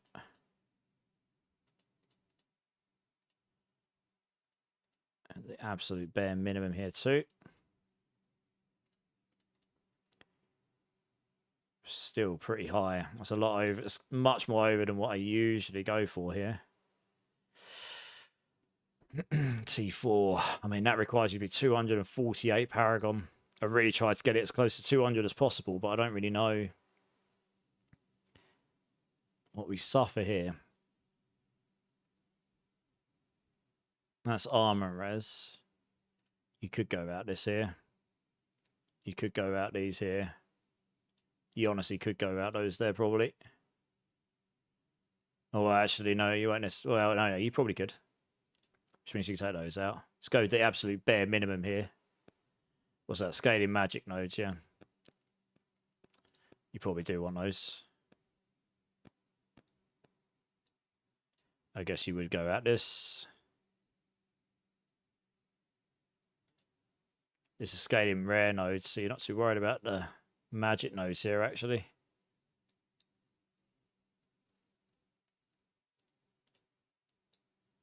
Let's go as lean as possible. That one there. Oh yeah, those two there. Get rid of that one there. Yeah, 236. So short taking out clusters at this point. Can't actually go. Thinking, can we cap armor? We get that extra 20x from Mards. That's quite a lot. You might not need all that. You can probably get away without this to start with. Bring down 229, and we can possibly take one resistance one out as well. For now, and get away with that. 1, 2, 3, 4, 5. No. 1, 2, 3, 4. 3, 4, 5, 6, 7, 8, 9, 10. So 6 nodes rather than 4. We're down to 225. That's not bad. That seems reasonable. Probably can't cut any more than that without actually losing important stuff. I mean, yeah, I think you might need this. That's mainly lucky here. It's not giving you that much lightning, actually. You get lightning down here already. Could possibly go without that as well. There you go. I think that's as lean as you can go. 220. That's not too bad for T4.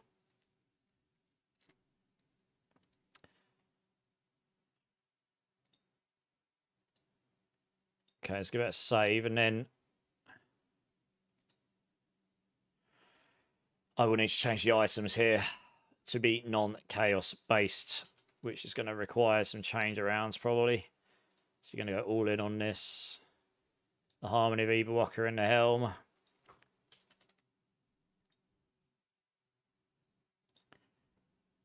I mean, you'll probably go movement speed here as well.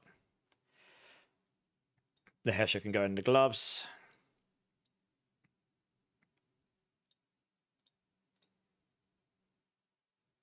Boots will stay the same. Chest can be the razor plate, maybe. It's non-mythic and non-chaos. That's what this is. So your razor plate will be fine at this point. This is all stuff you can farm to get you going. And then your pants will be, well, legendary, I guess. There's nothing really massively worth putting in here.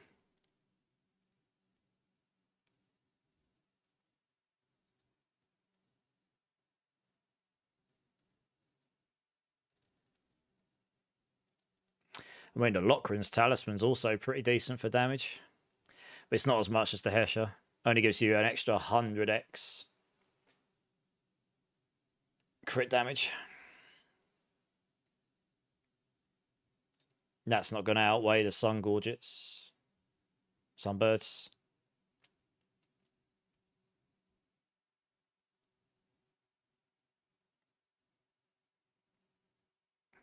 I don't think. 8 ranks acceleration. That's a 1 point. That's another 64. Furnace at 5. I mean, that's if you've got GG ones, of course. Well, I suppose the Lochrans gives you 100x crit damage. So that's a straight 2x multiplier. And it gives you maximum resource, which scales your adaptability. And crit damage, flat damage. Yeah, I mean, if the Sunburst doesn't work out, you could go for Lochrans here. That would be more powerful than the Banished Lords as well. All stats, resistance. I mean, that would give you, that would cap your resistances like real easy. Honestly. I think I'll go with a Sunbird to start with, though.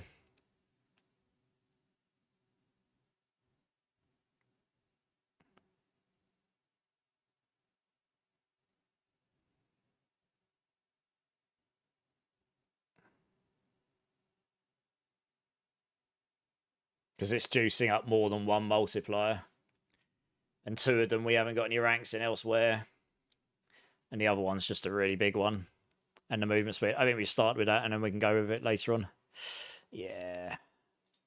So in the T4 variant, for the pants, I think uniques. It's hard to see exactly what's not chaos now. I don't mean the Tibolt's wheel gives us a 20x, I suppose. You could put Tibolt's in here.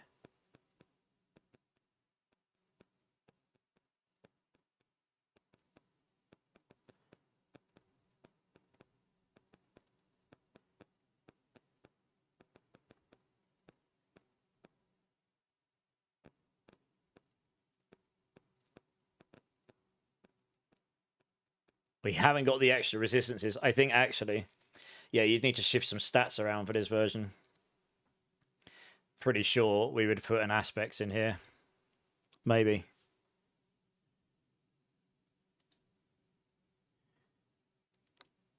That grants you Fortify. That's what Assimilation does.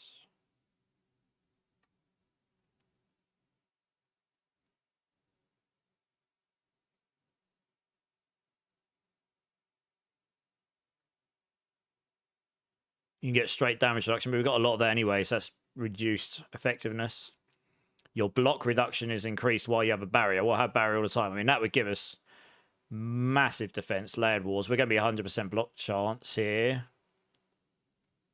Oh, you might need to put interdiction on, actually. You won't be insta-capped on your block chance. Yeah, to get 100% block chance. I think we actually will need to do that just to make sure you got 100% block chance here. Without having to change the amulet too much, because that would just suck balls, to be honest. And then we can also go, yeah, resistance to all elements is what you're going to need here, I think. I think you'll be able to solve armor through incenses and your power gun anyway. And then we can put, I don't know, barrier gen in or something. Defensive.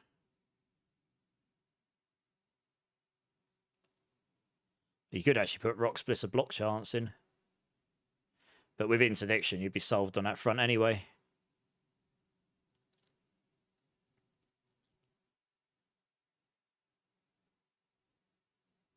Resilient for more HP, barrier gen.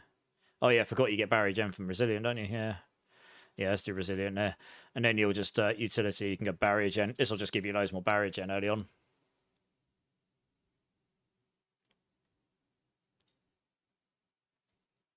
That just, yeah, you'll be capped on your block chance here. With Zephyr's on second that plus thing, you'll be capped, it's no problem. Don't have to worry about rolling anything different here.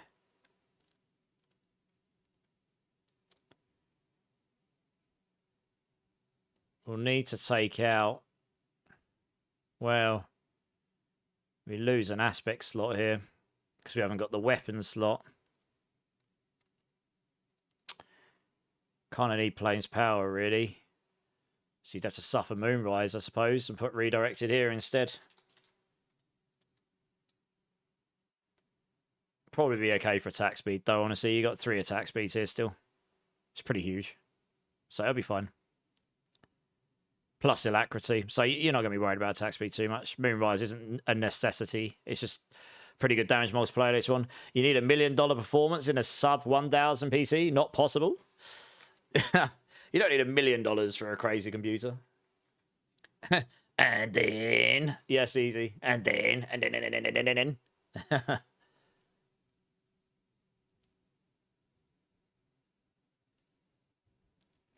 This all still applies, that's fine. That all still applies, that's fine. And that will all still apply, so that is fine too. Seems fine, and that's all achievable. I don't think we're missing anything enormously key here. Skills can stay the same. Really want to make it so it's just like you're just searching for replacement items from T4's Chaos, you know? You'd have to get your Ibawaka in a Chaos, and then you can stick your Sunburge, or you know, all these Chaos items can be interchanged anywhere. It doesn't really matter as long as they're in a slot. As long as they're in a slot. The boots is the only place you don't want them, because the duelist cannot. I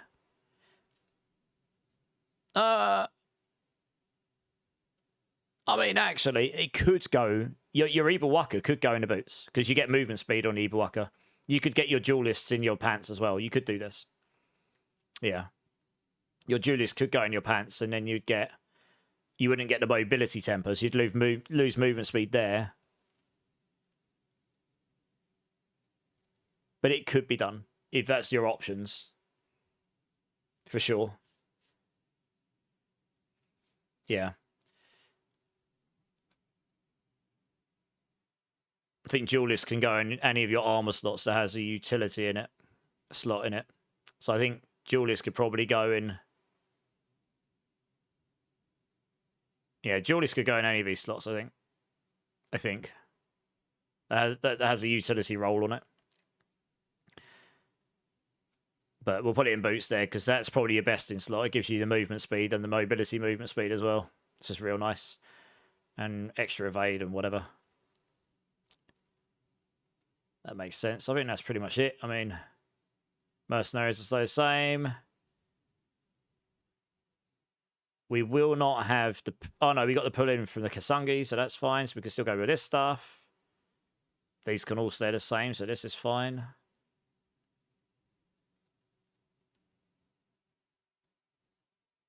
I think that's all. I think that's fine.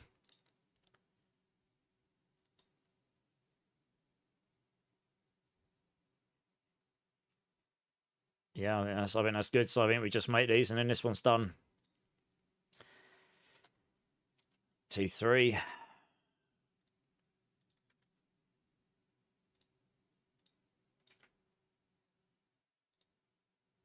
Move over here. Yours is rather old. You've had it for quite a while. Baby, don't hurt me. Don't hurt me no more. Well, we try. Make sure you're around for after the stream, Hyru. We're going to be catching up, I think, about the race on Tuesday in a few hours.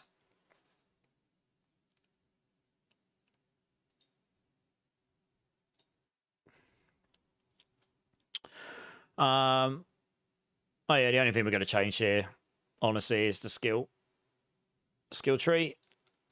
What I typically do for T3 is I really try and cut it down to absolute bare minimum. So kill the board. What does that leave us at? 192. So that's a level 180 Paracon. It's pretty high for T3. Typically, yeah. But what I've actually decided to do this time is, given that they buffed the legendary node so much, it is actually worth doing this, especially since that gives you the knockdown and gives you the dominant buff. So that pushes up to 193. But because we're in T3, we can suffer armor and resistance. So we can insta get rid of those and then probably come around here instead. And then get rid of all these. What's happened there?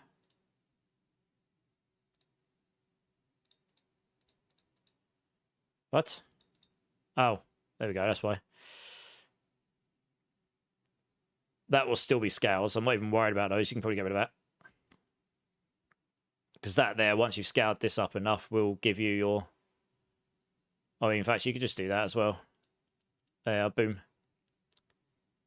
And I guess you can put that in, and there you go. You don't have to even have that very high level, and you'll these will insta level you. So that puts you to 186.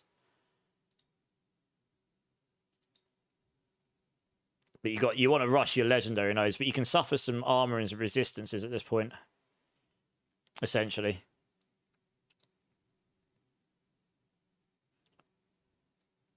Because you don't lose the extra 25 armor and resistances. So you could just take these out as well.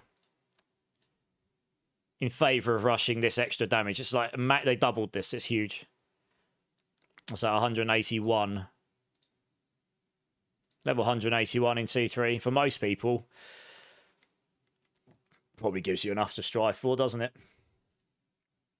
It's probably progressive enough. It's bare minimum as it is. It's as lean as you can go whilst activating your glyphs. You're basically missing one glyph for the T3 version, but it's pushing for this here.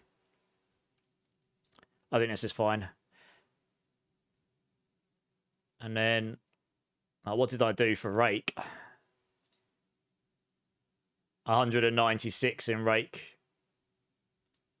And on Rock Splitter, 193. Nailed it. T4, 239.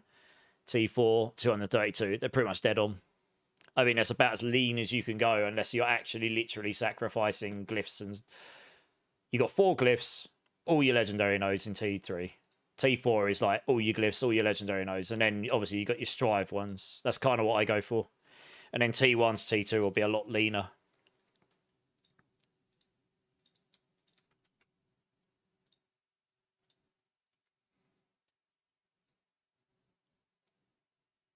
A Zepazontic.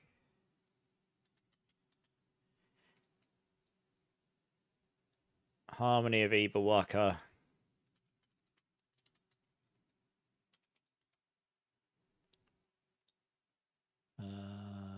That's kind of all you absolutely need. Oh, yeah, the new thing.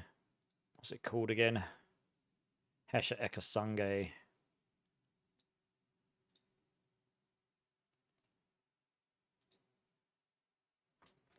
And Kesha. Oh, Hesha. Kasange. Kasangi.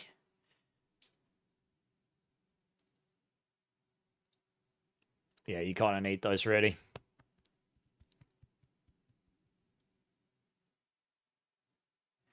And then for the Paragon boards, yeah, we just straight up get rid of that last board. I mean, what did I do for this one in T1, T3? So just, yeah. I went for 4 legendaries, 4 glyphs, bare minimum, 168. So I need to lose 12 nodes, but by the time I've killed these out, we're pretty close. I really don't know if there's anything else I can kill here, though. You could get rid of the max life and cooldown there, I suppose. At this point. And there you go, 168. Seems reasonable. It's about as bare. Well, you could suffer these as well, actually. It's barrier gen and crit damage. You don't actually need that at this point. That brings you down to level 149. I mean, that's way kinder on the Paragon stuff. You could even suffer this, actually. Because you won't need this extra lightning res. You'll be capped anyway. 143. Bare, that's like as bare minimum as you get. Bare minimum. Alright, I think that build is done. Finally. That's like an hours. A lot of umming and ahhing on skills in that one, though. The next two shouldn't take quite as long. Shouldn't be too much to change in it. Oh, yeah, there is one thing to change there. Don't know why I put essences in these incenses. There you go. Hey, Bandit, how's it going, dude? Can't wait for season 10. Yeah, man. We're all sitting here waiting. Not too long to it now on Tuesday. Right, I think that build is done.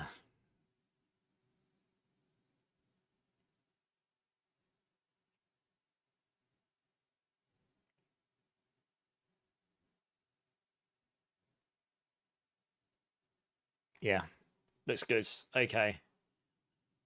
All right. Nice. We'll update the Asadora's one, and I want to get the Stormcrow one up. The Asadora's I actually did all the written stuff for. Stormcrow I didn't. So we'll start with Asadora's, because that should take less time to update. There's not much I need to change on this one. I'm just going to leave it as it is, and then I need to see how Mana Shield works out, because, I mean, I did make it so that the, I mean, this one didn't overpower the Ball Lightning. I was casting Ball Lightning over here, but that was mainly for the damage reduction. And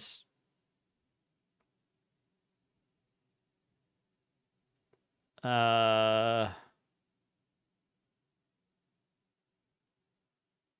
mean, it was there was a reason why just casting crap loads of Ball Lightnings. Oh yeah, you needed a skill to cast, so your unstable currents activates. Yeah. That's right. That's right, and we put the raiments in here. And we've got the Ring of Stylus on, so it reduces the cost a bit.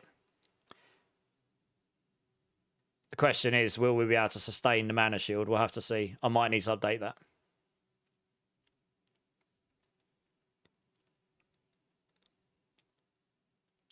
Didn't put Tenuous on here because we manual cast Teleport on this build. Yeah.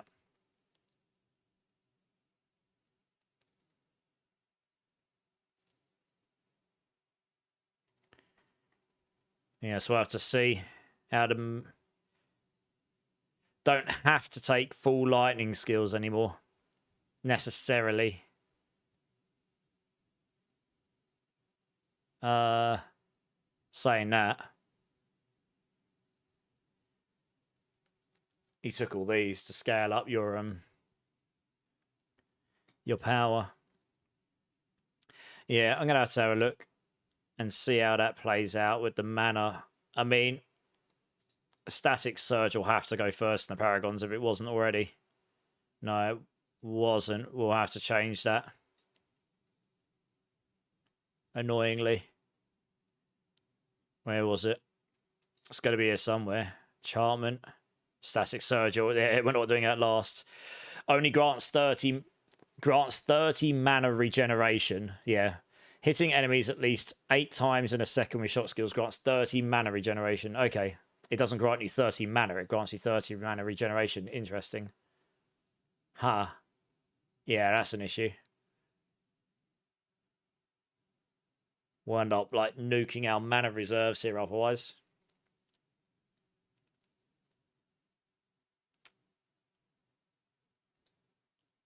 Yeah.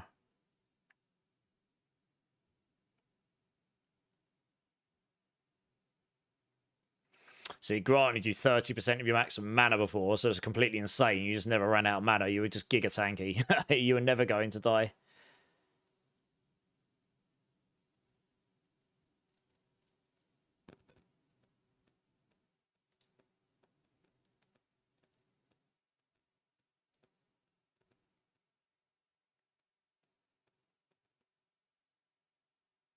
Generation is increased by 5,000.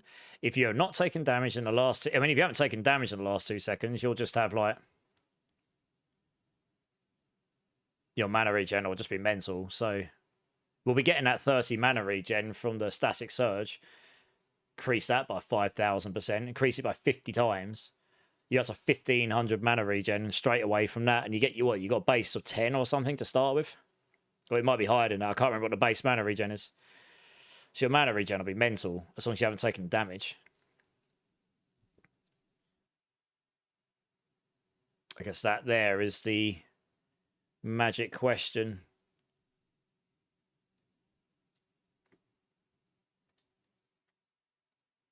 If you're not going for the overpower,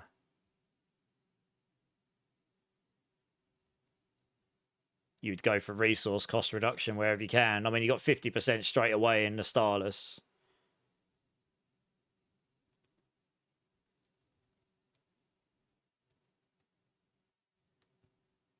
Not a lot. You go for resource cost reduction on your weapon as well, maybe, instead, actually. Yeah.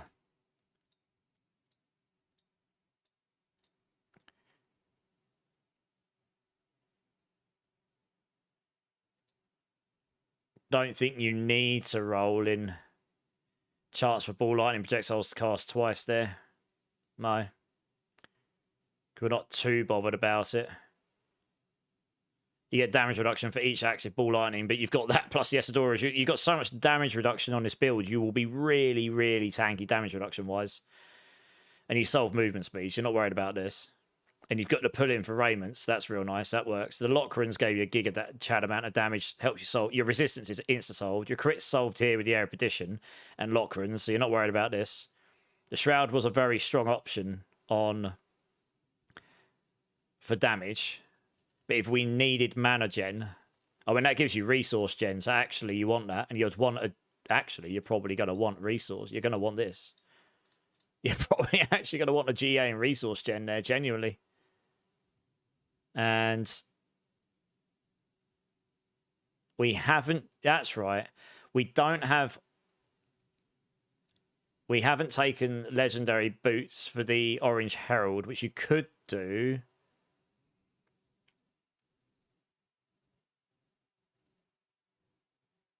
I remember I got this to a point, though, where it was like my ultimate was cooling down pretty quickly anyway.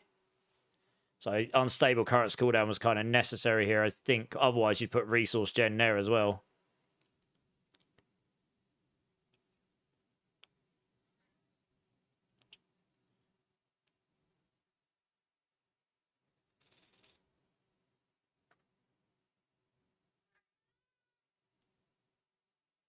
I mean, this is just straight for damage. If you really need mana sustain, I would change my boots here, not use the raiments probably. Here. This gave a lot of damage, and it gave me the ability to pull enemies and stun them. So, I mean, we're going to be perma-stunning enemies. You're going to be permanently teleporting them in and stunning them and all sorts. So, it was very good, this. But it is glass cannon, so I mean, for pit pushing, you'd take that. For farming, you'd probably change these out for a pair of legendary boots with resource on them or something. Maybe. You could move the galvanic ring into there and have a ring over here with resource basting on it, maybe. Because that new galvanic ring doesn't have to be over here. It could be on your boots.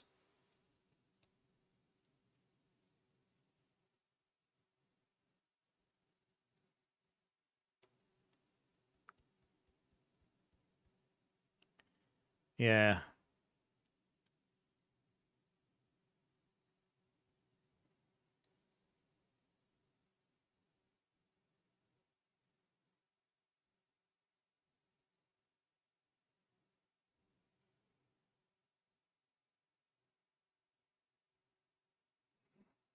You need 3K to get one. Oh, well, that's exactly the setup I'm on right now, Rindos. The 9800 and 5080, they are really expensive, yeah. Yes, Rage, the leveling guide's up there, yeah. Yeah, the Druid leveling build's updated, I believe. Yes. Yeah, that's updated. It's good. It's good to go. 1, 2, 3, 4, 5. 5 builds.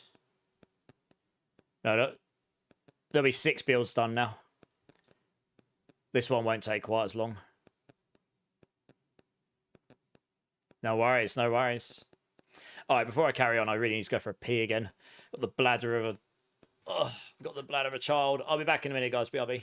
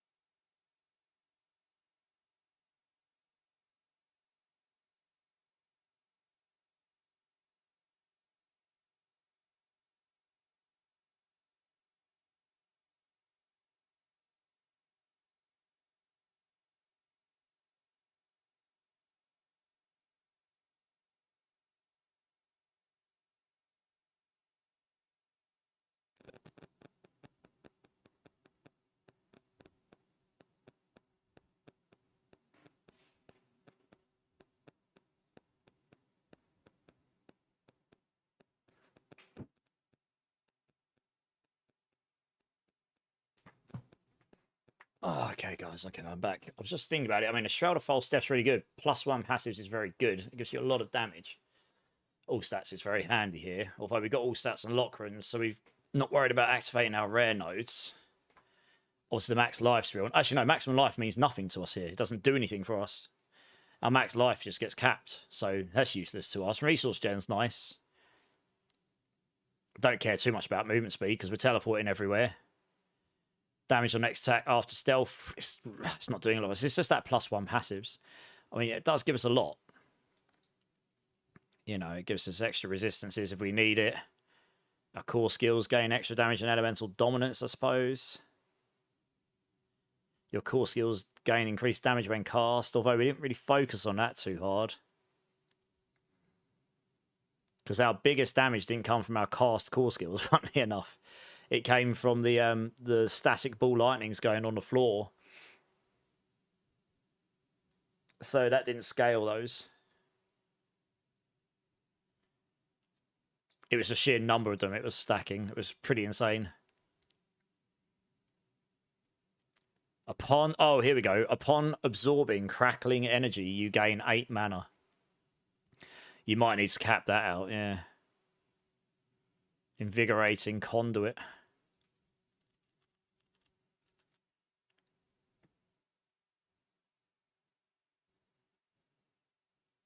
We did generate an absurd amount of crackling energy on this build. Can we get ranks in invigorating conduit anywhere on the build? Because that would solve the mana problem on top of the rest of the mana stuff. We could suffer the Shroud of False Death. It is possible. It is a lot of damage here. I mean, obviously that would give us +1 here, which is the main thing we gain from. We gain that, and then guess we're not using any. We don't need any of this defensive stuff. We've got so much damage reduction in this build anyway. We do not need any of that.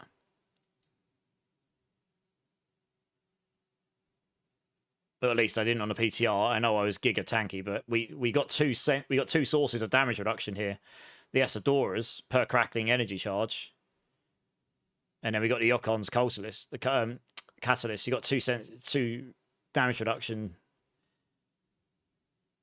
mechanics there, and cracking energy is going to be generated through many sources, I believe. Teleport is one of them. Yep. I've got to try and remember where. Yeah. Casting ball lightning spawns 2 cracking energies, and we're casting them like madness, like legit everywhere. Unstable currents. Pulses. Yeah, if you keep unstable currents up all the time, that pulse is cracking energy for free faster. So if we Giga Jack Invigorating Conduit somehow, 12. I mean, it's only 4 per rank, I suppose.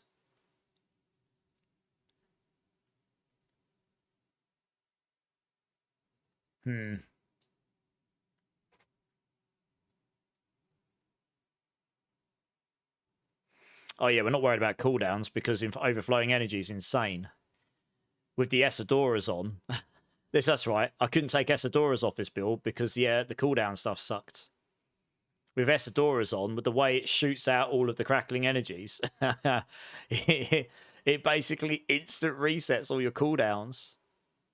Your shock skill cooldowns are reduced by 0.1 seconds, increased to 0.3 seconds against elites every time a crackling energy hits an enemy. And with that new aspect change, we could actually put the aspects up here. And when that generically scaled our ball lightning damage, this was very good for scaling our ball lightning damage.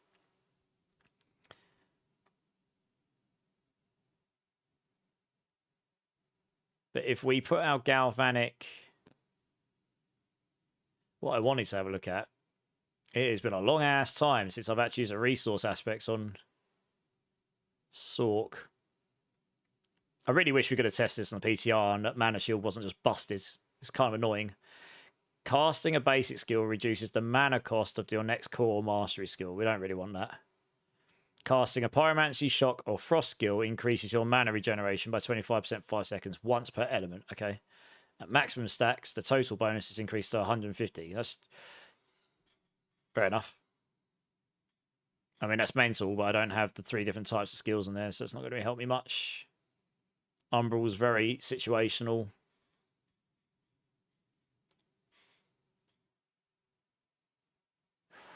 Using a cooldown, but we're not really doing cooldowns that much enough. That's not going to generate us enough.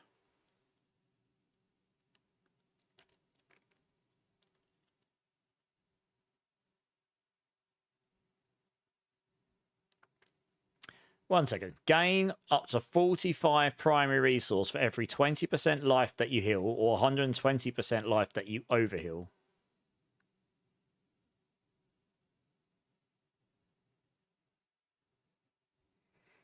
Your max life is set to like 20 or something.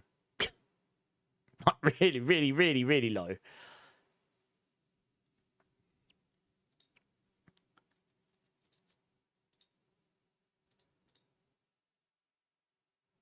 What if you do? You'd have to move Galvanic into the chess piece.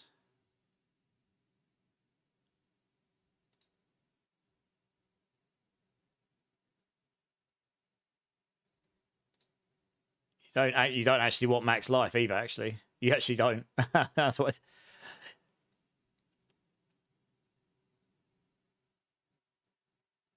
Mana on kill you could put here, or resource cost reduction straight up might actually just be better. This is just a lucky hit chance to restore primary resource. It's a flat amount now, isn't it? I don't know. I can't remember how much lucky hit we have on this build, honestly. I mean, straight resource cost reduction might be better, but we got a lot of that already. So this becomes diminishing returns, actually. Maybe that's the... I mean, this will be an insane weapon to get. You don't want max life. You're all in your mana. Intelligence, lucky hit, restore health. Lucky hit, restore resource.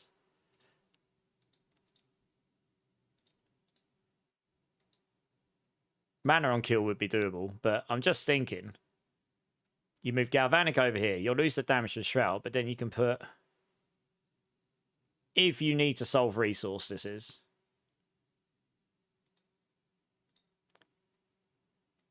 what I would do is potentially, instead of trying to use that Blizzard tech, you could put Starlight here and make it so you lucky hit heal. Just get loads of lucky hit. And then change something here for like Fist of Fate. I did originally have Fist of Fate in here instead of Raiment of the Infinite. You wouldn't have the pull in, I suppose, but you could solve that in runes if you needed to. But the Fist of Fate would give you insane like lucky hit chance, and then you could have lucky hit heal. And you've only got like 20 life, so over healing 120% is going to be really easy if it's a flat amount. You're healing of like 200 every time you every time you proc. That means every time you proc it, you'll get 45 resource plus your resource gen. Could just make you invincible at the cost of damage, but then you just wouldn't ever worry about taking damage ever.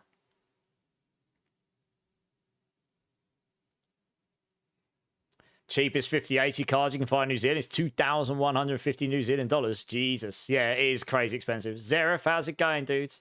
They are really expensive graphics cards, yeah. They are. This is a big unknown. I really don't know if we're going to be able to sustain the mana with the resource cost reduction alone. I think my Ball Lightning went to like 180 cost. I didn't try and ramp it up with like Lochran's like this was designed to be a speed farm build, not a pit pushing build. I'm trying to think. I didn't use the helm that scales up the resource cost. I didn't do that. You could do, but most of the damage wasn't coming from the cast.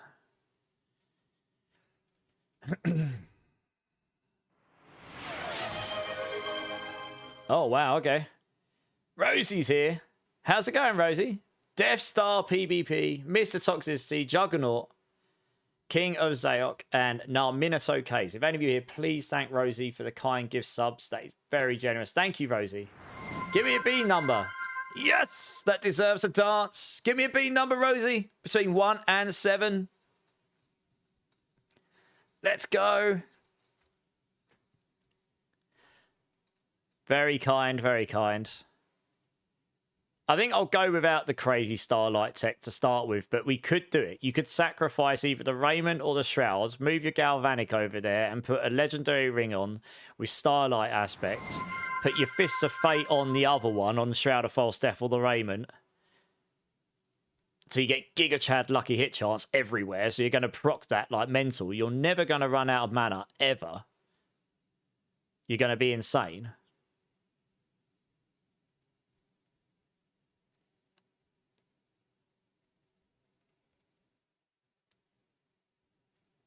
And then, yeah, you'll slap. You just will. Cherry's number 5. Yeah, Cherry and Chili's number 5, yeah. I'm not giving away my divines. I don't even have... I think I have like 1 ape. I don't even have many anyway.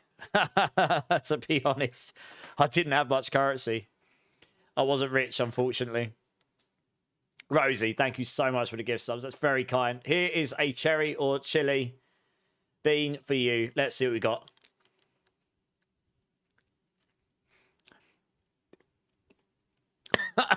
Yeah. I was going to talk. I can't. Oh, it's definitely chilly. Oh, man. That is just... Oh, I was trying to laugh. It actually made me gag a bit. Oh, God, that's hot. Oh, man. Oh, my eyes. Oh, goodness me. Oh, yeah. I went to laugh and I nearly choked. Oh, well, good times. You got chili. Nice. Thank you, Rosie. You shouldn't feel bad. It was good. You're leveling up 5 characters. And yes, you did try. Oh, man, that was strong.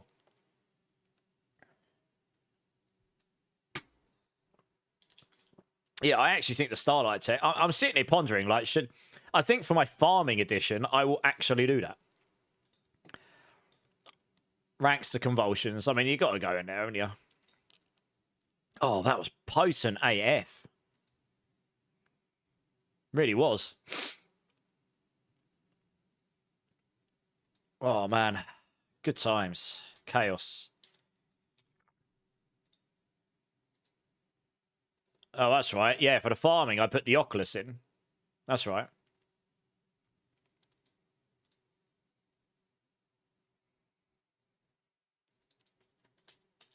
Oops. Galvanic. Whoo. Oh, we'll come back to me. We'll do this one first. Yeah, you're generically scaling all your damage here. The thing is, you don't want max life. It does nothing for you. Resource cost reduction. We'll start with that. And then chance to restore resource. There you go. Intelligence, resource cost reduction, and chance to restore. Oh, this is pit pushing. We're not going for the overpower tech on this build. Because most of the damage didn't come from that. You just don't want to run out of mana. I might update this when I try it, but for now that's what we'll go for. You're just trying to make it so you don't run out of resource.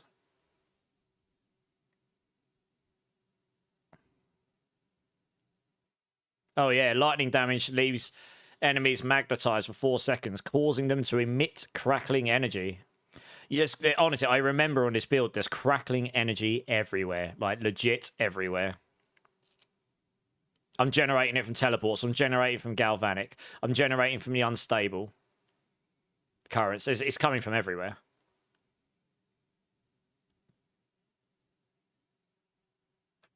Yeah.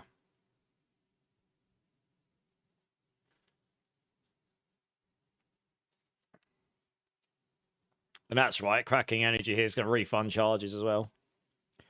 Get a lot of damage from this here. Question is, do I change that to the farming version? I actually will put the crackling energy thing in here. Because they buff this. Crackling energy deals increased damage. When you have crackling energy, charge bolt spends a charge to also fire away. I mean, for farming, that's going to be ridiculous, to be honest. Slightly less overall damage than your ball lightnings, but that's gonna be cray. Your glass cannon ranks there. Do you really need glass cannon here as well? I guess it is the best option, isn't it? Let's have a look.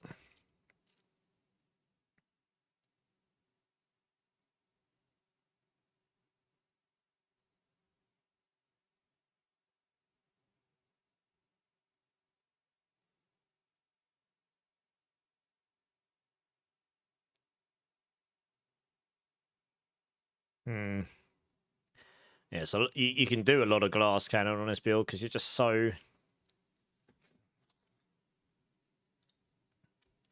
tanky, to be honest.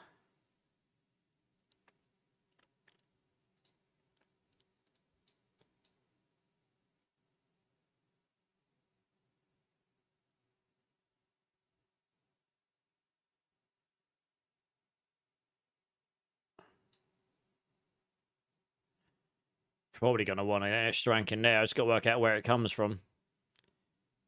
Don't really want to suffer the cooldown unless we have to, but I think we might have to. Why did I put... Oh, yeah, I put 5 ranks in that because it's on the bar for the power. That's right. We're probably okay. We can probably suffer this and probably go in there. Might need to look at the leveling path here.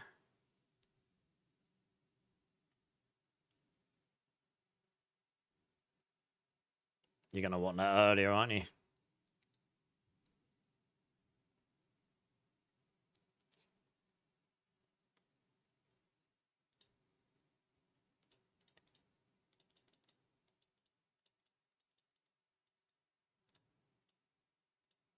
Right, 1 in there, 3 in there, 1 in there, 1 in there. We don't have a frost skill on our bars, so we don't benefit from permafrost. That's the only thing there. We do lose that damage multiplier here. But that's okay, actually. Most important thing here is take this first. Take those and this. We're in there. Well, it's annoying that they moved that from the galvanic ring, but we can still get 3 ranks here, 4 with the shroud. Which means you get 24x and it doubles up to 48x. We got 7 ranks on it for us. We were like, or 6 ranks. We were like rank 9 or something. Plus the shroud, it was like 10 ranks. So yeah, you had like 10% per skill. So it was 60 up to 120x. Got a massive amount of damage out of this. It was crazy. That is a bit of a nerf, but we get. So we've gone down to like 424, 48. Yeah, so we lost 72 in favor, 72x there in favor of, let's say, 35x here. So it was a bit of a nerf, but hey ho, is what it is, I suppose. Okay, that seems reasonable there. Let's do the pit pushing one as well.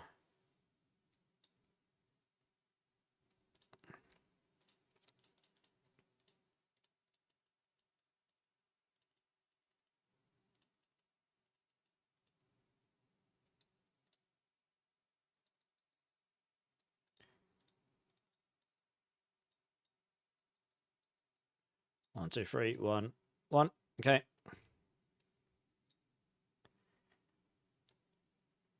Da-da-da-da-da-da.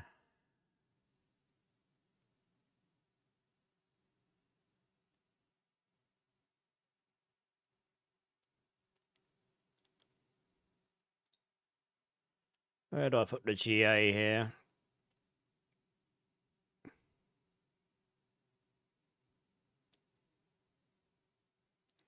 That's got to be reduced. I mean, if I had Lucky Heal here, we'd do that, but... Oh, you'd probably go in Intelligence. It gives you more mana to start with, doesn't it? Every point of mana grants you extra mana, so you're gonna... Yeah, you're gonna do that. It gives you more damage, so you'll probably go there.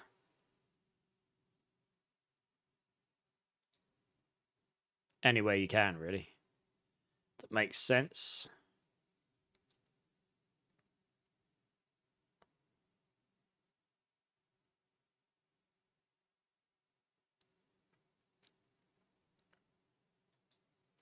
I think, honestly, we'll be alright. For pit pushing, we'll do that. That's right, we get big intelligence there as well.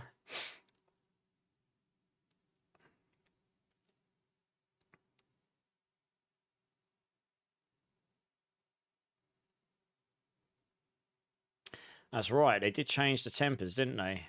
Ha. Huh. 1 second.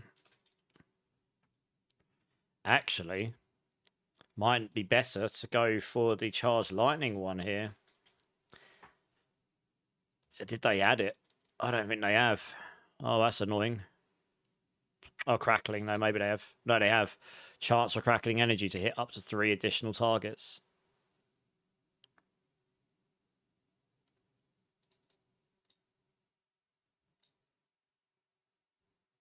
Because that works with the Asadoras, they said as well. Now, I don't know how high that's going to go, but it'll give you a chance that when it bursts out, it's going to hit up to 3 additional targets. It's just more... I mean, it does quite a lot of damage, that, honestly.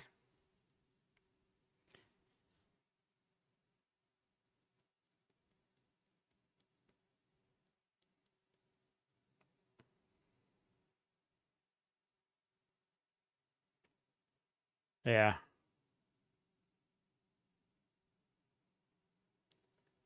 This is like a hybrid build between Crackling and Ball Lightning.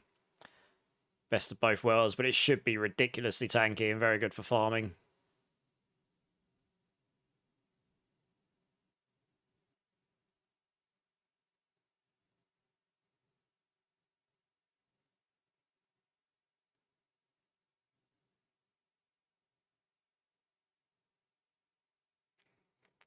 You need something to play. Does your PC not run anything? I thought you played games before. I thought the PC did run stuff. This is an obvious farmer, but do you think Necro will have any good farming options? I mean, I've heard Necro's going to have some great builds. I think that Bone Storm build's still going to be viable. It's just not going to have 100 storms, right? You're going to have 10. It's still going to be really good, I think.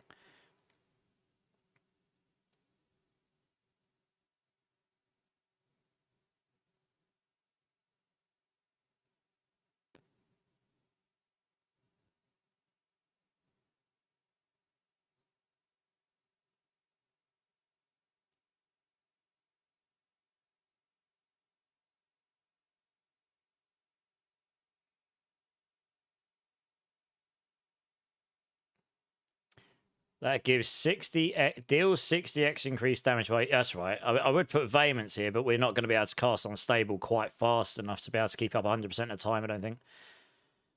I think we generate Barrier pretty regularly, if I remember rightly, on this build. Somehow, how do we generate Barrier on this build? I remember it being doable. I can't for the life of me remember how I did it.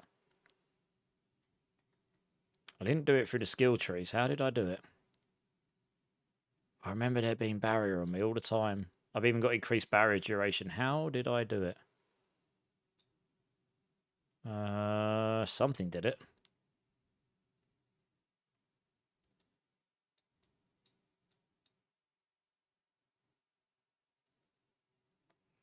I cannot remember. I'd have to go back and look at my video. How did I do it?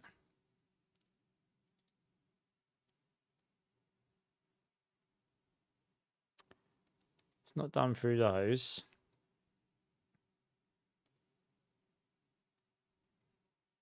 Yeah, it's none of that does it. How did I generate barrier on this? Because I'm not using the cooldown stuff to generate barrier. Increase damage while you have a barrier active. I do vaguely remember it happening. Is there a perk for it? I mean, that's obviously Mana Shield.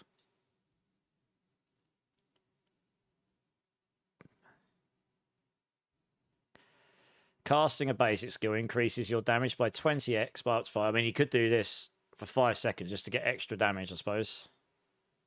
Or cast a basic skill every now and then. Have I got a basic skill on the hotbar still? Maybe not. No. Well, you got two options. You either take Lightning Spear off and put the... You lose a little bit of scaling on your ranks, but you could put one of these in. I mean, it's a 60x damage. That probably makes up for it. But you'd want to be able to cast and get enough lightning spears. Absorbing crackling energy has a 10% chance to conjure a lightning spear. I mean, that should probably do it. We'll be spawning so many crackling energies. Our lightning spears should be maxed all the time. We need those all on the bar. Let's probably change that for, I don't know, say Art Lash. Or actually, you probably just use Spark, right? Because it's ranged. Doesn't need to hit, it just needs to be...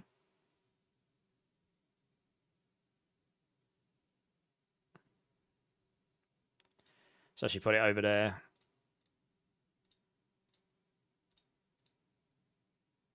There you go.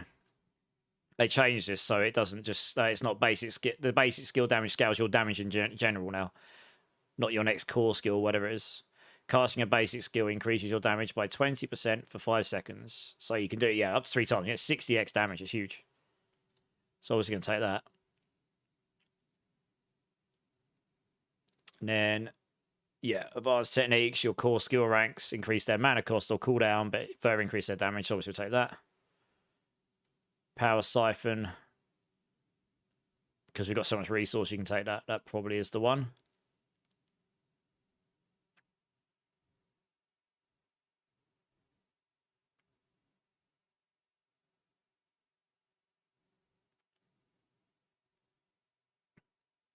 I do want mana infused conjurations.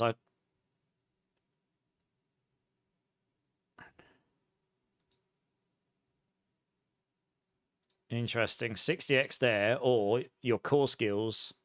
Your core skills deal 100% increased damage, but also reduce your maximum current resource by 20 for 6 seconds. Actually, I don't think we do the basic stuff. The mana infused conjurations is a lot of hidden damage here. It does drain the mana. But because we had so many conjurations flying around on top of the enchantment, we had so many static ball lightnings, it was actually creating lag. It's quite funny. White Wolf, how's it going, dude? No, it wasn't from Heradric, I don't think. So yeah, I don't think we do the basic skill stuff here. I can change that back again. Can't fit it in. The amount of ball lightning, static ball lightnings I spawned here was cracked. I could definitely try changing that out at some point, but it does create a clunky play style, having to swap between casting ball lightning and that. This was way more comfortable to play. You just go around with your ball lightning and you just teleport around and annihilate everything. It was actually really easy to play. So I think that's fine. It's cap armor, intelligence, crit damage. So that all makes sense to me because we're not doing the overpower here.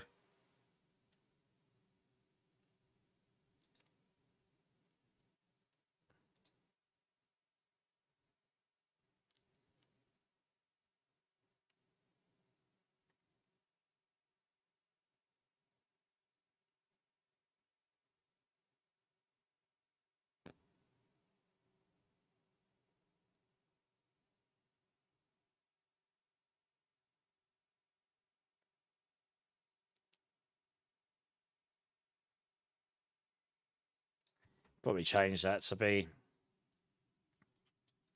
not designed to push high pits. Super tanky, very easy to play, high mobility, incredible farming build.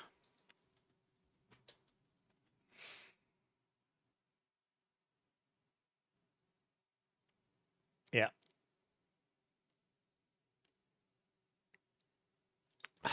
Cleared pit 100 plus in under 4 minutes on the PTR.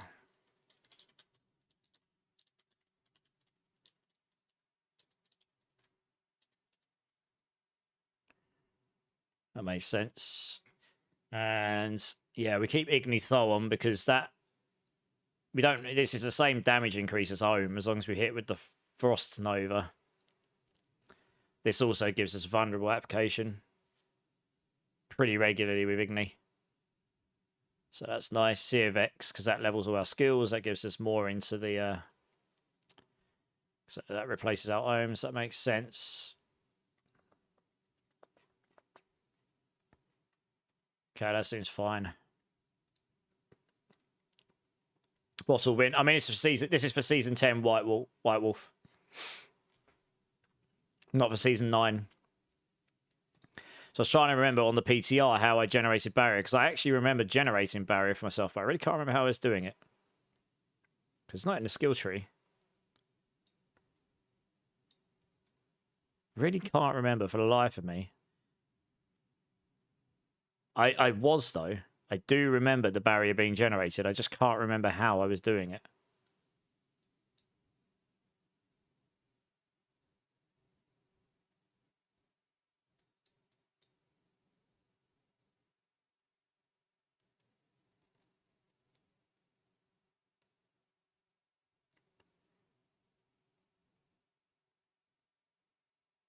I honestly can't remember. I mean, I obviously did. That's why I got that there. How did I do it?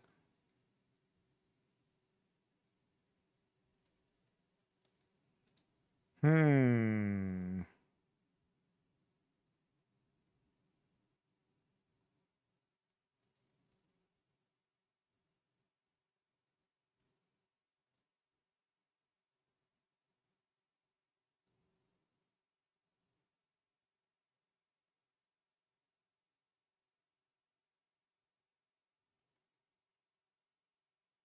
Yeah, I honestly can't remember.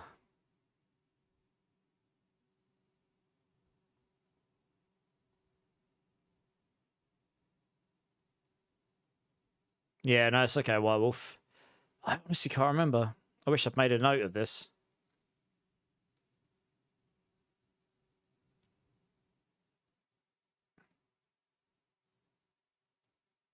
I did write this up. One major bug and one minor bug. Oh, the minor bug's this, so we don't have that anymore. Yeah, one major bug.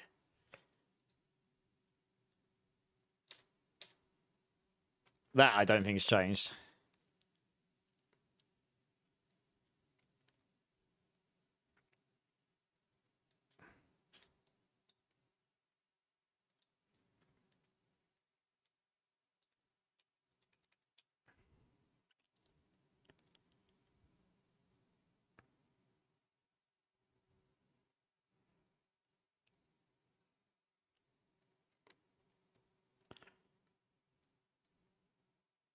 Did I write it here? I hopefully did.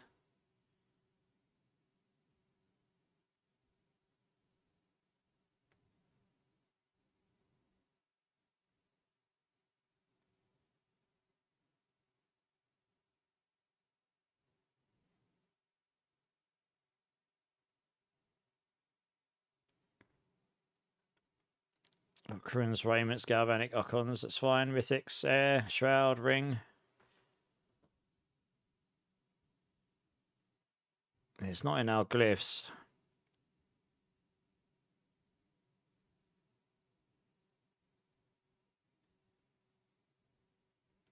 Mana Shield, Mana Infused Conjurations, Power Siphon, Advanced Techniques. Yeah, that's what I was using. Makes sense.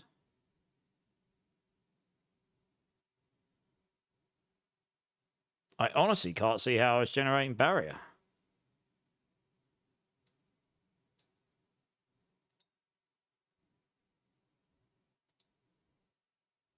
Not normally stumped by this stuff. Why? I remember having Barrier. How did I do it?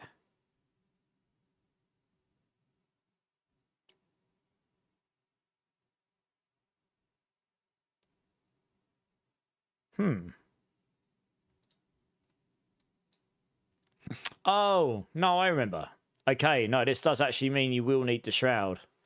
If you've got the Shroud of False Death on, of course, that gives you +1 passives. That gives you access to +1 in protection. Every time you use a cooldown, you're going to get Barrier. Of course.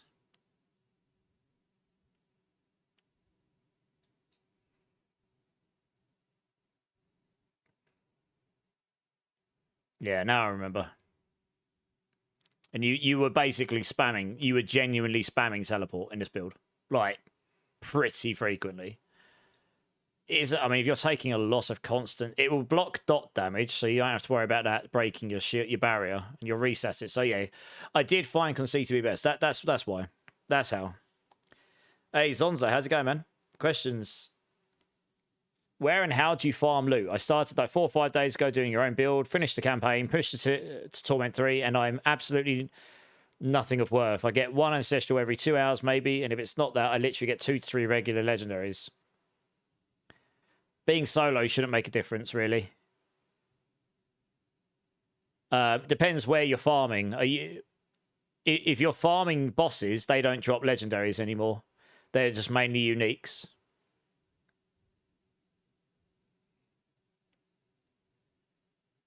If you want to get legendaries, then you want to be doing like pit runs and in Torment 3 and do your nightmare dungeons and all your other stuff. Just don't do killing bosses doesn't drop legendaries. So I don't know what content have you been farming to try and get your legendaries. Yeah, I'm gonna have to see how that plays. Maybe Conceited won't be the best here, but anyway, this will be fine. I think Oculus there, of course. Charge Flash for the crackling energy. I mean, that might actually be ridiculous now.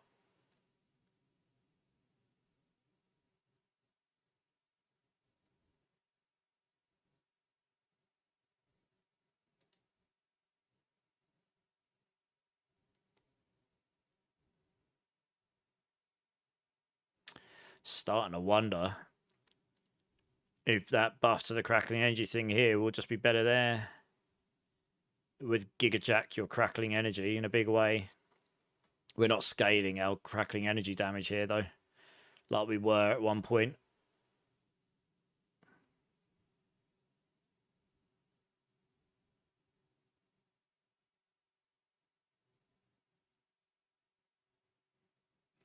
But yeah, that's right. Crackling energy now gains 10% damage for every level in shock skills you have equipped.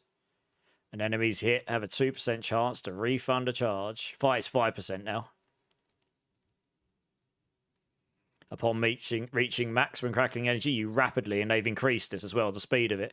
It very quickly unleashes the charges, dealing massively increased damage.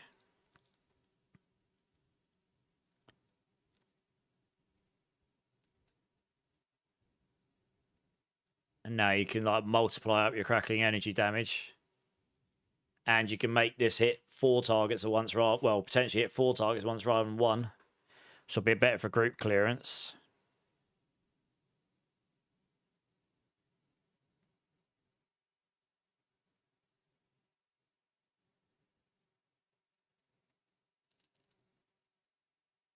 Because that actually did quite a lot of damage before, legit. Esadora's Overflowing Cameo, legit, did a lot of damage.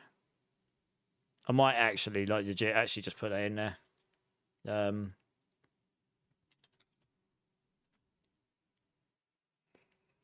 I didn't use this because it didn't scale your crackling energy. It just, the waves did absolutely nothing in the high ends, but your crackling energy itself actually did do quite a lot of damage. It only hit one target though, so it was a bit meh. But this will allow it to hit 3 or 4 targets potentially. And it scales the crackling energy damage even further, so it'll hit even harder. I don't know what the percentage chance on that would be. It'll probably be like, I don't know, 40-something%, but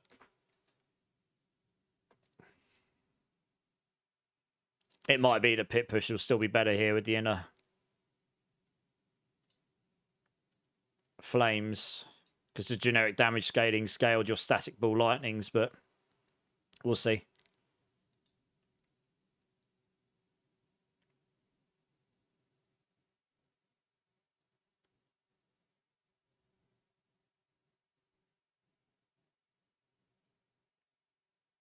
So this actually works really well. Yeah, the farming version here, putting the Oculus on gives you loads of ranks in teleport, which scales your Essadoras even higher. I mean, that single Essadoras was absolutely wrecking everything. It was ridiculous with that. You're not going to get your triple hit with it, but still. Obnoxious is here. How's it going, dude? Yeah. How's it going, man?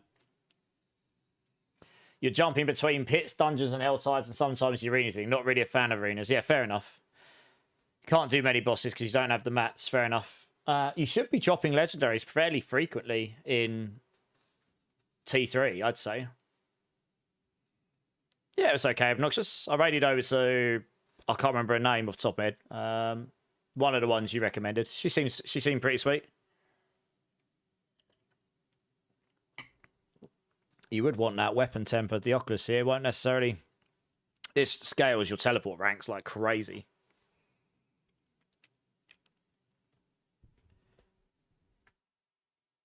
And grants you like, well, it also means you can teleport super fast.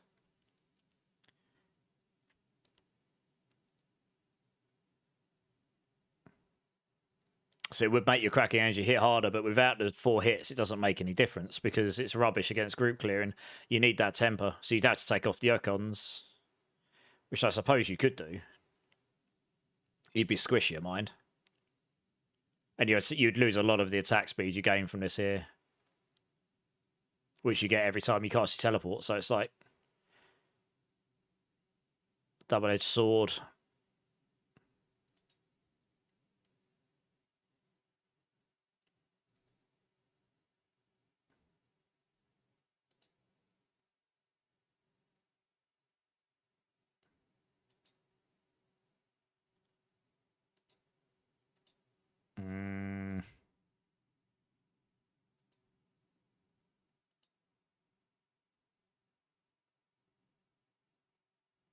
Yeah, okay. We'll leave it like that for now. It's kind of what I had for mercenaries, Subo, Bloodthirst. Yeah. Skill trees are probably okay. Paragon. Yeah, I didn't spend all the points out, did I?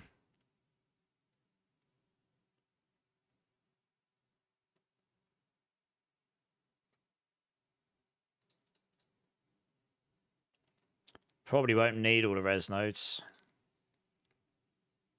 Yeah, let me know, Zonza, because I would have expected in T3 for you to drop legendaries fairly regularly in that content, to be honest.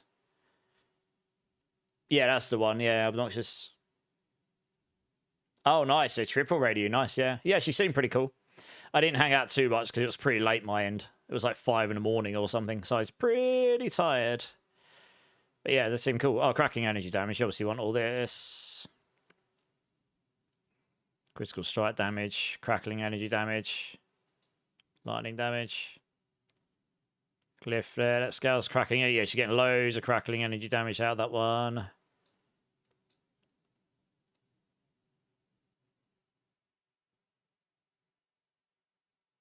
Oh, I'm going to want to change this, aren't I?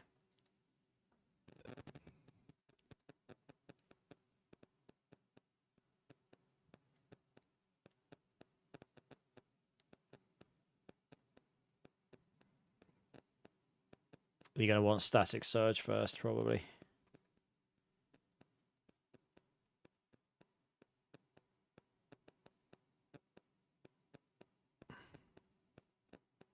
Resource cost reduction there as well. You won't need that. So much resource cost reduction on the build. You won't need this. That max life is nice. You probably don't need that.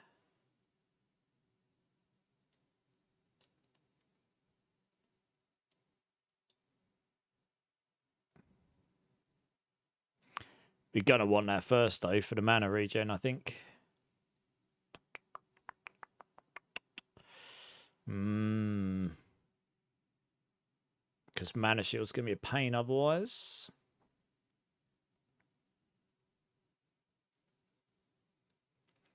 Oh, we got a static surge. I might actually have to delete this version and make a note of this stuff. So I don't have to do it twice, because it's going to be painful otherwise. And this here.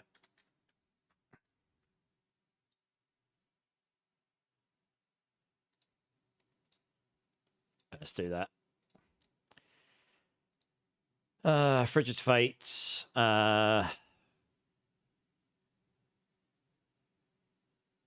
I should have kept that one. I changed this one just so I could look back at it, I guess. Oh well.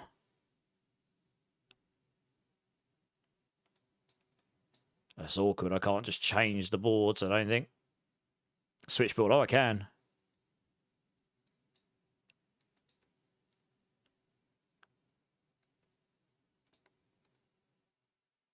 Oh, that is handy. Okay. No, we can do it. Okay. Nice. I can jig this around. What was this one? Crackling energy damage. What's that one there? Enchantments are stronger. Extra damage.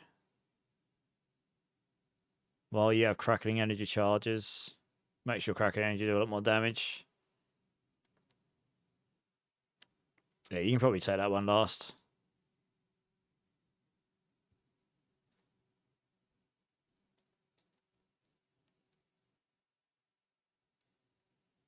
I mean, we are stunning enemies a lot. We really don't need those. So what we'll do is that there. Huh.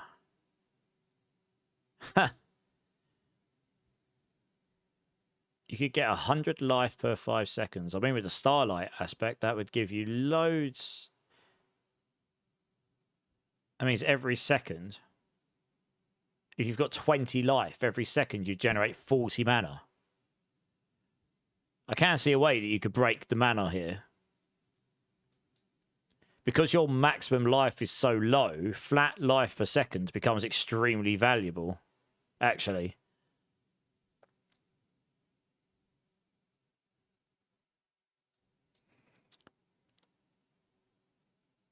We don't have any more here. That's actually hitting received. Yeah, it's come through there. I mean, that... The Starlight aspect, I reckon, is going to be really stupid on this build. Honestly.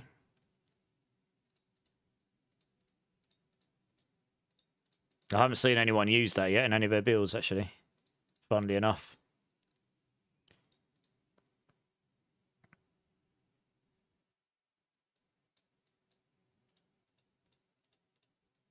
Like, no one's mentioned it as being a way to work, but... Yeah, I mean, if you were generating, say, I don't know, 500 life every 5 seconds, so 100 life a second, that'd be 5 times activation on your... Oh, no, you need to 120% of your max life. So, yeah, if you're generating... If you've got 20 max life and you're generating 100 life a second, nearly every second, you generate up to 45 mana. It's another way of scaling your mana per second, I suppose. The Blizzard thing will be better. But it does mean you'd have to cast Blizzard in between your skills, I guess. Could be done, though. Yeah, Shamgar, good. How you doing, dude? It's not like it drops rares on magic, so it shouldn't do that. Yeah, it drops legendaries, but it drops maybe 2 to 3 per chest in Helltide, for example, and out of 20, maybe, as an Ancestral. Yeah, farming Ancestrals gets harder. Yeah, fair enough. Ancestral legendaries is different to legendaries, really, I guess. Yeah. I mean, that's the thing in these games, I guess, right? It is just a farm. Looking for the items you want gets harder and harder and harder as you go up and up in difficulty in the content, I guess. That's just lucky hit chance. We could probably get away without that, honestly.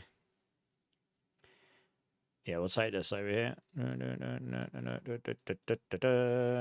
Oh, if you took that lucky hit, Starlight stuff, you take all this stuff, I guess. Damage reduction for vulnerable. We'll take this.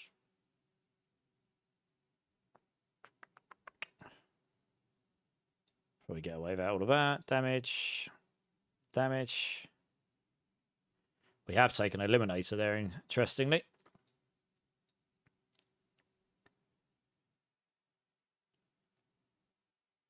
We've taken all the stuff there anyway. I haven't bothered taking... I mean, you get max life here, but max life scalers means nothing to us, actually. We don't want to scale our max life, actually. That's why I didn't take these. It's actually a really easy build to activate, that's right. Because your max life's really low. And it's been reduced to 1%. So scaling your max life doesn't really do anything for us, actually. That is genuinely why I didn't bother. And you capture resistances anyway, so you just don't bother with those. You take the bare minimum you can. So I can probably get away without this. Don't necessarily want all that, to be honest. Might flip that round.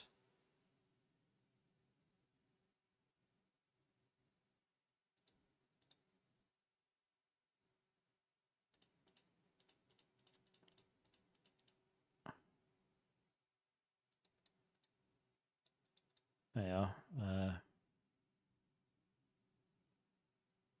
Alright, well, you won't need all the decks here to activate it. There we go.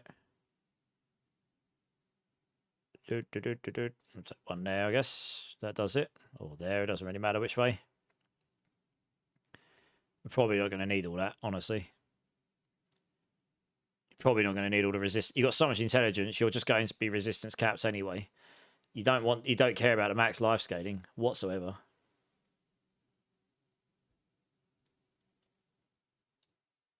Oh, that's right. We want to come through here, don't we? Yeah, we'll go through here instead. There we go.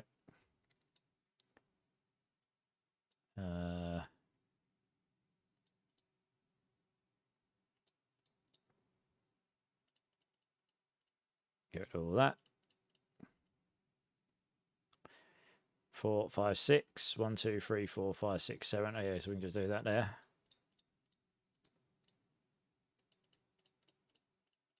There you go. Don't need this.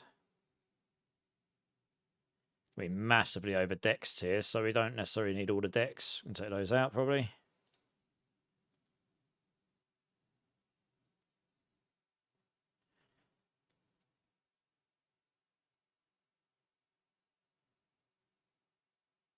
Seems reasonable. Straight into there. Yes, that's max life again and res. We just don't need that. That's max life there. Max life there. We don't need that. Don't need the max life. Probably don't need the armor.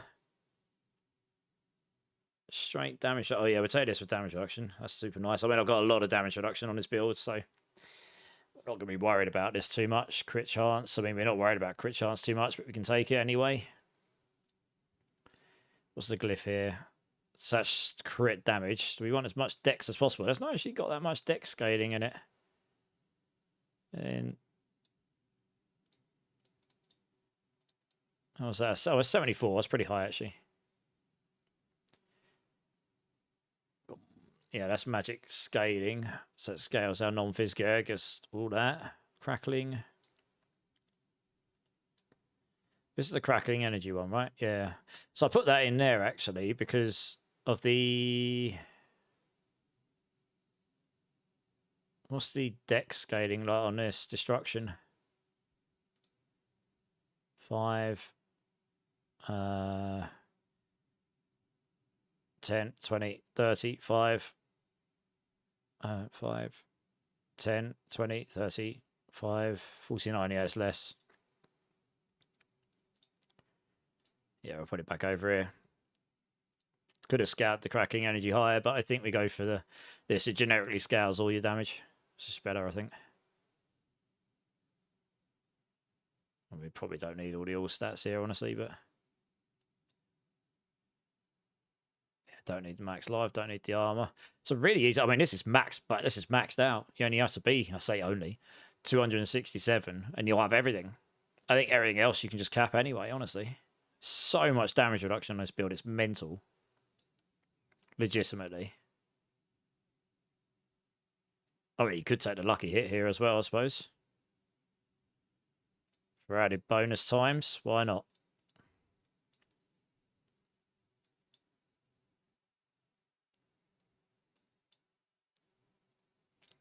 Damage down there, damage there, damage there. Forgot about these. And there you go. 266, and this build will be completely jacked, basically. No reason to take any of this other stuff, particularly, at least in its current form. Easy peasy. Do you know if... I don't know if it's coming, no, but if it is, I don't have any knowledge on it, no. The collab on Season 10. They did say there was going to be another collab at some point, didn't they?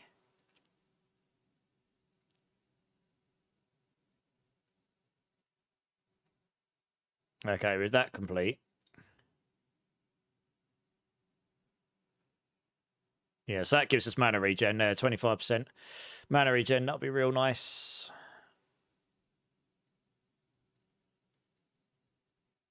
We're doing that. Yeah, we can use that because we're using a defensive skill. Straight up damage there. Let me just double check the rest of these. I would sanity check that I was sound when I did this before. I mean, technically speaking, our main damage was coming from Ball Lightning, and Ball Lightning would scale on Adept here. Yeah, as a elites. That's how scales our Ball Lightning. Mastery skills have increased area and additive damage as well.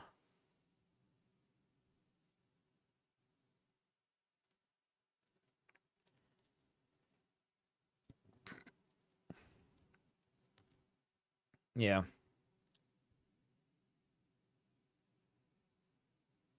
You would gain a lot of additive Ball Lightning damage here, like a lot of it.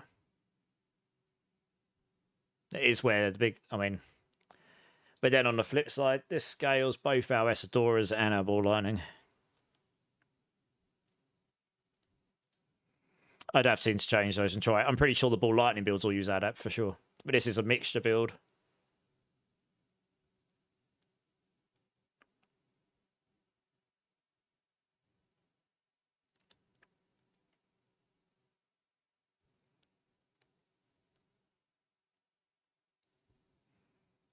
Yeah, that's not terrible. It's lower on the boss multiplier though.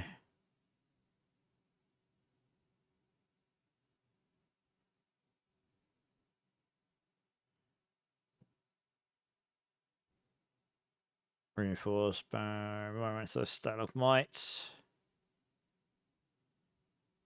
As we got no way of making them burning. Yeah. Yeah, I think the only one you'd possibly swap out is Adept if you really find the Ball Lightning's your main damage, but I think Charge with that new buff, the Crackling Energy, will do a lot of damage in the pit pushing version now. And you'll have a chance to hit multiple targets, so I think it'll be pretty decent.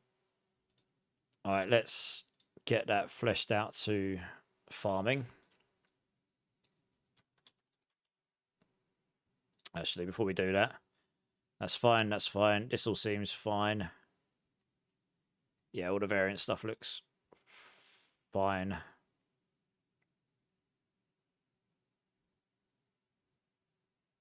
Yep.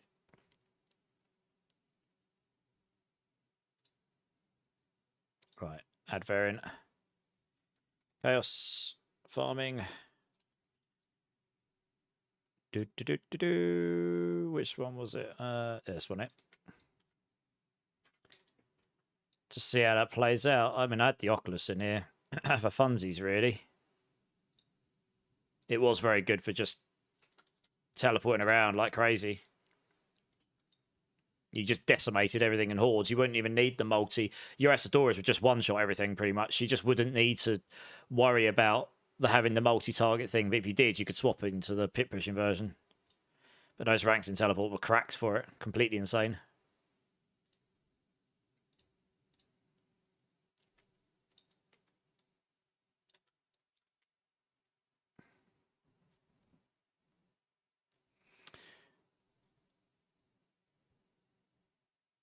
Yeah, what I'm trying to create here is a really easy style play farmer, just like not having to swap between like casting Blizzard and all that at the same time. I think it's doable with this version of the build. I think so. We'll have to see if the farming ends up being better than the pit push. You might need the extra resource stuff. And it might just be you just have one build for both.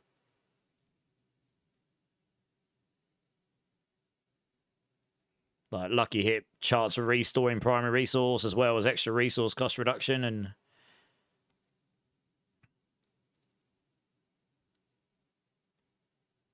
yeah, we'll have to see. I'll have to try it out. Or if someone tries it before me, so let me know. It's easily solvable though. I know one other way we can make it better as well. But this is gonna be crazy. It's just gonna be super easy. You're gonna be able to. You're not going to be able to teleport quite as fast as the evade tech stuff where you literally just go across the map like stupid. But you're going to be able to teleport pretty quickly like I did on the PTR. You're going to group everything together. You're going to be giga tanky. Crit chance is solved. So you've got 100% crit chance. You've got the most ridiculous amount of damage reduction I've ever seen on any build. Attack speed solved. You never have to worry about that. You're going to have the maximum amount of attack speed you could possibly get on a Sork for free, pretty much. And you pretty much lag the servers out because you because you spawned so many static ball lightnings. I actually caused the servers to lag on the PTR. It was quite funny. So yeah, and I think you'll be able to sustain the mana shield. I mean, if you're not going for the overpower stuff, you just go for resource cost reduction and make it cost less, and then just outweigh it with mana regen. Yeah.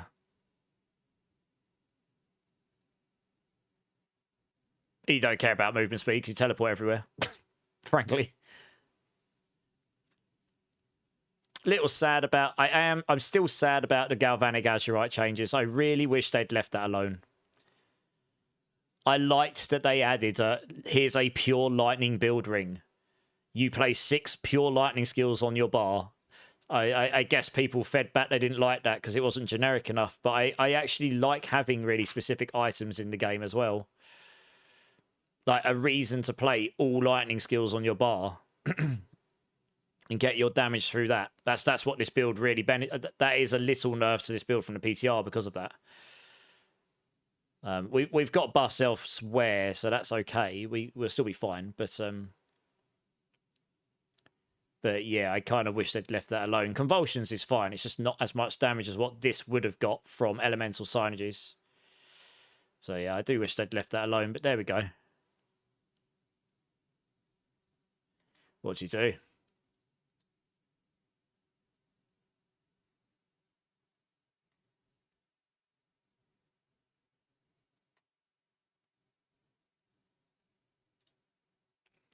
Well, I didn't really check down the rest of this, but...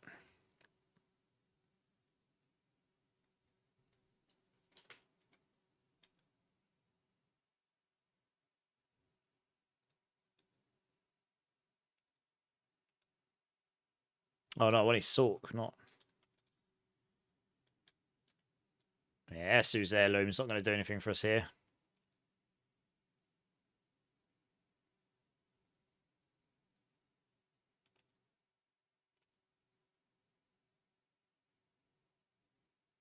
Fixed an issue where Ball Lightning would stop dealing damage when enough attack speed was gained. That will probably buff my build. Because I had ridiculous amounts of attack speed. So that'll be nice. We'll see how much of a difference that makes. Yeah, I wish they'd left that as elemental signages, but never mind. I think it could go to +5 or something. So overall, it was 5x, so you get 30, 60x rather than 30, rather than it's +3. No, you maybe get to +6. I think you maybe could get this to +6, yeah. So you would have got 6% extra per skill, 36. So you would have got 72x as opposed to 30. So it's a bit of a bump, a bit of a reduction, but hey ho. Yeah, a little bit of a bummer, but there we go. Lightning Spear, crackling. Oh, the crackling energy base damage was giga-jacked.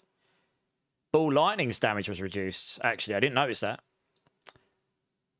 Whereabouts in the patch notes was this? Yeah, crackling energies base damage was giga-jacked. Ball lightning's base damage was reduced a bit. That might have been in the older. Fixed an issue where Ocon's catalyst could maintain overpower longer than intended. I mean, that won't affect me because I wasn't using it.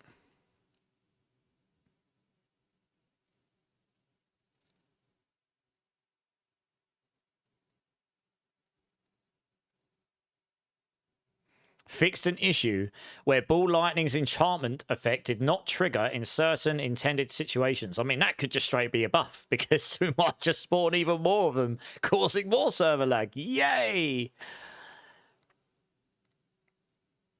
Which would be completely ridiculous. We'll see.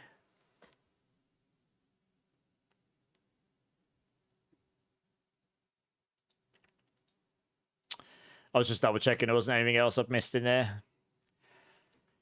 We can be zeros together. Nice! All zeros. Thanks for the lurk, Easy.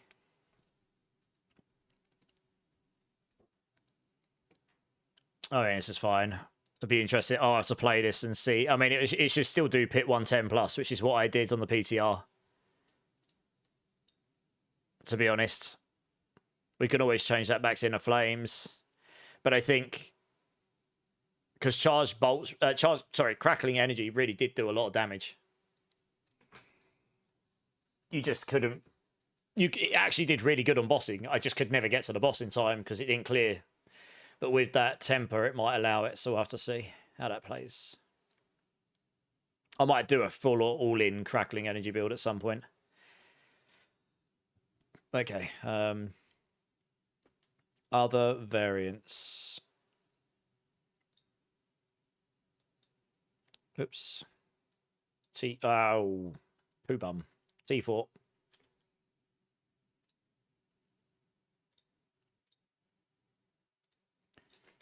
Yep. This is without Mythics and Chaos Armors, so that's going to have to be reworked a little.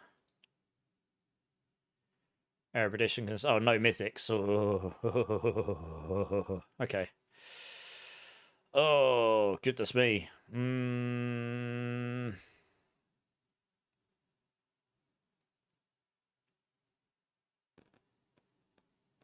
Right, those can obviously... oh, no Mythics, yeah. That can go there. Guess if you're not using that, you probably won't use the towers because you're just using your lightning skills here. So we'll use a legendary ring, I guess. I'll try and work out what I use instead now. Oh, you can still put your raiments in if you really wanted to.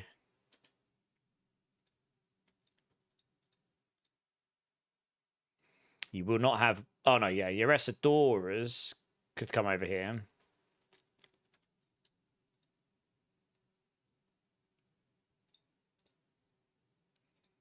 So you're still going to be giga tanky. And honestly, I think the Essadoras alone would giga nuke everything here. Legit. We just destroy everything.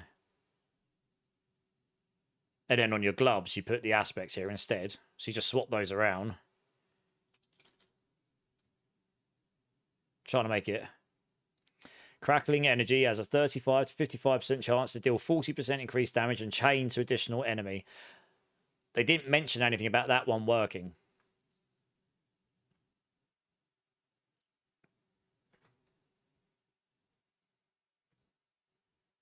But if...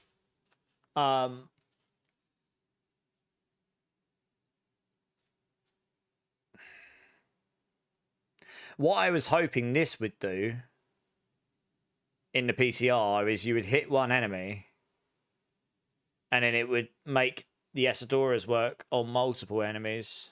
And I don't think it made your crackling energy do more damage. It didn't make it chain to additional enemies, though, I don't think. But if you've got 4 of them that come out and they chain, maybe. I can't remember if the chain might have worked. But it's only an additional enemy. That's right. So it would only hit 2. But if you proc it hits 4 targets and they all. Oh, it's just a charts based thing, right? But if you make it so that or it hits out 4 enemies and they all chain, you could hit 8 enemies at once, dealing even more damage. And your crackling energy would shred stuff here. It just would. But we'll take charge. That's just straight up crackling energy damage. And at this level, the crackling energy was annihilating stuff. Genuinely. You weren't worried about clearing things too much. And that charge bolts crackling energy wave thing that came out would decimate stuff at this stage. It's just, it was in the very high end that wasn't really doing it. So I think this is fine. You don't need max life here, so just go for attack speed or something and then go for core skill ranks maybe. Yeah. Probably, because that scales all your core skills. Why not? Boom.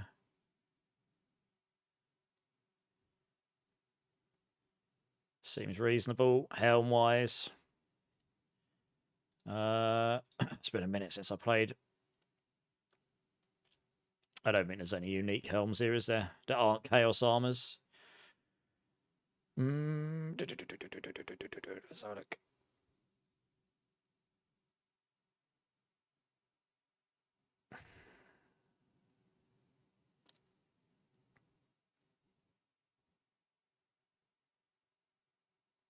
That makes your resource cost very high, but you'd be able to get loads of damage from it.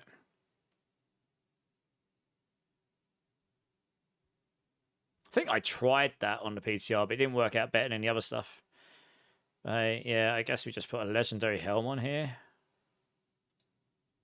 Something damage reduction base for now.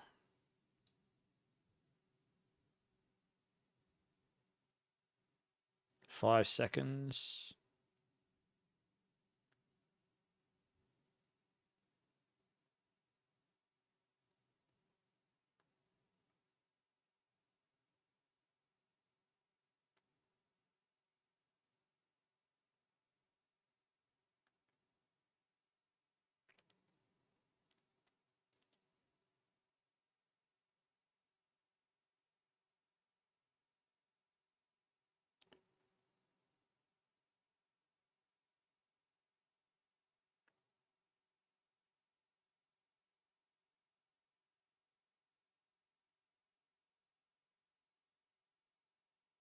Mage Lords.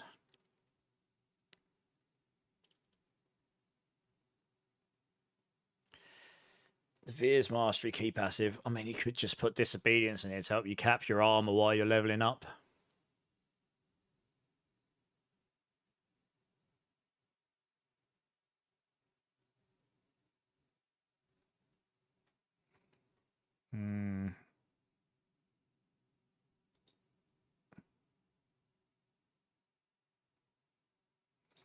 Yeah, I'm tempted to do that. Just to help cap your armor while you're leveling up.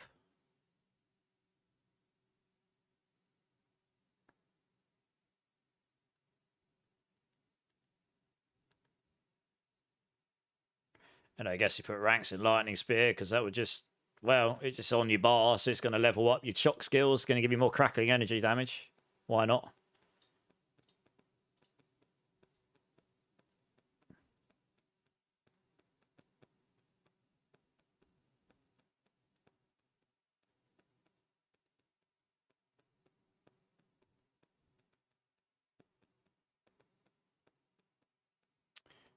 Defensive. Let's just do total. This is just about capping your armor while you're leveling up and getting your skulls. Getting the top skulls takes a minute. Static discharge, crippling, blah, blah, blah. We don't need the lucky hit chance stuff particularly. Barrier gen, no. Thorns, no. No, none of that's lucky hit. Chance to heal. Utility. Freeze, stun, teleport size, frost nova, blizzard, BTR, incinerate. Oh, we're unstoppable because of the teleport all the time, so we're not worried about this. Crowd control duration. Could take that. You're not going to take the Oculus size. You're not, sorry, you're not going to, well, you might take the Oculus. If you've got an Oculus at this stage, you could do.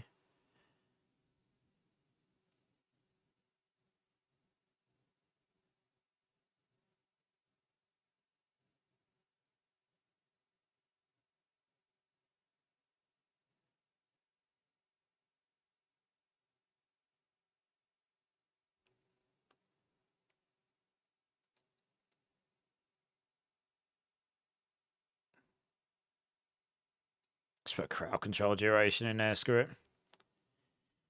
That'll do fine. Pants wise, we're unstoppable quite a bit here.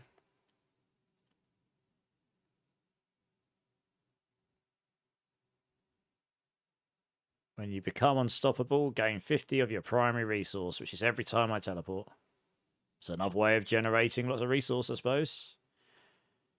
Grants max resource. Max life, we don't care about that. All stats, damage reduction while unstoppable. I mean, even more damage reduction. Wow. You're going to be completely silly how much damage reduction you're going to have here. It's going to be outrageous, honestly. What is this? Hey. We got Ith Day coming in with the raid. Welcome in, Ith. And If legions of people. How are we all doing? Shrabbits says, like, have a dance. Oh, yeah. Shrabbits, how's it going, man? How's it going, Ith? I saw you were streaming D4 earlier. How was your stream? Not been able to jump in one of your streams recently. Torsa Doom, Poseidon, Bobby, how's it going, guys? Yeah, how's your stream, Ith? Guys, make sure you go check out my good friend If. I've been friends with her for quite a long time now. W raid indeed, but yeah, she's just a wonderful human being. Please go show all the love. Yeah, we've been friends a fair while now. Since almost the beginning of my streaming journey, actually. So, yeah, please go show the love. Thanks for the raid, If. Appreciate it. I'm doing boring stuff today. We're doing planner stuff in prep for Tuesday. Going good. Nice. It was good. Got your rogue back up to the point, and she was sending it before I was tricked into, oh, you got a PvP death? Oh, no. Oh, no. PvP death. That sucks. Are you looking forward to Tuesday, Ith? It's going to be good. I'm really looking forward to it. It's going to be a good time. I'll tell you what, you can do actuals conduit here, can't you? We don't care about the bonus on here too much, but... Oh, China alternates between orbiting you and seeking up to 3 enemies. When it returns, it consumes mana. We're not casting it, though, so I guess it's not really an issue. Resource gen is just crazy on this, though. You're going to do that, right? Wow, we got so much damage reduction on this build. It's outrageous. Really, it is. Even out, you take the... Even out, you're going to take the Tibolts. We're teleporting pretty frequently. That'll give you 50 resource. But yeah, no, this just makes your mana way higher to start with. Like a lot higher. I didn't bother using this on my build because I was like, well, I don't need it. But I guess we'll find out when we get there. But I think while you're leveling up, that's probably the play. And then a standard pair of boots with something good on it.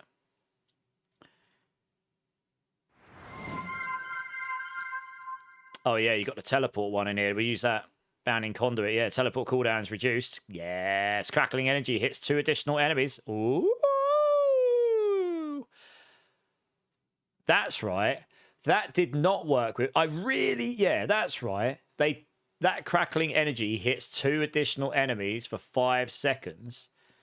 Did not work with the Essadoras. That's right. I think the chain did, but that didn't. But I wonder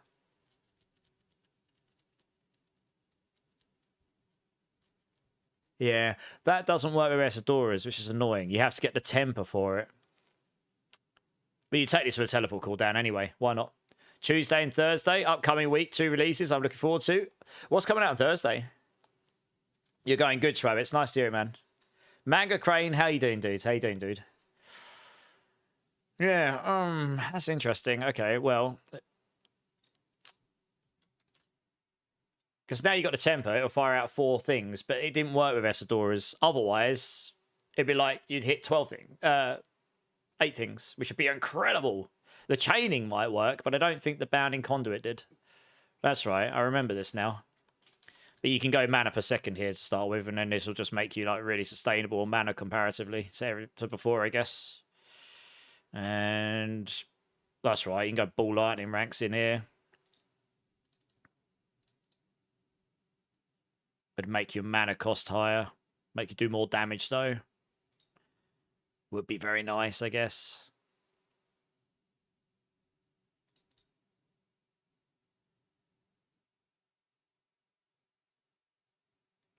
I mean, there is a world where maybe that would actually be better than the raiments and the... I think I tried GA Ball Lightning Boots on the PTR. I swear I found raiments to be better. Because you got the booster glass cannon as a separate multiplier, and then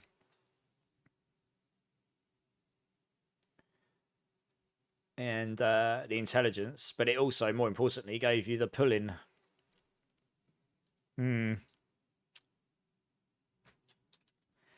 Well, one second, actually. Teleport cooldown reduction. Oh, yeah, that's what we want. Just teleport manually. You're going to be teleporting everywhere like a madman. It's going to be ridiculous. And then utility, well...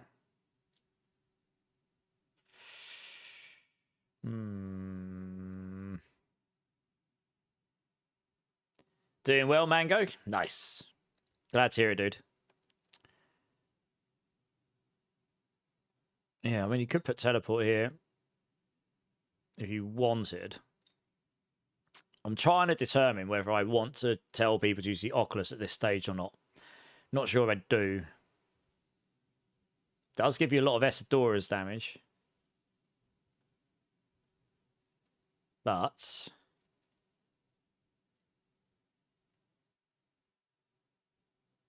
I can't remember how many ranks you get on this. It's a lot, though. I remember you get like quite an absurd amount of teleport ranks on this. It's like 32 ranks or something stupid. And that scales up your Essadoras by, yeah, 320x damage there. It's quite a lot of damage. The flip side is you could put in crackling energy. This only has a chance to deal 40% increased damage and chain to an additional enemy.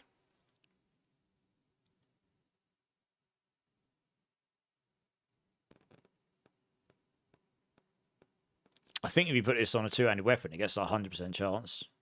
But this is only going on a 1-handed weapon.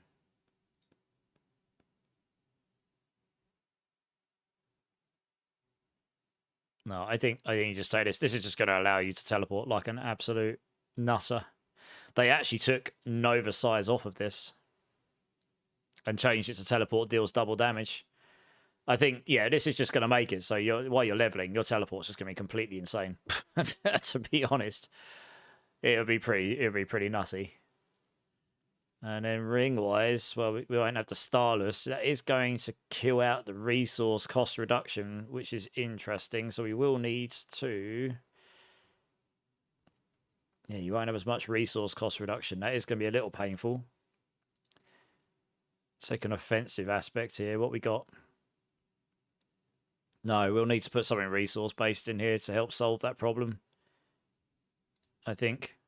If there is anything we can take here.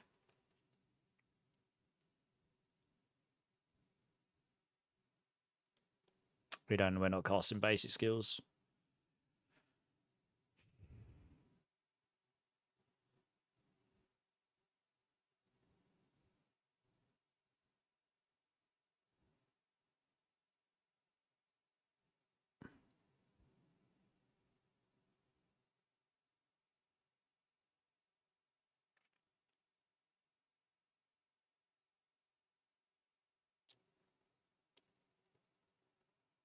8 primary resource when you crowd control an enemy. It's not gonna be enough. It's not gonna be enough.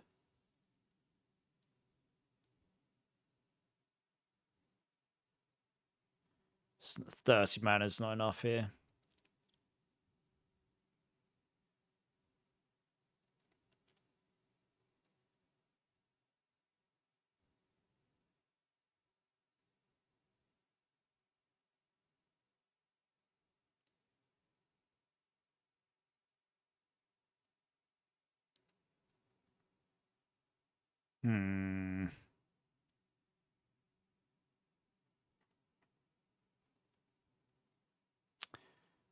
Or do I just go offensive?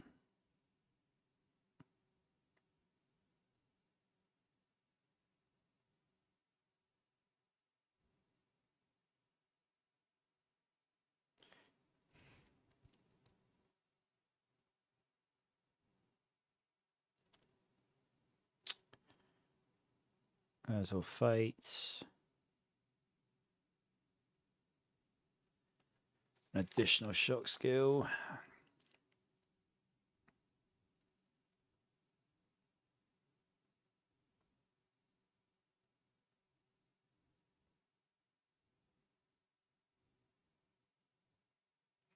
Yeah, we're not using tenuous on this one.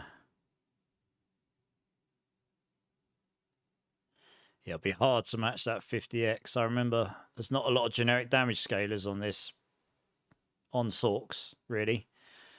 And we won't be generating conceited by default here.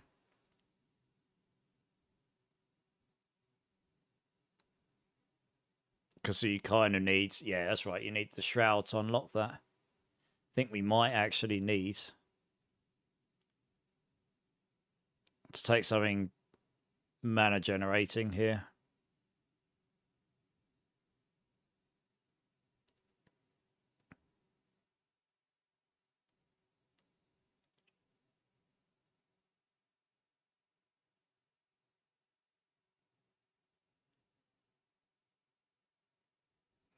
Yeah, I'm actually going to put something resource in there because I think I'm tempted with Starlight. You'd need to have lucky hit, heal everywhere, so it's probably, I don't know. Well, something more consistent, really.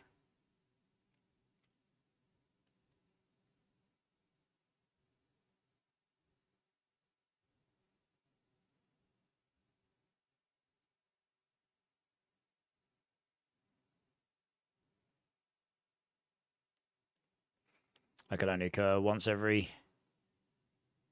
5 seconds. That's not that great. I mean, maybe Umbral is the play because we're just stunning with the Raiment all the time.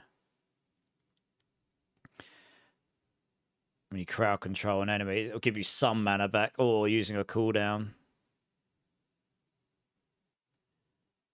We're not using many cooldowns, so just Lightning Spear and Unstables, and that's it. So it's not really that useful. It's not going to proc that much for us. But we will be stunning things every time we use the Raiments.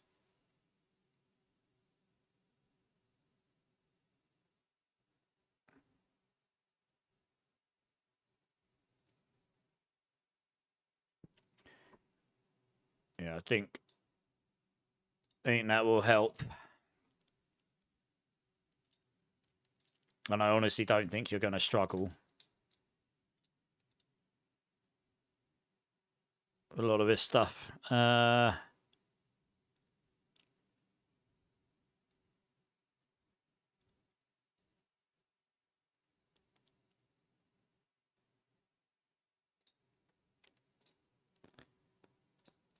then we'll put resource cost reduction in here as well. And then resource cost reduction there as well. Can't remember which one goes higher. Suppose you can also go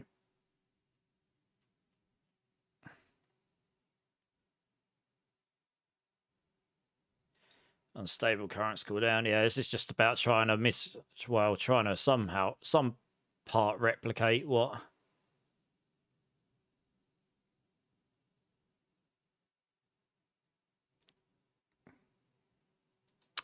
I'm still tempted to put an offensive on this. We're not generating barriers. We can't put conceited on here. If we've got more cooldown, we can possibly go vehemence here. You have an awful lot of teleport cooldown. Like, Inner Flames gives you a load of damage. It's just a bit clunky, that's all. What's the easiest recording software to use? I mean, I use OBS and I can record on my stream, I guess. I don't know what other people would use, genuinely.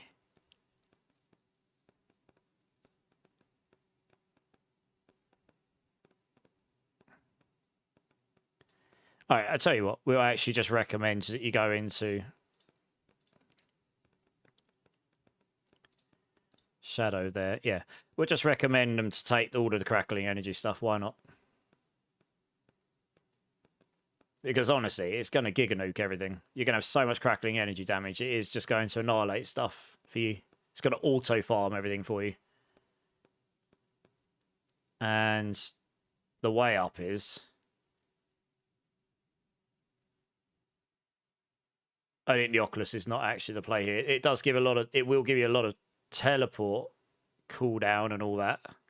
Because of the ranks. And a lot of damage on your on that. Actually, what aspect would I put in there if I put a legendary in there? That's the question. It's the temper I want here. It's the only place you can put... Well, you can put it on the offhand as well.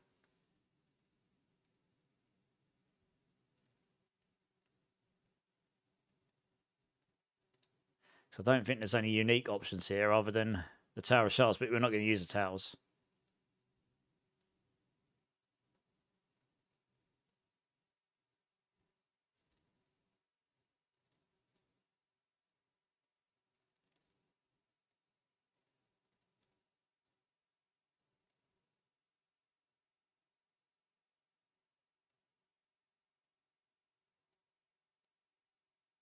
Yeah.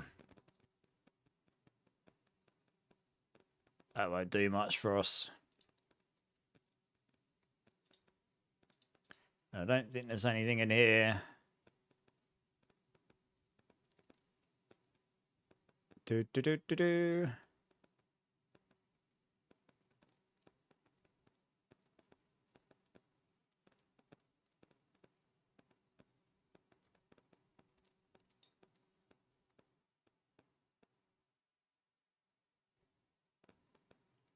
Oh, this should be fine. I remember this just nuking everything until I got to the high pits. Like for T4 but earlier, this is going to be crazy. I don't know what aspects I'd put in here otherwise. That's the thing. You'd want something else, another aspect we can put in.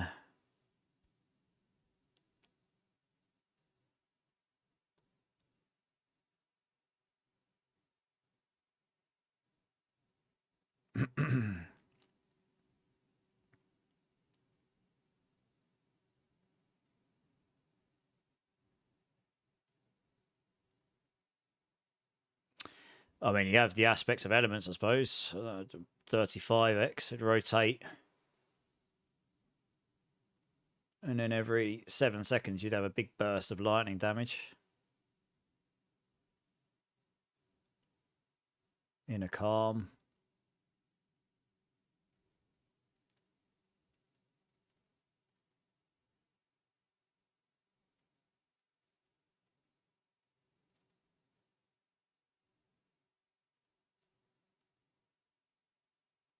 We're not using ice blades here, so the multiplicative vulnerable damage is not that useful to us.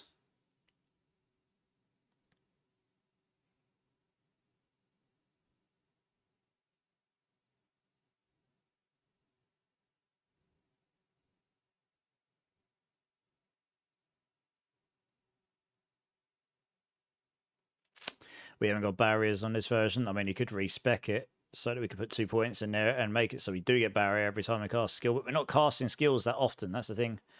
So,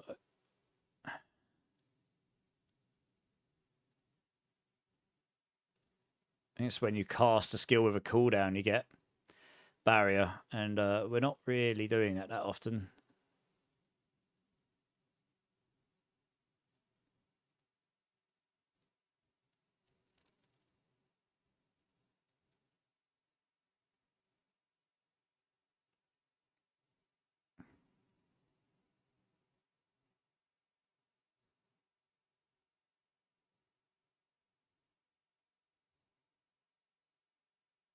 I guess we won't. Well, we won't be at 100% crit chance with this setup. That's the thing. We won't have a lot of damage.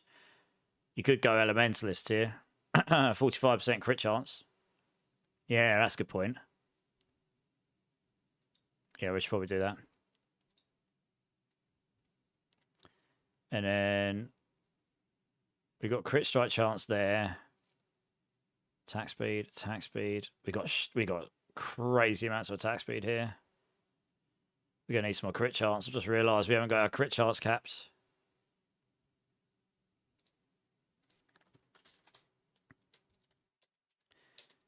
Critical chance there as well. Oh, we can't have both of those.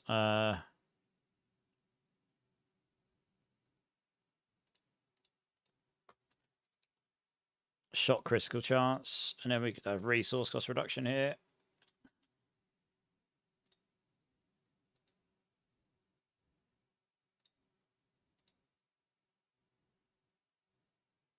Wand, intelligence.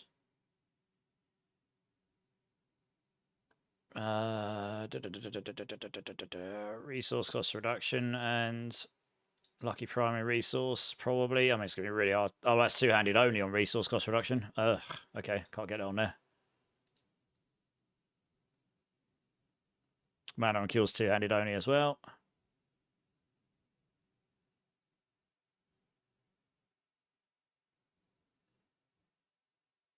Alright, critical then.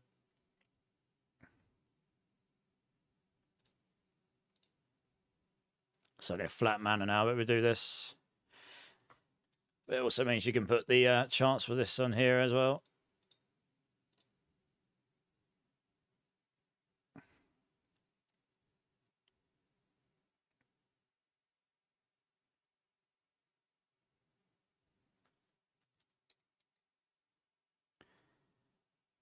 Shot critical strike damage, or just, yeah, we just do critical strike damage to get scales of everything else. Reckoning energy, convulsions, resource cost reduction. So you got at least a decent amount of resource cost reduction there. I need to actually check I didn't put that in here. Huh, what happens to my farming one? That's interesting. Oh, I changed it there, didn't I? Oops. Yeah, I just realised that's wrong. I can't do that.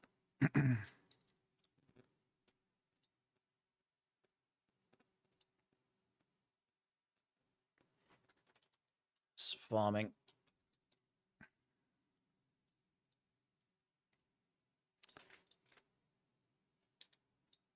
Let's put that in there.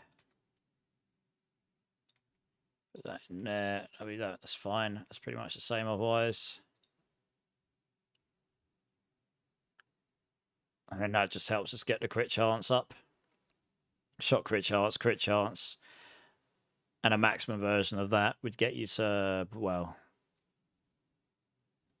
65, 70. And then your dexterity scaling will get you most of the rest of the way there. And you got crit chance on the galvanic. So yeah, that gets you to near 100.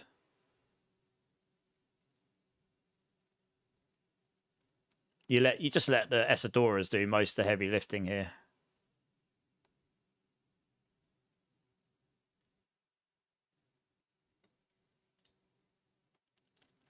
And I'm just wondering whether it'd be worth not really doing cooldowns that much. I really don't think that's that worth it.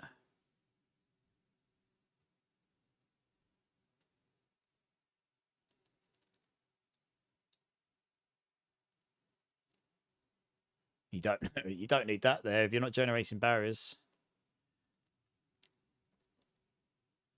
I guess we're casting teleports so much.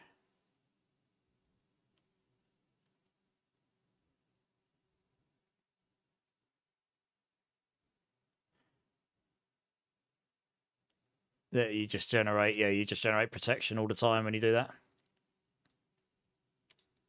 amongst all the rest of the stuff.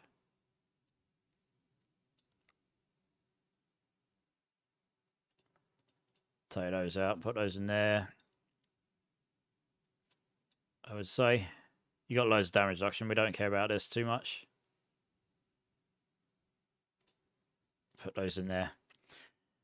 Gives you some level of barrier generation anyway.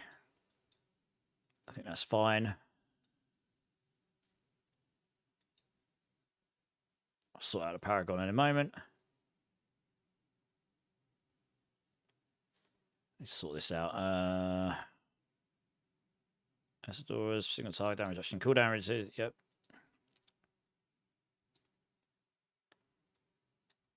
Galvanic.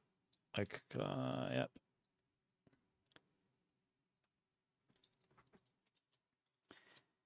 Axials. Oh, my hand's cold.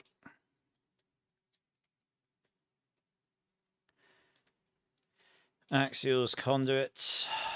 The crazy mana scaling.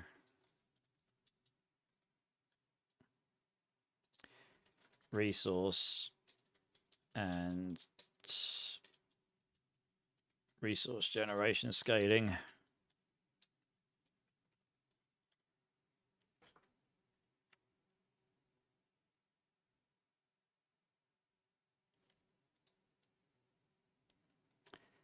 Okay, aspects of disobedience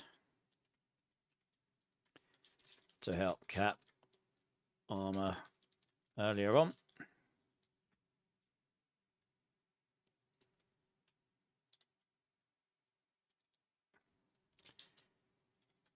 Aspect of charge flash.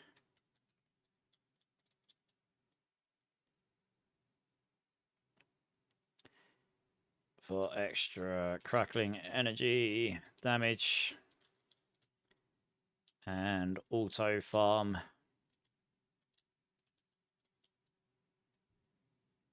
effects. Aspects of the bounding conduit for faster teleports. Cooldown.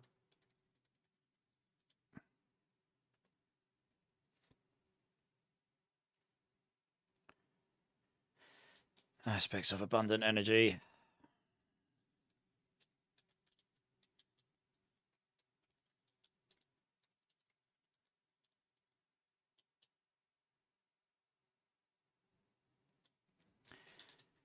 For extra cracking energy damage. And also farm effects. And then elementalists. To help cap critical chance. There we go. Yeah, just about fits. Nice.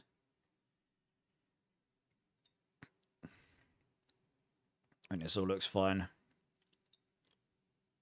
C of X, Ignithol. I still stand by these. I think these are fine.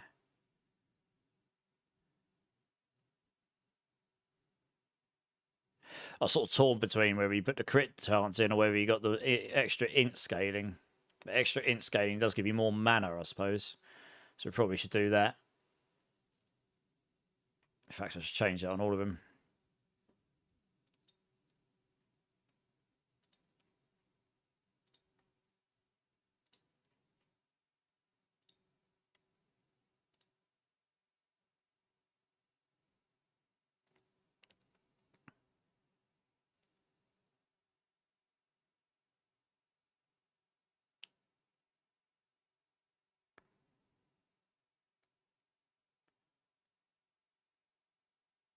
Seems fine. All right. Now what I need to change here is the Paragon.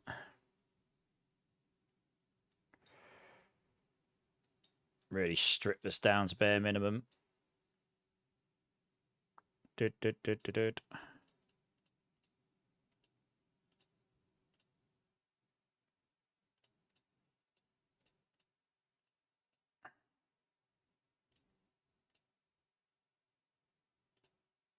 Okay, that is the bare minimum there.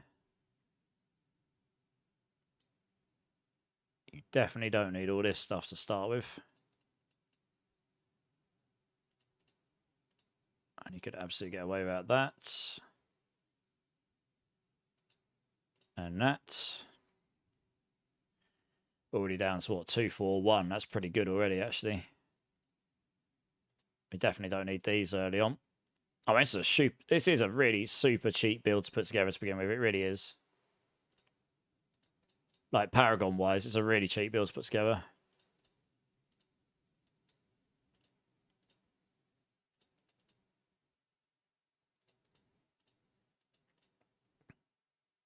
Down to 213.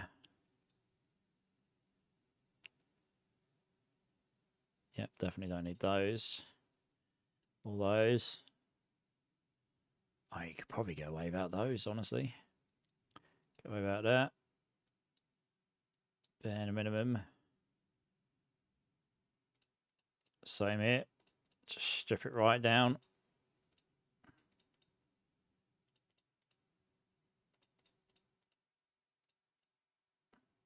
This is a really cheap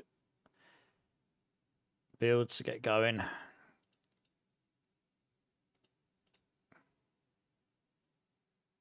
Probably leave it at that.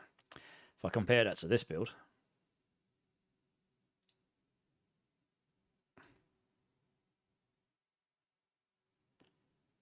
How many did I spend in that one? 232. This one's a 193. You can be Paragon 181, and that's it. Your T4. You got all your boards, all your glyphs, all your legendaries. You'll be slapping.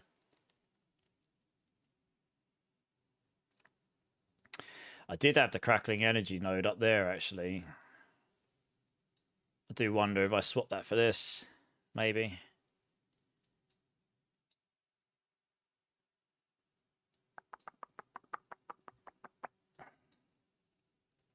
I typically always had that there, but it might be better to go for this one down there.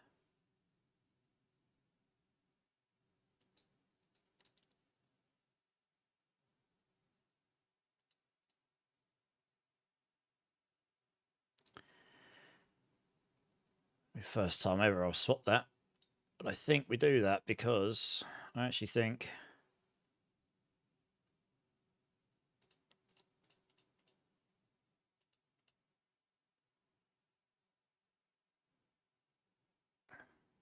that's fine. I can figure that out.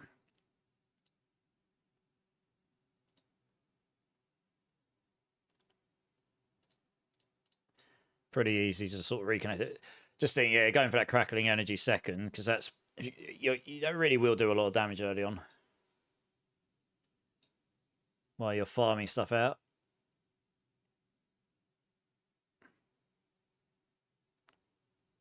One, two, three, four, five. 1, 2, 3, 4. I mean, it seems reasonable enough.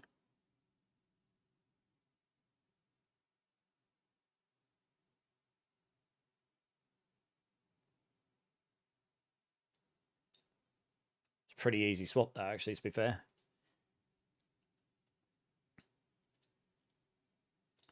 It was easier than I thought it was going to be.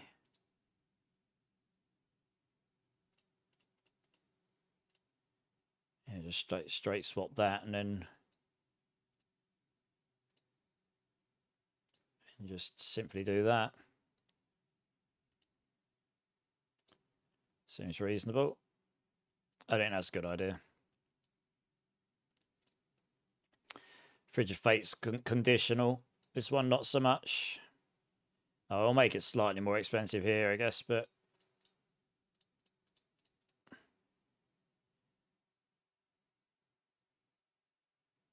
that's not too bad.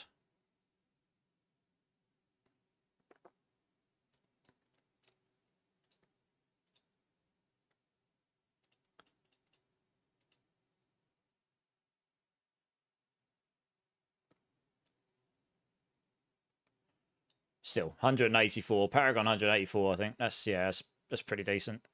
That's pretty lean. Honestly, that is actually really lean. Okay, so what we can do now is we can add the build variant for T3.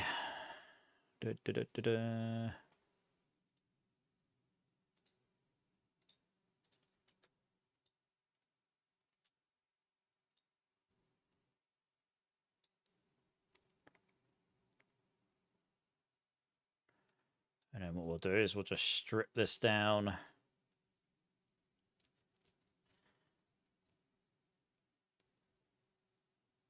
1, 2, 3, 4, 5, 6, 7, 8, 9, 10.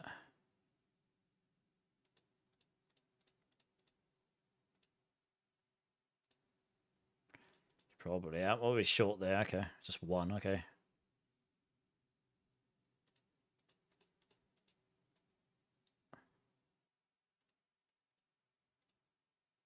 I'm going to make it to T3. You do get all the stuff. You're just taking literal, like you're just taking out some clusters you don't really need. I mean, you'd probably get away without that early on, honestly.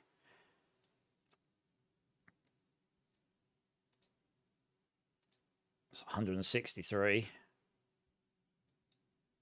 You can't go much leaner than this. That is pretty lean. 2, 3, 4, 5, 6, 7. 1, 2, 3, 4, 5, 6, 7.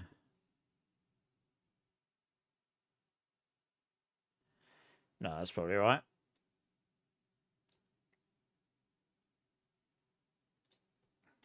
T1 to T2. T3 there, 196. I mean, still lower than that one. It's 168. I think I'm basically on a T1, T2 on this already.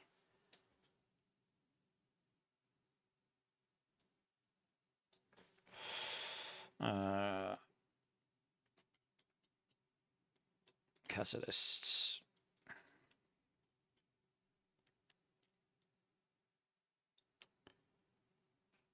Acidora's cameo, overflowing cameo,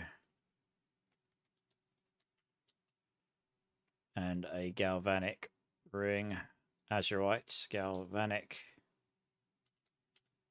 azurite. Yeah, seems reasonable. Everything else is pretty much optional.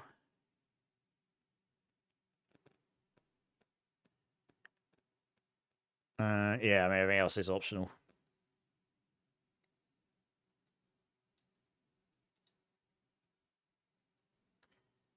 At this point, I think you just strip down this board.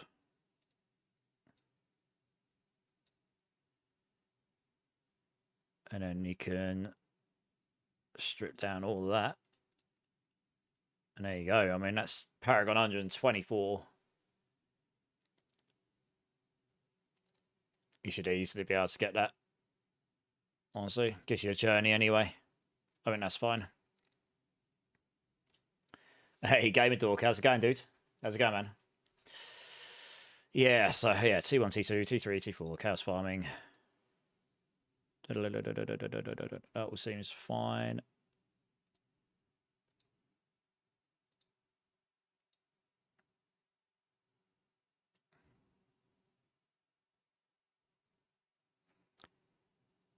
Alright, this one should be nearly done. The written stuff shouldn't really require too much effort here. Not a lot's changed. That makes sense. Yeah, that's all the same. I should actually just straight put crackling energy in there, actually. Crackling energy. Got buffed.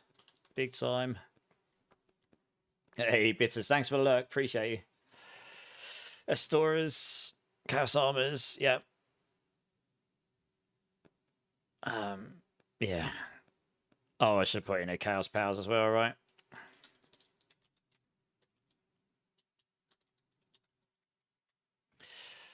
Yeah. Cool skills. Critical chance. All seems fine. All lightning spear. Yep. Astoras, Lockruns, Raiments, Galvanic, Ocons. Okay. Yep. All makes sense. That all makes sense. Charge, Destruction, Release, Tactician, Eliminator. This all looks good. That all looks good. Chaos perks. This all looks good. Because I checked that already. Seated. Right, yeah, no, I did add some extra aspects here, didn't I? Elementalists. Pallid Delve in Dry Steps.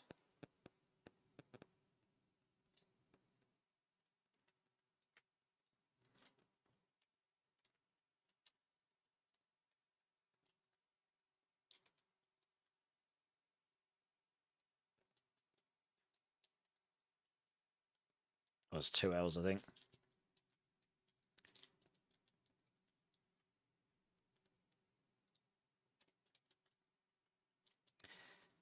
Elementalist aspects. There you go.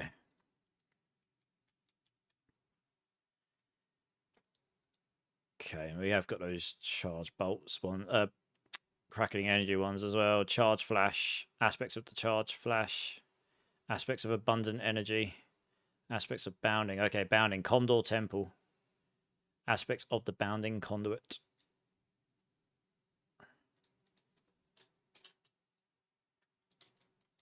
Aspects of the bounding conduit.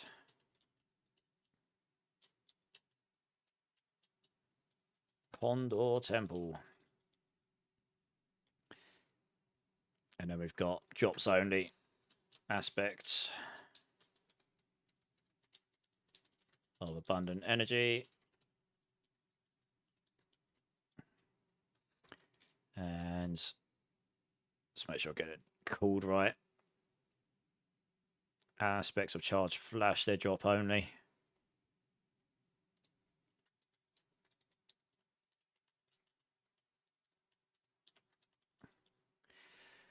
Stick with advantage ones. That seems reasonable. Attack speed is always helpful. These will make sense. That helps you cap your army. Don't care about max life in this. That makes sense. FAQ or add a nice point. I think that's about it. Oh, disobedience as well. You can unlock that one, right? Yeah, Halls of the Damned in Kyrgyzstan. It's pretty handy. Hey, Game Dog. Drink Silly Streamer. Cheers, everyone. Appreciate it, appreciate it.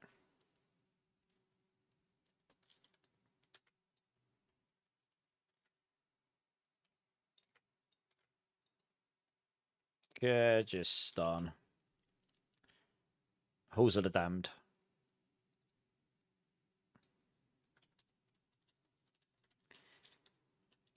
Aspect of disobedience.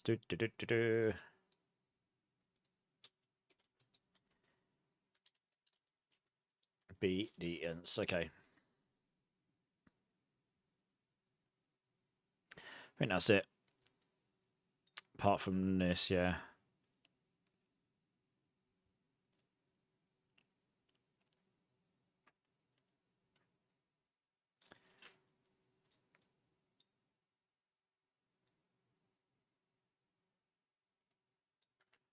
Let's do that there.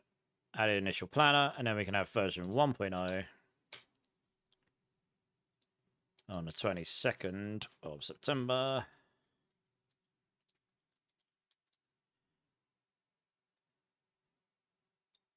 Updated for season 10.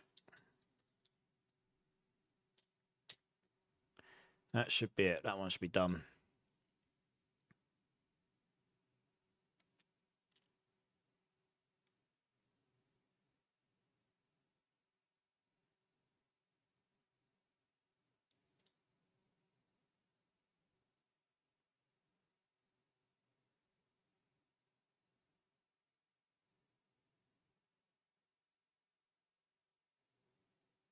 Oh, got a terrible spelling mistake right there.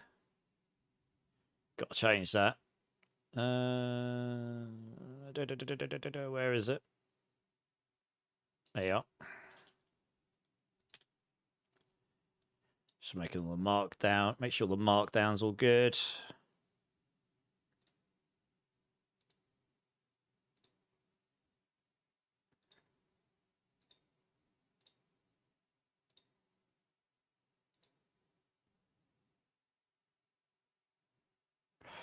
Yeah, that looks a bit weird, doesn't it? What we'll do.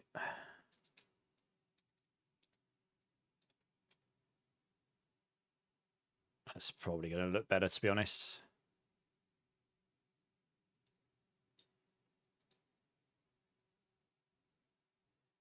Can I put spaces between them? That would definitely look better if I could. Oops. Yeah, that'd be nice. Nope. Okay. Guess we just do that then. Yeah, I can't put any spaces between it. It's kind of annoying, isn't it? Never mind. How did I... 1 second. How did I... Did I only have drops only? Yeah. How did I do it on these builds?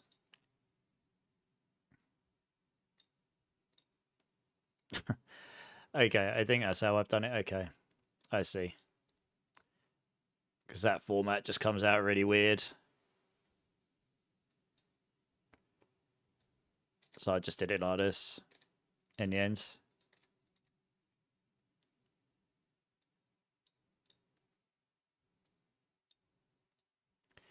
Yeah, it looks a bit cleaner.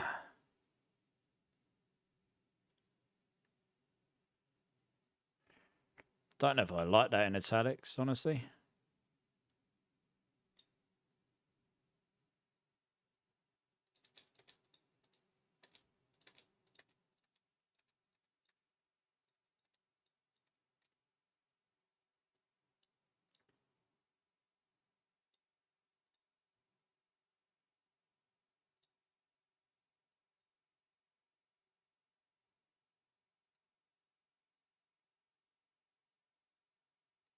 Yeah, it looks better. I'm going to change that one as well. I'll probably have to change down all the guides, but I won't go back through and do them all retroactively right now. I'll just do this one while I'm here.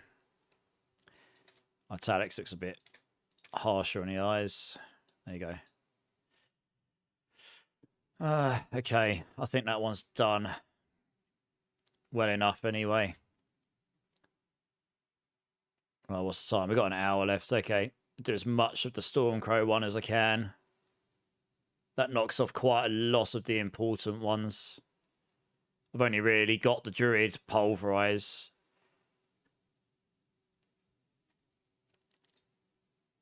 If I can I'll get most of the Raven one done. Got the Pulverized Druid.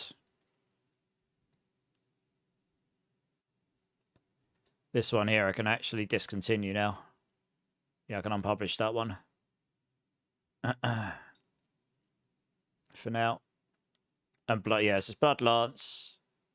Oh, I've got Hydra as well. Okay, yeah, Hydra, Druid, Blood Lance. I would do Druid, then Hydra, then Blood Lance in that order. I'll have to do those tomorrow during my day off. It'll take me a fairly long time, but we'll do it. Hey, Johnny. How's it going, dude? It's getting there. Oh, I've just spent hours and hours on guides. I've just finished doing the Asadoras one, at least. I mean, it's largely what I had on the PTR. I had to make a few adjustments, but yeah, how you doing, dude? You missed me? Oh, I missed you too. You've now got a, if you look next to your name to the left, Johnny, you got a first tag. Oh, yeah. Just busy? I can imagine, dudes. I can imagine. Same, I feel you. But yeah, I made partner a few weeks ago. I don't know if you've seen that. So, there's not that many like immediate benefits that brings, but it gives you more like emote slots and more firsts and stuff like that. Yeah, cheers, dude. Appreciate it. It was a pretty wild season 9 for Diablo 4, if I'm being completely honest. Like, I really had, for me, crazy numbers. Oh. Christ. I wasn't angling for that, but I'm not... It brings beans. I mean, I was going to say, new job. What's the new job? But I can appreciate being crushed, and especially if you're a new job, you've really got to try and make your mark. But, dude, that's crazy. Thank you so much. 20 gift subs. Kelly Serenity, Lacopa 1, Fallen Saint AI, I think. Yep, 3 Bricane. Oh, the Bricane. Snash 123, Strikes, Fix, Mishigatsu, Queensley, Cares Cafe, ZX Omni, Chuck's SP2000, Lord Bifana, Canley 1, Night Redux, Window Fan, Chaotic Kami, Heartless So, Jeffer 5664, and Sir Mudkip 20. Please thank Mr. Johnny Sweatpants. What an absolute legend. Dude, that's crazy generous. Thank you. Give me 4 bean numbers. That's 4 bean numbers. There's going to be a few people in here that are watching. I'll be excited now to watch me suffer. Project manager for new set. Hey, that sounds interesting. Are you enjoying it? No, that's really kind. Thank you so much, Johnny. No, that's very kind. But yeah, I'm ready for season 10. Well, I know what, I've got my build guides ready for season 10 that I'm playing. We've got the race on Tuesday. Should be super fun. Yeah, it's very kind, chaotic. Yeah. Yeah, if you want to give me 4 bean numbers between 1 and 7, Johnny, give me a... let me know, and we'll do it. Probably not going to get this Stormcrow one fully done, but I'll get it done before I go to bed. I think what I'll do with the Stormcrow one to start with, there's not going to be a lot changed on this, actually. I don't think a lot will change on this. So I'll give it a 1 over. I want to do the written stuff. That takes the longest. Yeah, let me know which beans you want me to do, Johnny. Or you just likely let me choose 4 at random. But yeah, no, it's good to see you, man. I'm so glad that you're, you know, your new job's... well, it sounds like your new job's going okay for you. Just busy. Oh, no beans. Oh, okay. Fair enough. Well, that's even double kind. Thanks, man. Yeah, chaotic. Yeah. I mean, Johnny's... that's very kind. I really appreciate you lurking as well, chaotic Kami. That's also very kind. Thank you. But yeah, no, it was a very wild season 9. Honestly, I had some viewership numbers there without raids that I had never seen before. We'll see how season 10 goes, but I'm looking forward to it. It's going to be a really good season, I think. I've got loads of build guides ready to go. I've got more to do, 4 including this one. And if I really do find some extra time, people have requested a couple others that I would like to get out. One I have actually supported before. I'd actually be quite keen to get a guide out for, but we'll see. They take a fair while to put together. As you can see, like the leveling ones didn't take half as long. The endgame ones, because I let my brain go wild and it starts like doing numbers and you're like, is that really the right thing? And you know, you can't, without playing, you can't refine something 100%, but you can at least try and put a sort of,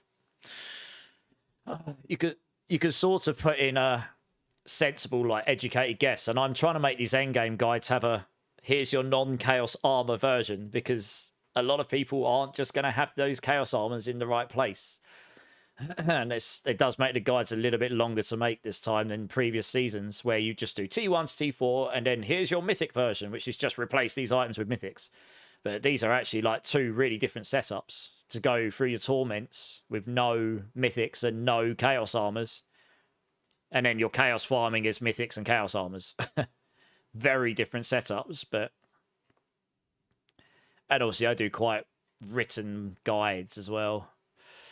Yeah, okay. I don't think this druid one's going to need to change too much. The bugs were addressed. So we can change that in the text immediately. I didn't write out most of the text here, actually. I did some of it. But I'll need to fill these out. Didn't get around to it before. Wild Rage was fixed. Overabundance perk is not doing that anymore. And Shroud. Yeah, these were all fixed.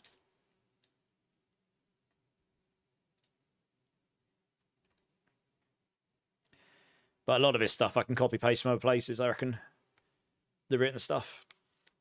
I try and write it as generically as possible so I can do that. Saves me a bunch of time. Like this stuff here. Shroud of False Death. Boom. And go straight in there. The uniques will take a moment to write out. I don't have all of those written out. What I was going to look at was this here. There we go. Check out the how it works section below. I have to literally point them towards it just so that people know where things are, like that things are there. I have not got a leveling guide for this yet. Don't know if it'll be a very easy build to level one, honestly. I'll have to consider that one.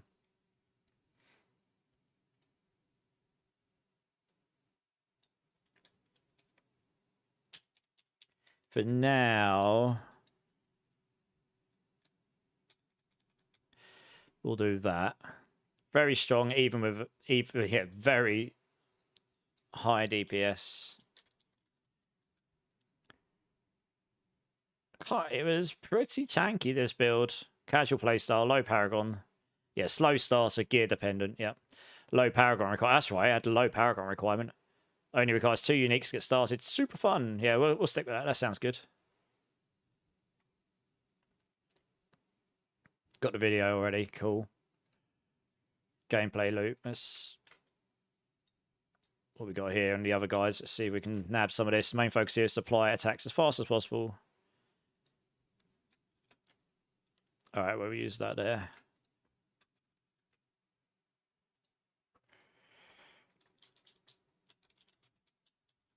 Is to spam ravens as fast as humanly possible.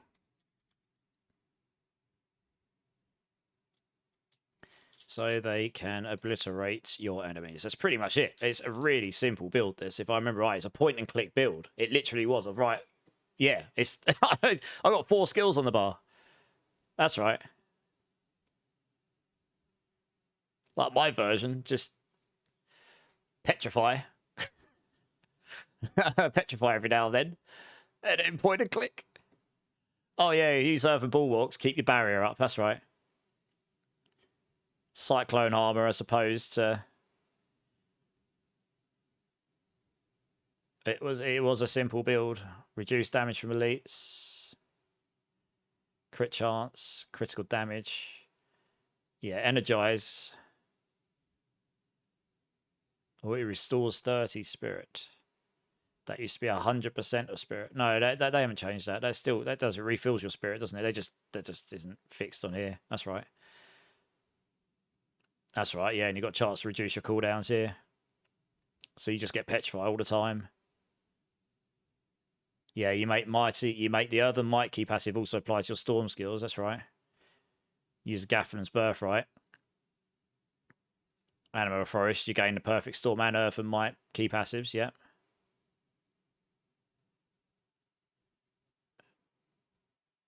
I mean, this worked really well. And it was just, I did a pit 100 plus with this setup without overabundance on or the bugged aspect. I had to take overabundance off to test that because it was giga broken, frankly. Overabundance is still 4x damage. It's huge.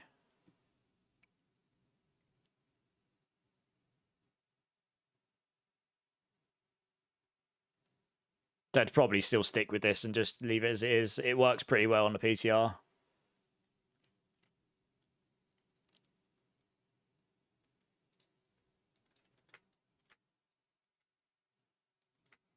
Let's put that down here. Let's just stick that there a second. That there.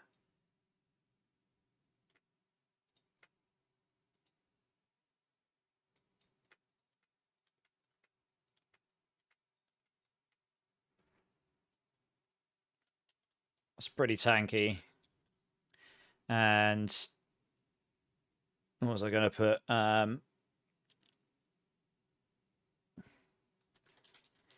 Clears pit 100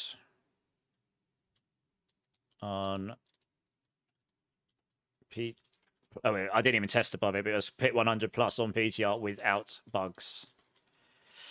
So it'll go higher with overabundance straight away. They're thinking this will go to pit 120 plus. It probably will. I did not have GG gear. I had good gear, but I did not have GG gear.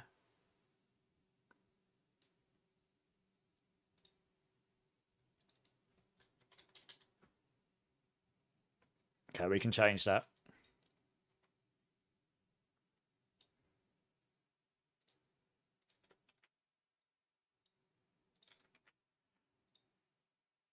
Oops.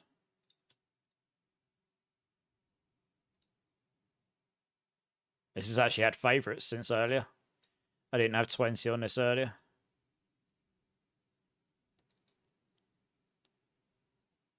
I want to say this only had 8 or something.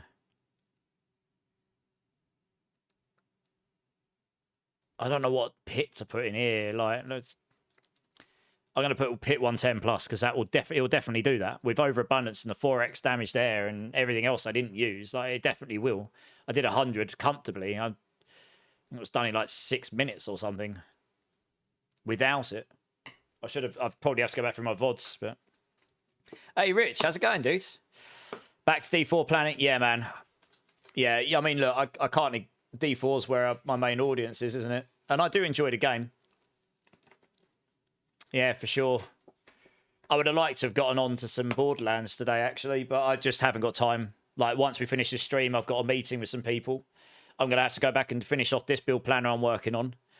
Before I go to bed, I'm probably going to go work out so that I can sleep in.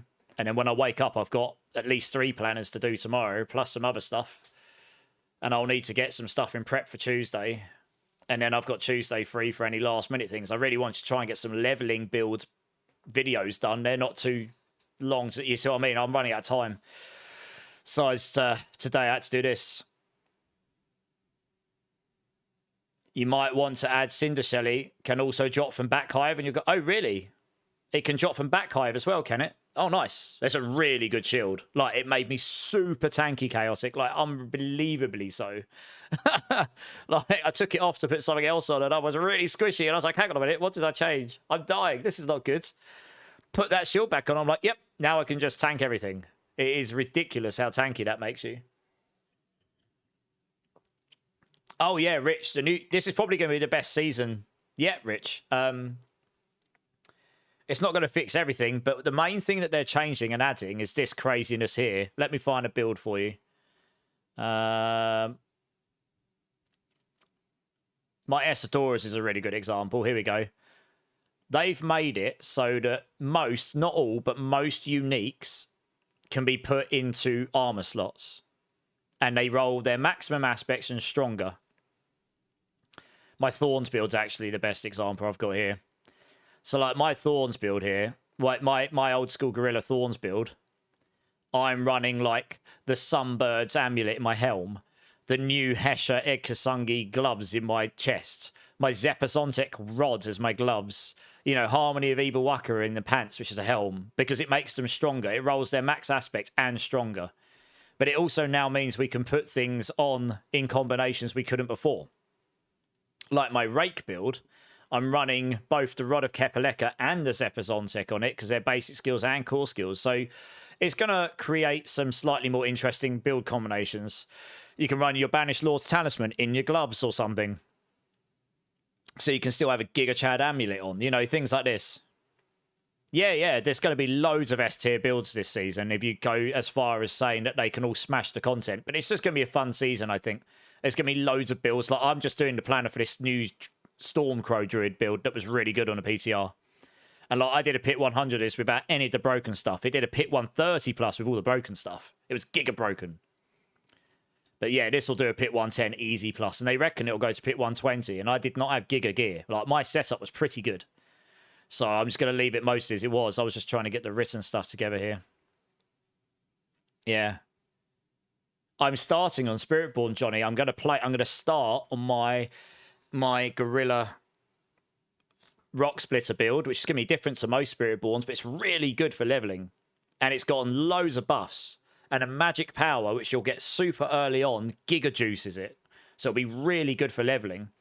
And nearly all of the Paragon legendaries were doubled. Like, loads of stuff was Giga buff for that build. So I'm gonna start with that. I can pivot off onto the Rake build afterwards, which I know was really strong and nothing got nerfed. It all got buffed. Everything. There wasn't a single nerf. It was all buffed from the PTR. And I was easily doing 110s on the PTR. Like, easily. So that'll go to a pretty decent level. And then I'll probably go on to Druid after that and do the Crow build because I really enjoyed that, actually. Yeah, I'm not starting on Sork for the first time in a long time. I've done Hydra first for a very long time, and I don't know, I feel like I want to start with something else. And Spiritborn is going to be good this season. When I saw those buffs, I laughed a little bit, honestly. And so did everyone else. To be honest, I wasn't the only one that saw it. You got 2 from Backhive in 5 runs, Celtic. Nice. But no, I'm not going to start Druid. I was torn But with the new latest Spiritborn buffs they announced the other day from like post PTR patch notes, the Spiritborns are going to be really strong, especially for leveling. Druid is typically quite slow to level on, and we've been spoilt the last couple of seasons because the powers have granted you just more movement speed and more spirit, like more resource. And that helps Druid a lot early on because it's like, okay, I've got more movement speed and more resource. The two things that really slow down Druid to start with. You don't have access to movement speed much early on. And you don't have access to a lot of spirit generation early on. Until like when you get your spirit halls, you're good. You get a bit more of it, but early on you don't. And we don't have those early on in the powers this time. So I think Druid will be a much slower start than it has been. Yeah, rogues, I'm hearing, have had the least love. Now, that doesn't mean they're going to be bad. And I bet you people will figure out some broken stuff. They just will, right? I'm not a rogue expert, so I'm not going to sit here and tell you it's going to be good or bad. But what I'm hearing, there's not a lot of people saying they're going to be S tier, but then people don't know everything. They can only make their best assumptions. So I would suspect rogues will be fine.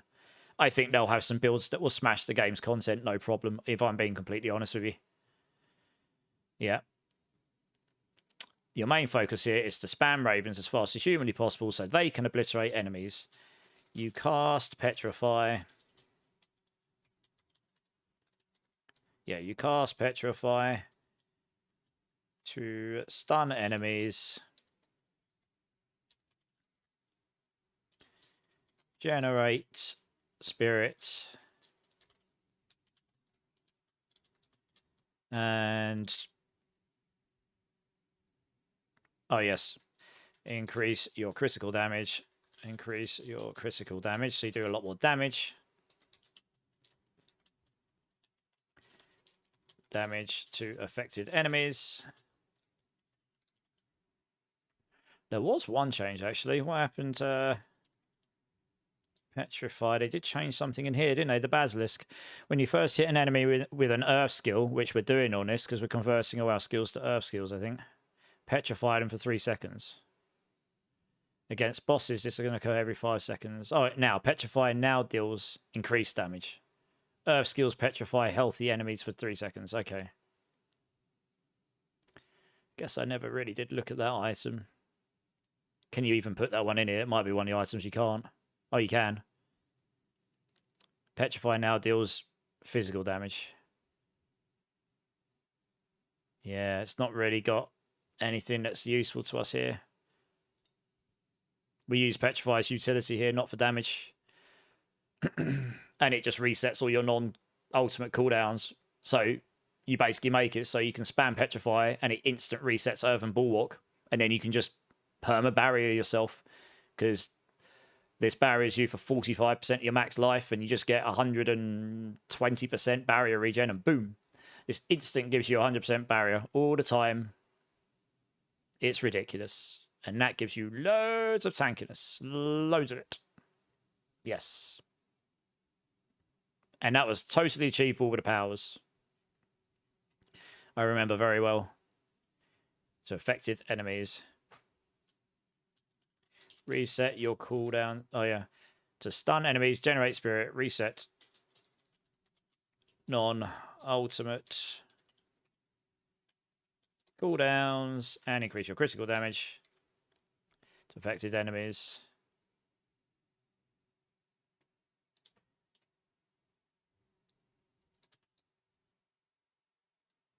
Whilst Mending Stone is used to grant 100% barrier uptime. That's pretty much it. It's really, really simple build, this. I don't even use the other companions. I mean, you could try and feed those in if you needed, but really, you don't even need them on your bar because you take it and you think, I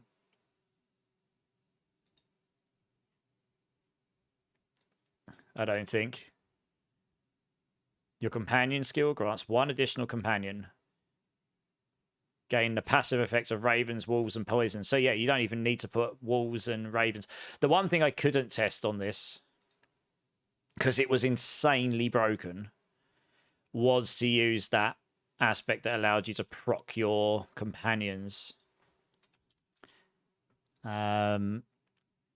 Casting a companion skill has a 40% chance to activate an equipped companion skill and reduce its cooldown by 5 seconds. But you couldn't do this on the PTR. It may well be that this would be better to put on, but I couldn't test it either way because this was causing infinite damage on the PTR. So it was obviously the best thing on the PTR. In theory, if you've only got Raven equipped on your hotbar like I've got, then every time you cast Raven, you've got a 40% chance to activate companion, to activate Ravens, which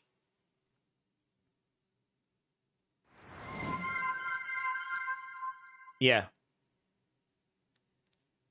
it's like I'm coming. Yeah, you're going with Druid to start because I'm not racing, so movement speed. Once you get to level 15, you'll be good to go. Matt Daddy, hopefully season 10 is some kind of test for some actual lasting change in the future. I agree. They did say that if they go well, they'd be open to bringing them back in the future. Yeah. But I think we've got bigger changes coming in the future as well. You want Hotus to be awesome? I think Hammer of the Ancients is going to be really good from what I've heard. Yeah, I've heard that's actually going to be pretty strong, Johnny. You just remember playing Bloodwave Necro last? That was pretty broken. It's probably still pretty powerful. Probably.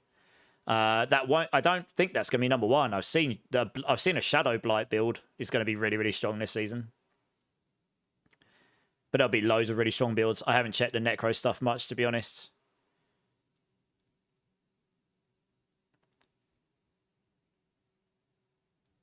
Random question, PC question. You want to upgrade from your RTX 3080? You're thinking of 5070 Ti. Are you going to see a noticeable difference? Has the 5070 Ti got 16 gigabytes of VRAM on it? Can't remember. I'd have to check once. Actually, I can Google this. What am I talking about?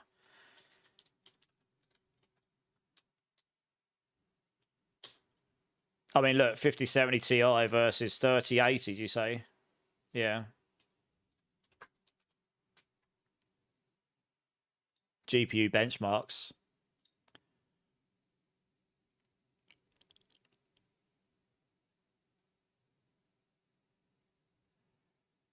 %51 faster. This is 5070 Ti, 51% faster. I mean, this literally gives you the breakdown of everything, right? Effective 3D speed, 51%. That's just raw render speed. You can overclock and get even more out of it. I don't tend to, but you can. Value, the 5070 is much better value, apparently, in terms of power against the cost. What else do you... I mean, the rest of this... I would say you would see a pretty significant increase. The biggest thing is, I'm trying to... How much gigabytes RAM does it tell me? That's what I was trying to get here. Yeah, okay. So the first thing to note, I don't think the 3080 had 16 on it, did it? Well, 16 gigabytes is what you really need if you can do anything 4K. If you're doing 2K, you'll be all right with lower, but anything 4K, you really want 16 gigabytes these days. 12, yeah. So that's a big difference if you're going to the higher things. So there's that. But yeah, it's 1.5x just to raw up graphics rendering. But then the big thing is the 50 series has all of the frame gen and DLSS stuff on it that the 30 series does not. They added it to the 40 series. So the 40 series has access to frame gen. Most games that come out now are being made with DLSS or equivalent and frame gen or equivalent in mind. That's where the graphics cards are going. They're going into AI technologies to, instead of raw rendering power, cheaper to produce, less power required because it's all done in software as opposed, or special hardware pipelines rather than just adding crap like literally millions of extra transistors to power. So yeah, I would imagine you would see a fairly significant increase there. A 5070 Ti is only just a step down from what I've got. It obliterate everything, honestly. Like if I do the same as what I just did there, but with 5080 versus a 5070 Ti, I don't know, it'd be much different, honestly.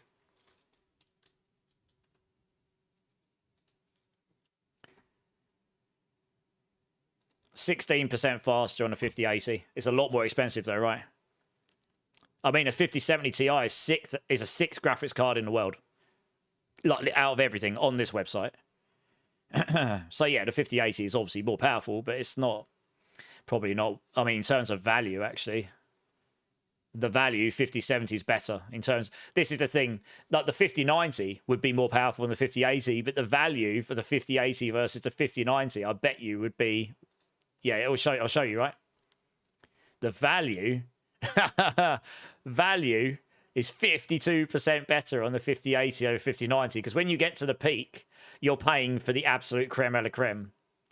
So yes, you'll get a lot more power, but the value of the amount of money you've got to spend to get it is way more. You pay twice as much for a 5090 to get something that's only 50% better, essentially. It does have, it has like 24 gig of VRAM though, doesn't it? It has a lot more RAM. It has more VRAM anyway. That's the big difference. But yeah, so yeah, your 5070 Ti will be fine. You'd obliterate everything with it. Is there any real difference in model of 5070? I mean, if you manage to get a Founders Edition that's made by NVIDIA, in theory, it shouldn't make much difference, but it just means like different producers, they have to make it to a certain spec, but they might use slightly different quality parts. But the reality is it's not going to make that much of a difference. If you got an NVIDIA made one, it would be absolutely to the T tested, while if it comes from like, I haven't got one of those, but I've got, I mean, my 5080 obliterates everything, Johnny, honestly. I run Borderlands 4 maxed out 4K frame gen X2 DLS performance mode, and it doesn't go below 80 frames a second except coming out the menus. It destroys the game, you know? And that's one of the most intensive games going that's not optimized very well right now. Fallen Saint AI, thank you so much for the follow. Welcome in. How you doing? Your 5070 Ti, if that's the sort of budget you're looking at, will obliterate everything, genuinely. And I mean, what models are you looking at? I've got a Zodiac one, which was the cheaper model, I guess. I couldn't get a Founders Edition. I could have paid for a slightly more expensive overclocked edition. Yeah, the 5080 starts to go into that region, right? I mean, it's crazy how expensive these are now, right? It is, yeah. And I was saying this aspect, it is possible that maybe that would go here instead of retaliation. So retaliation gives us a 70. We were permanently fortified, so that's a 1.75 multiplier. But being a 40% chance of stacking more crows could be more damage, but I'm not going to put that in a guide unless I could try it. It would have to beat out a 1.75 straight up damage multiplier, I guess. But the benefit of having more crows is you stack it on shepherds. Every time you've got more crows out, you get extra companion damage here as well. You get, another 18x damage per companion you have. So if you start stacking, if you attack fast enough and you stack another 3 or 4 free companions for like ravens, not only have you got more of them out dealing damage, you also then get more scaling from shepherds on them all. That could end up causing more damage here.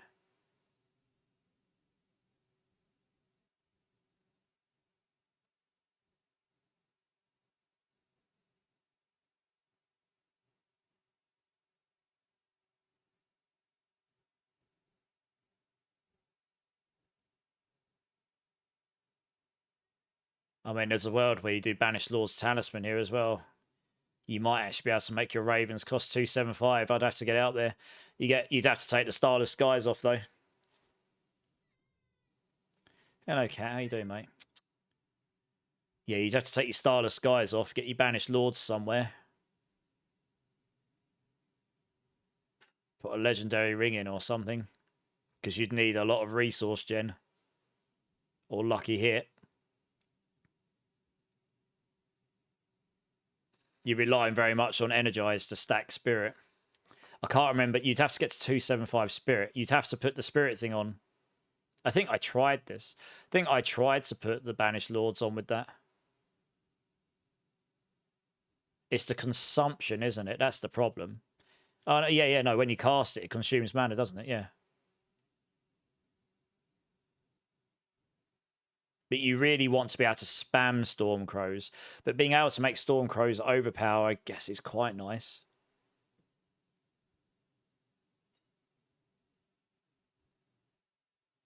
So 1.5x to overpower it.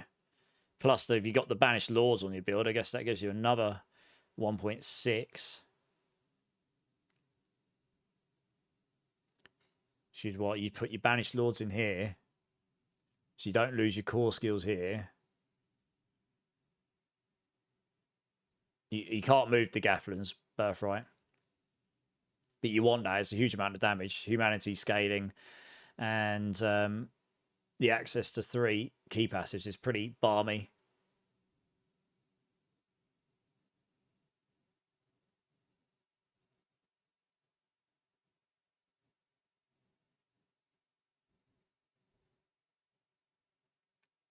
You'd have to move that over here. You lose 50x here. You move Mighty Storm over here. So you lose, yeah, that's the problem. I think this is what happened. I think I did try the Banished Lords. I think I might have even tried it instead of the Mending Stone, but without the Mending Stone, you really struggle. Yeah, without this, you really struggle to keep your barrier up.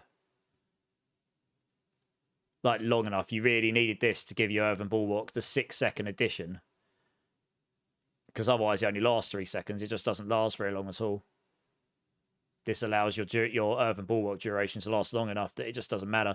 And you really want your active size of Ravens really high, so you need somewhere to roll that. And I think Raven's attack speed did help. I mean, you could do the active size if the attack speed doesn't help, but I think it did. Because what it does is when it caused the whirling storm, it caused all these Ravens to be like, not always. Stress, that's it for you. Good stream. Thanks, Stress. Thanks, man. Yeah, so you got all these Ravens just flying down from the sky, which was just cracked, frankly.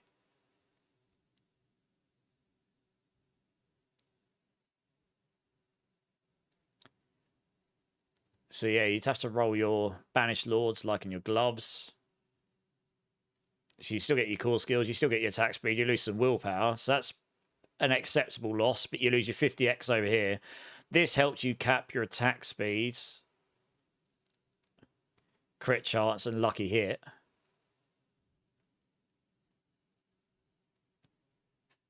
I believe you needed all that to cap it all. How was I capping attack? How was I capping crits in here? So we got 10% there. Yeah, you had your crit chance here. Can't remember how I was capping my crit chance, honestly. But I was 100% crit chance when I did this.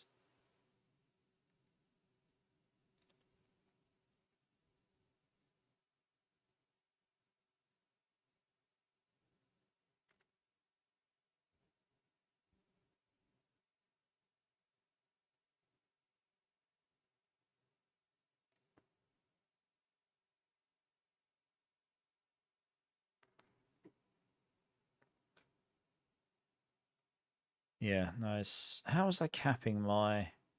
Yeah, the Nagu and Lum just allowed you to cap over... I mean, actually, that might change. 100. That allowed you to cap your overabundance like all the time. It was cracked, honestly. Completely madness. Complete madness. Actually, can't remember how I capped my crit chance.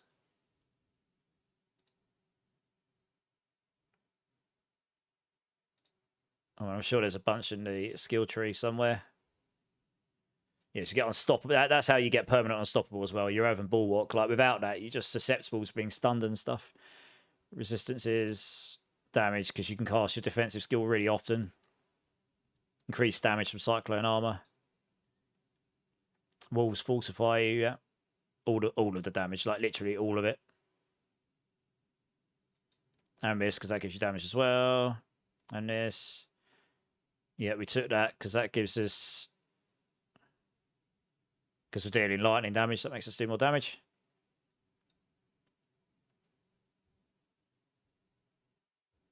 We do poison them somehow or another. You and your companions do bonus critical strike damage against poisoned enemies. I think we're poisoning. We are poisoning them somehow, I remember. How was we doing it?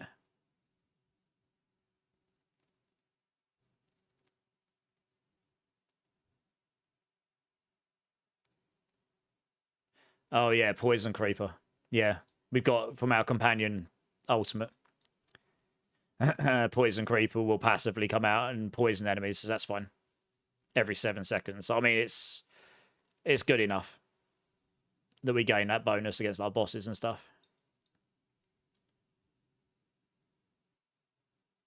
Max all those out, get the ultimate damage because we're casting that pretty often. And yeah, we take companions here for the extra damage, and then we get access to Urban Might and Perfect Storm for free later on, making Urban Might apply to Storm skills as well.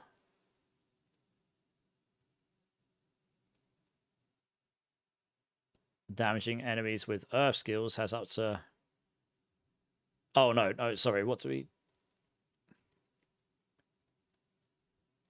The Earthen Might key passive also applies to your Storm skills, that's right. Yes, that means our Storm Ravens can now proc Earthen Might, which is really useful, because that damaging enemies with Earth skills has up to 15% chance to restore all your spirit, cause your attacks to be guaranteed critical strikes for 5 seconds, and deal 70%. That's how we were doing it. You get enough crit chance that...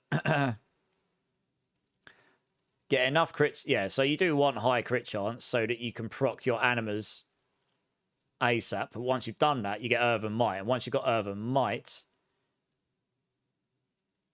Yeah, once you get Earthen Might, that gives you guaranteed critical strike for 5 seconds. Like, pretty much just perma claps your spirit and everything.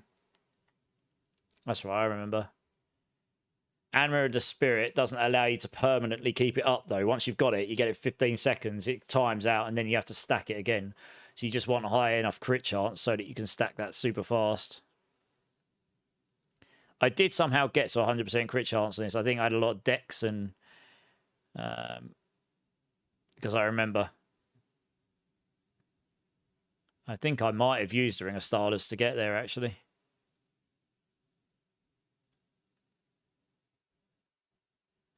There is a world where you could make this so you get the overpower in there as well, but you'd need to make your Ravens. I think getting Ravens to 275 cost was really hard to do.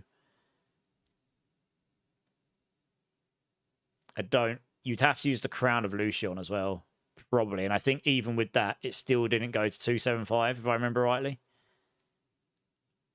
I think that's why I didn't do overpower here. It needs to go to 275 before you can do the overpower stuff. I don't think it quite got there. So I'll leave this as it is for now, for sure. 5080 is about $1,000, something around that, yeah. Yeah. I mean, the 5080 is incredible. I've got one. It demolishes everything, honestly, Johnny. And I'm running in 4K. I run most things in DLSS because that's how most games are developed to run best these days. You don't notice the difference, really. Sure, if you're running true raster 4K, it'll be crisper, but most games going forward are not going to be made to run like that. It's just not efficient for them to do that, I guess. Okay, well now I'm going to leave it as is because I know this works. I don't want to faff with this one too much because it's a bit more complex. I spent a long time testing everything on this, and I do remember aspects of Mending Stone. It felt terrible to play this in the high end without that. You really struggled to like keep your barrier up, which made you really squishy. This just made you giga tanky, to be honest. It just did. So in that case, get rid of this. And then maybe we can faff around and work out the overpower thing. But you'd have to, like I say, you'd have to get your crows to be expensive enough. And I think even with Crown of Lucion, it didn't quite get to 275. We don't get the scaling thing like Sorks do for core skills. They did buff one of the powers though. It makes companions stronger. That's nice. I remember that. So that I can actually go in and do this. Unique perk. You're going to use Savagery. This is the one they buffed. Your companions are also now core skills. This is really, really strong for this build. They grow in size, but they've upped this from 60% summon damage to 80. So that's had a buff. That's real nice. Pretty sure I used Marred Guard on this. because that doesn't reduce your max health. So that's why you need the barrier. If you take this, it helps you cap armor. It gives you 100% barrier gem, which is 100% of the hundreds. You get 45 from mending stuff. Name a skill. Name a skill. You get 45 from Earthen Bulwark anyway. So all you need... oh. Did it wrong way around. Yeah, you need... Okay, yeah, and if you -1 from that. You need 122... Well, 123%. And then you'd be... Every time you cast Earthen Bulwark with Guard on, you would instantly be 100% barrier. It's really easy to get it so that Earthen Bulwark can just cap your barrier for you like over and over in this. So you do take Guard here for sure, 100%. I think. Yeah. Obviously, you don't get your extra damage. You can get 100% increased damage here, and extra reduced damage, but you can't. For companions, you will take savagery because that unlocks a lot of power, making them core skills. So yeah, you take that. You take Guard. We're gonna take over. You got two options with this. You can either go every 100 spirit you generate above your maximum, which will be doing a lot, I reckon, increases your damage by 100% for 5 seconds. So you can get up to 4. If you can generate enough spirit, you can get up to 4x damage. You either go that option or you go Power Siphon. You can't use them together. I tried. Because this reduces your maximum current resource. So you can never go above your actual maximum. It's very, very cleverly worded. Maximum current. It does not... I tested. You cannot activate Overabundance with Power Siphon. Otherwise, it'd be completely giga broken. Your core skills also apply 200% of their base damage as poisoning over 4 seconds. Dealing direct damage to a poisoned enemy spends 5 spirit. Dealing direct damage to a poisoned enemy spends 5 spirit to be guaranteed critical strike that deals increased damage. That's right. They changed this, didn't they? Yeah. That's why they think it's going to go higher in the pits. I'm pretty sure I took this because this allowed us to do poisoning without having to do anything else. But they've now made this that you spend spirit, but it guarantees. That's right. No, I did take this. This is why I didn't stack crit anywhere. That's right. Dealing direct damage to a poison. Yeah, your core skills just apply their base damage as poisoning, and then when you deal direct damage to a poisoned enemy, because you're poisoning them anyway, you spend 5 spirit to be guaranteed crit strikes. You're guaranteed crit strikes all the time. It makes you stack Anima of the Spirit like really, really, really fast. But they've now made it that you also do multiplicative damage on top of it. So, I mean, that's really strong for it. You obviously are going to take that. And then we're probably going to take Overabundance. Yeah, I should do it this way around. Overabundance. Purge the Infected and Marred Guard. Because that's a 60x damaging. The only reason you wouldn't take that, you'd sort out poison somewhere else. You would take, well, you would take that, I guess.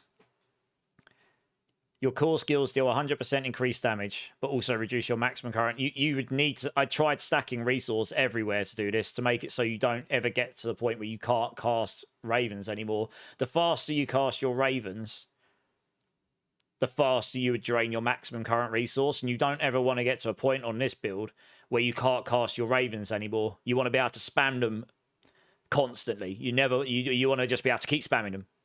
And if you have to move, sure, but you never want to be in a situation where your maximum current is so low. So you'd need... I basically stacked all of the maximum resource increases, which there's an aspect for called something. It increased your maximum resource by 50. I took everything in a Paragon board. I stacked resource cost reduction everywhere I could, including the Starless Skies, and I still couldn't get to the point where I was 100% able to spam this. Now, if someone can solve that, you could do Crazy Brew. Maybe this with Crazy Brew would be busted. You'd have to stack cooldown reduction everywhere so that you get enough cooldown reduction on the build so that you can spam Crazy Brew 100% of the time, giving you 100% resource cost reduction. so that you can just keep spamming this over and over and over again. And then I guess the higher you can stack your resources, the highest amount of stacks you can get, maybe. Because I guess it will only stack every time it can reduce your maximum current resource by 20. I don't know. There is a world where you could get more than 400x damage out, 400% extra damage out of this anyway. If you've got 250 resource and you can spam it 10 times before you run out, that's going to give you 1,000% increased damage.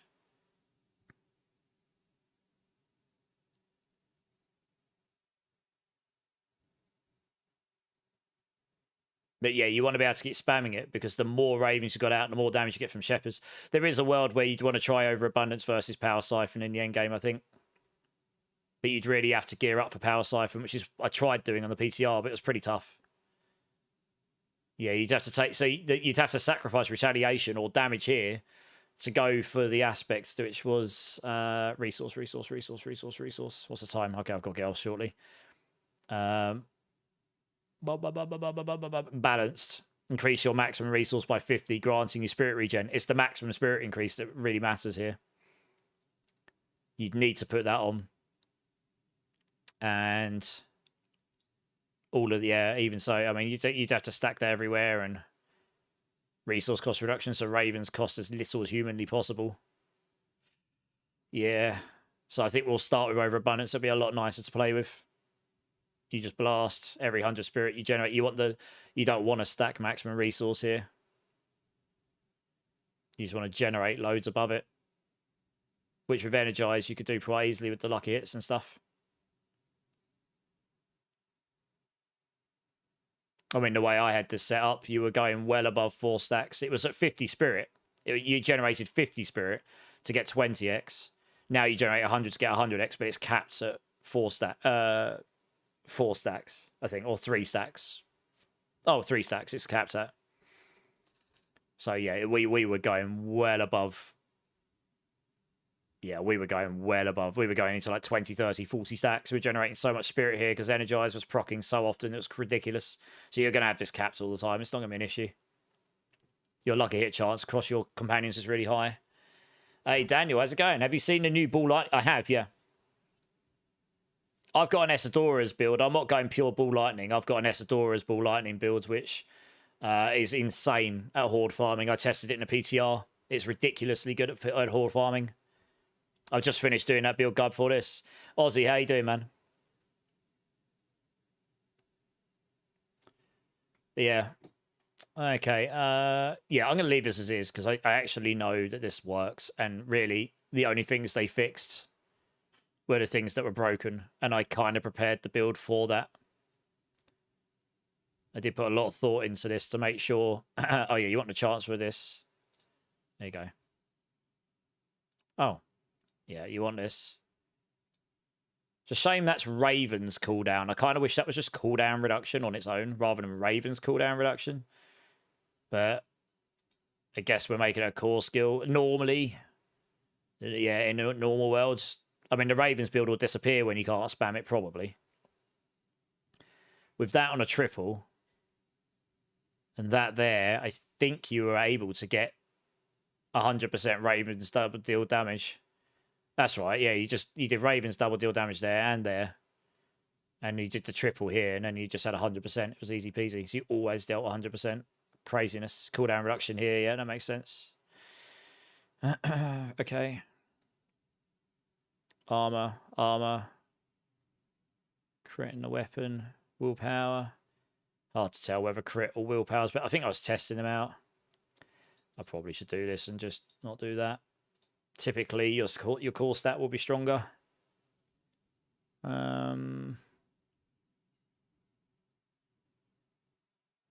can finish writing this up after stream.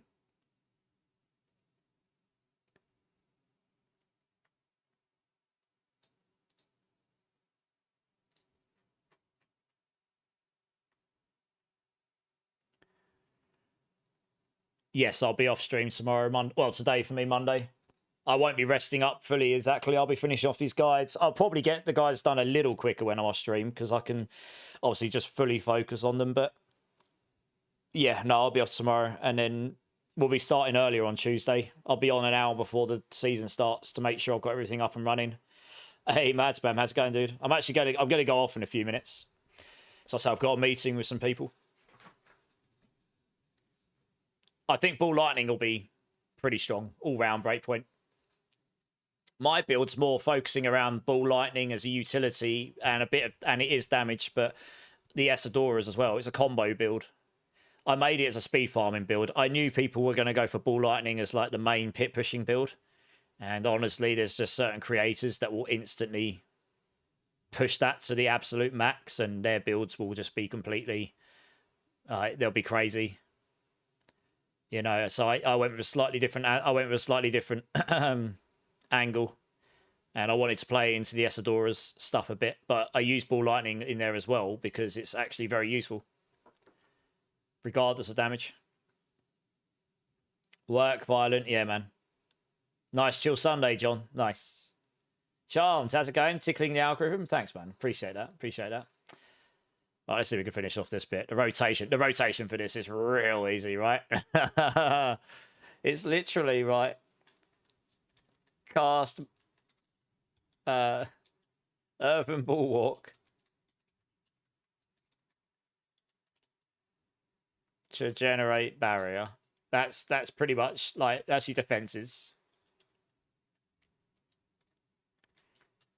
Cast Petrify.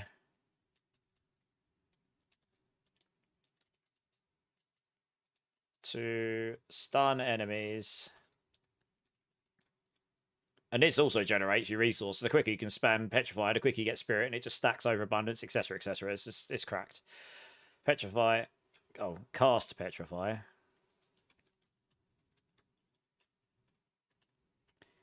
To stun enemies and generate Spirit. And reset non-ultimate cooldowns. And it is spam ravens. Literally, like, spam them. That's all you do. Spam ravens and win. There you go. Oh, you got to highlight win, haven't you, really? Yeah, everyone likes to win. Spam ravens and win. Yes.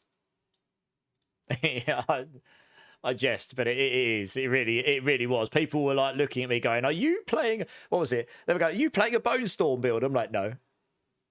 Just standing in the middle, just like cast. It's just decimating everything on the PTR. Everyone was like, what was going on?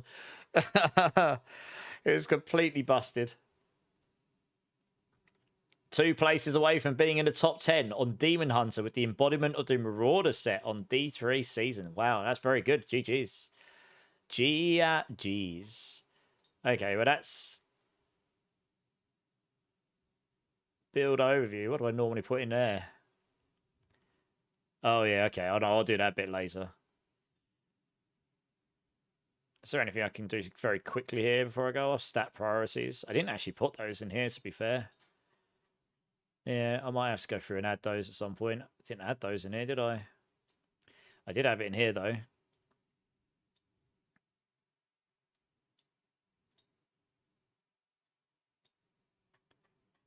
Some of this stuff I can pretty much copy-paste. Yeah, those all make sense to me. Stat priorities. Cool skills, attack speed. Don't actually need to worry about crit charts too much because the powers just grant you, as long as you've got enough spirit, your powers grant you. And you'll have crazy amounts of spirit gen on this. Your powers just grant you 100% crit chance, like legit. Attack speed, definitely, though.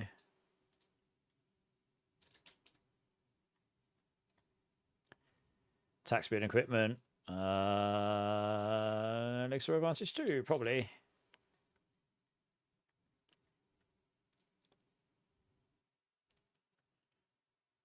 Oh, yes. And Anima of the Forest. We should put that in there.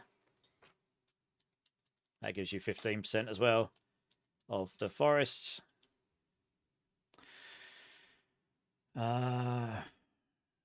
Stat priorities. I mean, yeah, Ravens to deal double damage as well is probably in there. As a temper, it's not really a stat priority, isn't it? Oh no, we should add down there. It is pretty important.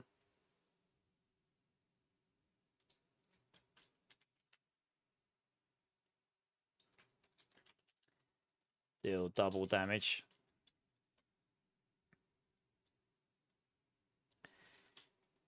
When this is at 100%,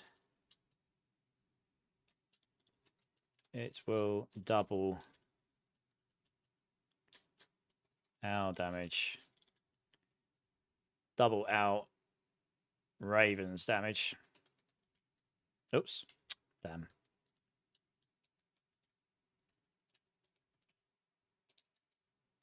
Raven's damage.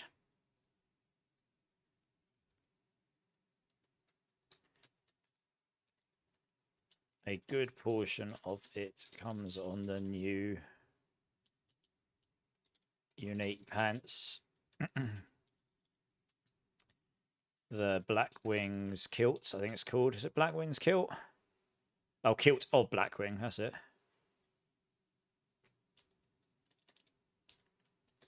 Kilt of Blackwing. The rest...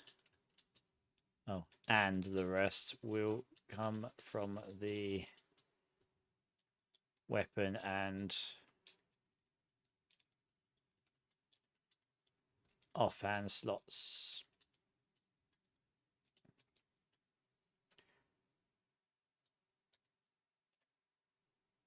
Okay, I mean, that's...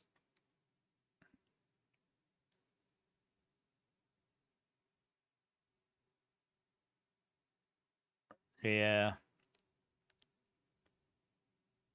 I mean, those are the most important stat priorities right there.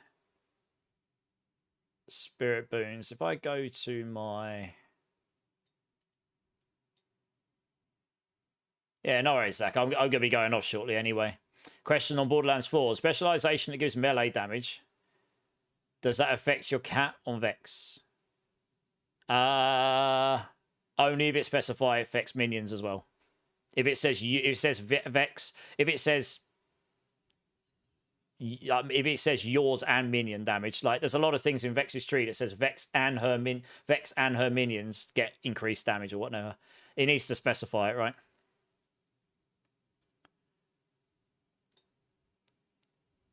I should have Spirit Boon stuff in here I can nab. A lot of them will be the same. Yeah, there we go. Which ones did I take for this build? I took reduced damage, actually, funnily enough. I didn't take the spirit stuff. Reduced damage from elites. I didn't need the spirit stuff. I think I was basically... I'd solved spirit near enough. I think. Can't really remember. Trying to think what I'd recommend here. Taken for the plus 30 maximum spirit and 10 spirit generation, which is fantastic early on for resource management. Yeah.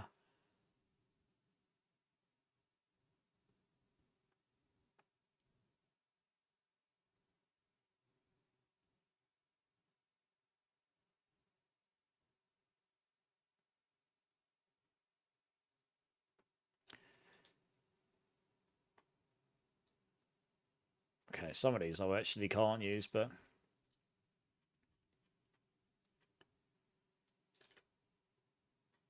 No, I actually did take a different one here. I took wariness for reduced elite damage from elites, interestingly. That was to help me become tankier against bosses and such. I think I just got to a point where my spirit generation was high enough I just didn't care anymore. Honestly, I think that's going to be achievable. Probably wouldn't take that early on, though, I guess. Taken for... Yeah, so if I go here, we've got...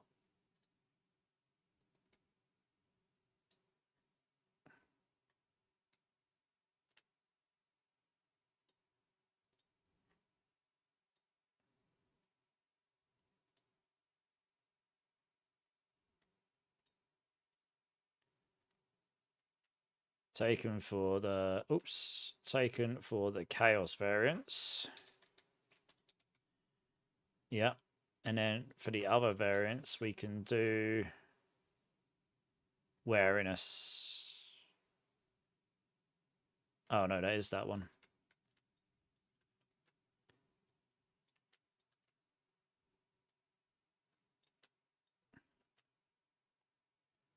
So get rid of that. Put that in there. Wariness.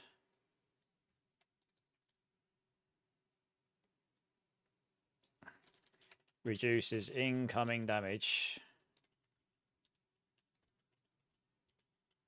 from elites, which is excellent in high-end pit pushing,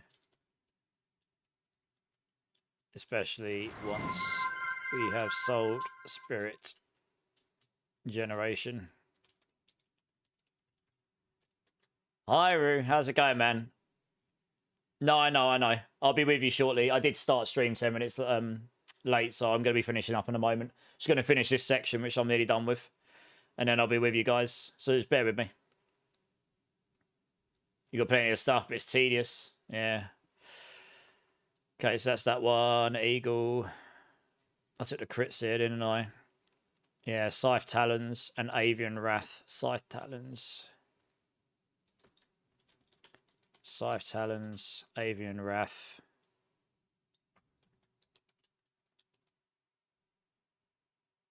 I mean, with that power, you won't need Scythe Talons. You just won't. Movement speed, I wasn't capped on. I didn't want to take this, but you don't need it. They've changed it so that power gives you guaranteed crits and damage now, so it's worth it. You could actually change this for the... Where's the movement speed one? I can't remember. It's one of these, and I can't actually remember what it was. I'm going to have to log into my Druid and have a look what one it was. Someone about working on mobile. That's good, isn't it? Where's my Druid? Let's have a quick look.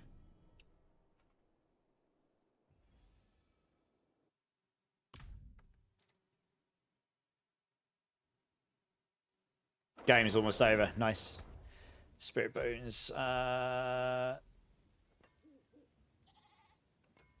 so you got crit chance and lucky hit chance, so that was nice because it came with the lucky hit chance. But you don't actually need the crit chance because you're going to as long as you're hitting a poison enemy, which you'll always do at that power, you guarantee you're going to crit them as long as you've got spirit. So yeah, you won't have the lucky hit, but you can live without this.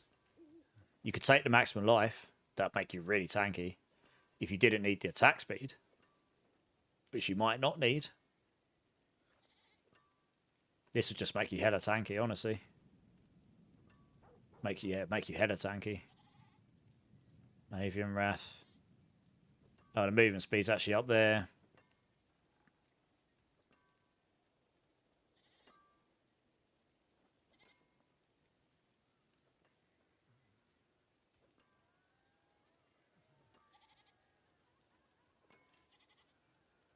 You'll be permanently unstoppable. You don't care about that. The movement speed. I do remember. I don't think I was at 100% extra movement speed.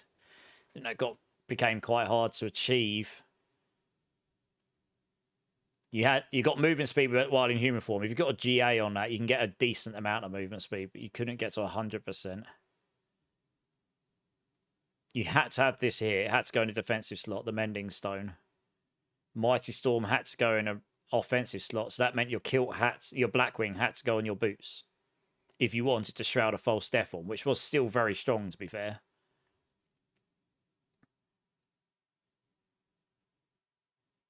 I don't think you could even put that in the chest and put this down here and put something else in here. I don't think Mending Stone could go in the boots. I think it had to go in a defensive slot. Otherwise, I would have potentially moved that up there and put something else in here. Like, I don't think the Blackwing could go here. Sorry, the Mending Stone. I don't think that could go here. No, it couldn't. That's why I ended up putting it that way around. Yeah. And how much attack speed? You get 15 from Anima. You can get a lot from the Starless if you're lucky enough with the roll. GA attack speed there. You get attack speed here as well. Non-GA. Plus anything from the Paragon board. So yeah, you can easily get 100% there. Especially via Anima. Especially with the potion as well. elixir. So you either go for Hello Max Life. You take the crit damage, of course. Or we're always falsified. We never worry about this. Don't care about this. Critical strikes have a 30% chance to reset the cooldowns. Well, we don't care about this because we haven't got any cooldowns on it. Critical. We're taking that for nature magic reduces it. We're already poisoning. We don't care about that. Every 6th cast attack will cause your next earth skill. Well, they're not earth skills, so that doesn't matter.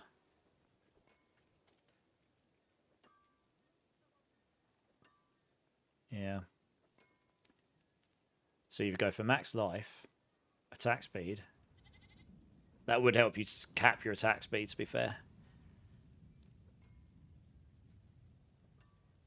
Or we take the movement speed, which honestly would be pretty useful. Or prickle skin, 5% increased damage after they attack you. I mean, maybe.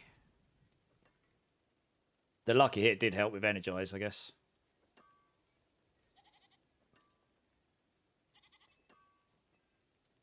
Coming up here and taking both of these, I suppose, would...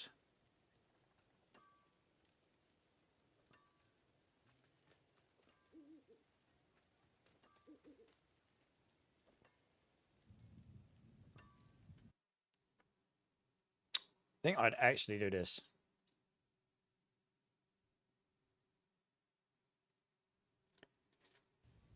Advantageous beast. I think I want the movement speed. You want to be able to run faster. I think I'll go with that. I wanted to get that on my build before, I remember.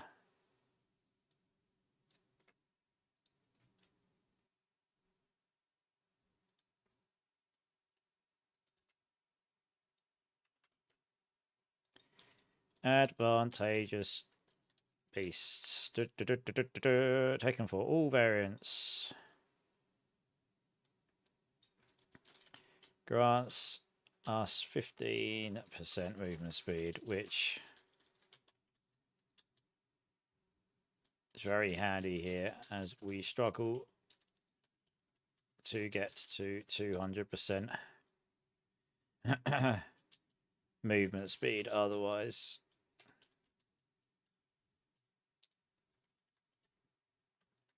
Eagles, Scythe Talons. That wasn't that, but we don't need Scythe Talons. Let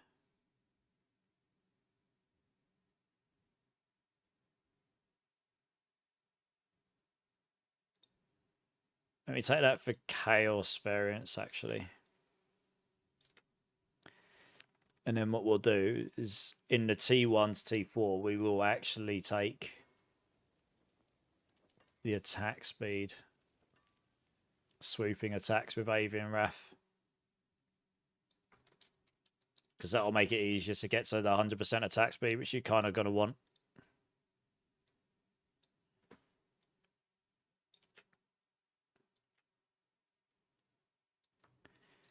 Increases attack speed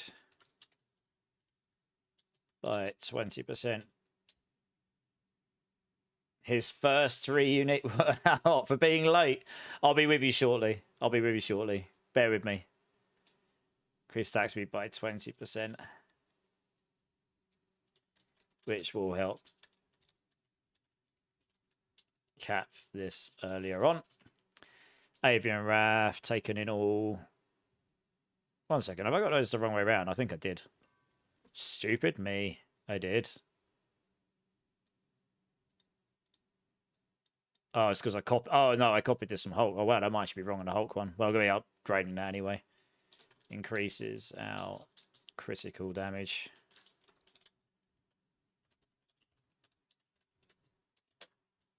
By 40%. Which is an obvious damage win or damage boost when we have guaranteed critical hits from our Chaos Powers. Energize makes sense.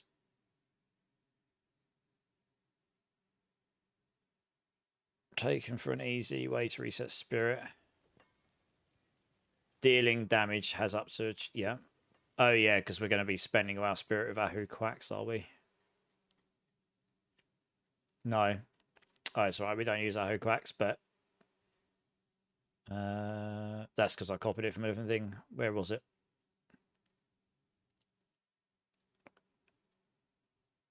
Spirit and overstack. To reset your Spirit and overstack.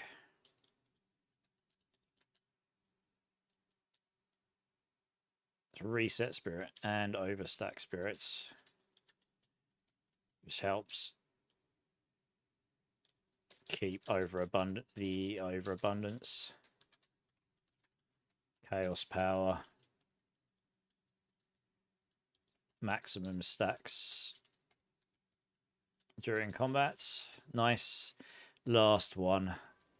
We're going to take Calm Before the Storm in the Snake. Snake, here we go. Calm Before the Storm. Pretty sure we'll just take that. Yeah, we'll just take this. Helps reduce our ultimate cooldown. Oh, can't type apparently. Ultimate cooldown. Helps reduce our ultimate cooldown on lucky hits. A 10% chance to reduce them by 2 seconds on lucky hits. Okay, that'll do. Alright, this will do for now. I'm going to finish this off.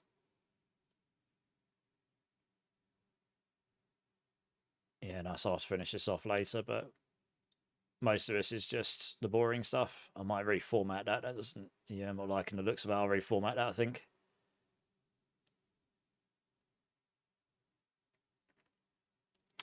Alright. No, I won't be streaming tomorrow, Marksman. I need to take the day off, so I've got a day before we do the 24-hour blast. I typically do that when I'm doing a 24-hour blast.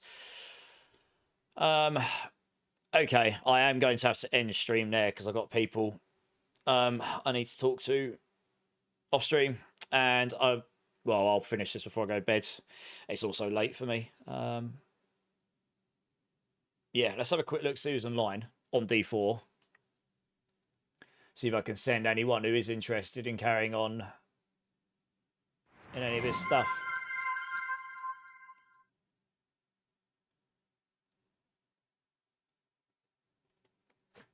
Shrabbit, Star Wars Cantina. Another 24-hour blast. That's crazy, Rich. Yeah, on Tuesday. Probably the last one for a while. It's my 5th one since July. So, yeah. Thanks, Rabbits. So it'll probably be my last one before...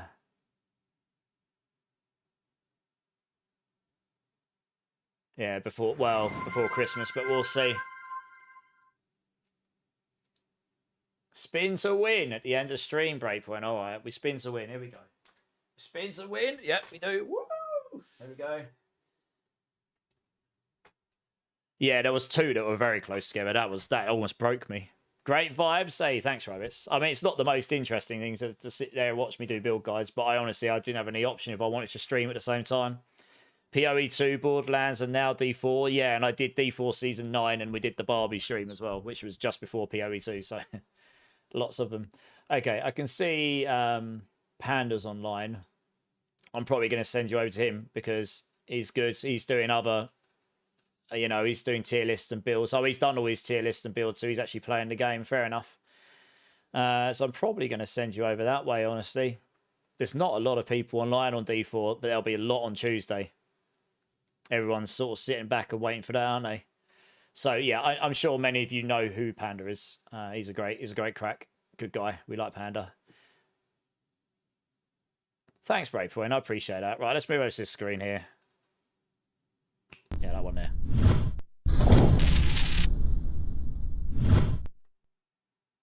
Yeah, I think it's the first time. I mean, I have done build guides on stream before, like in thin like very thin, like a long time ago, and in thin sort of like sections. I've never done a full stream on it before.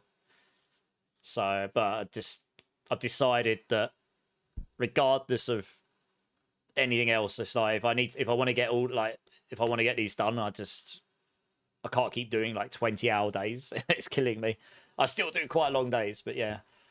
Guys, thank you very, very much for being here today. All of the support, everyone that's brand new here, everyone that's here all the time, anyone's been lurking. The raid from that was lovely. As always, and any of you guys that decided to hang out afterwards, thank you so much. I think that was it, the only raid I got today. Just going to double check this before I forget to thank someone else. I think that was.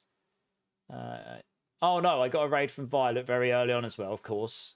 Thank you for that as well. Any of you guys hang out as well, thank you guys.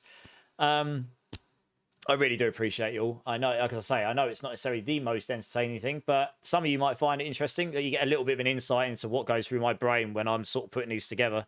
And it'll be similar to anyone else doing this, I guess. I sort of try and talk through my process as I go.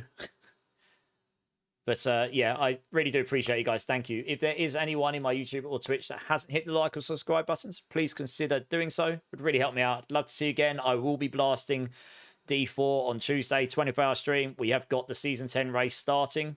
So unless something drastically goes wrong, we will be doing that. I will be competing with a team. It should be good fun. Really looking forward to it. I'll get all these build guides fully updated before then. And if I have an extra spare moment, I will try and get a couple of extra bonus ones done as well. I do have a Discord if anyone wants to come and join that. It is the best way to get hold of me off stream. So if you want to talk to me about before the season goes live or about any of the builds or anything else, then feel free to come join. I appreciate everyone has got Discord, so it's totally fine if that is not for you. But if you do decide to join, please go to the verification channel. This tells us you're not a robot. Please do this. It's good. We've all had to do it. It's there to protect us all. And please go to the role selection channel. Choose the games that you're interested in, because then it will unlock those channels for you. And then you won't get spam from the ones you do not care for. This is also good. Less spam is good. It is a very early start for you marksmen in New Zealand, Aussie. I feel bad for you guys, but I got shafted on the Vessel of Hatred release. It was midnight for me, and then it got delayed by 6 hours. So I didn't start my 24-hour stream till 6 in the morning. I was murdered after 32 hours. That was my longest stream ever, I think. So yeah, hopefully we'll see some of you guys in Discord, but if not, that's totally fine as well. We're going to go over and raid Panda Glassjaw. I mean, he's an epically good D4 player. I know loads of you know him. He's a really cool vibe.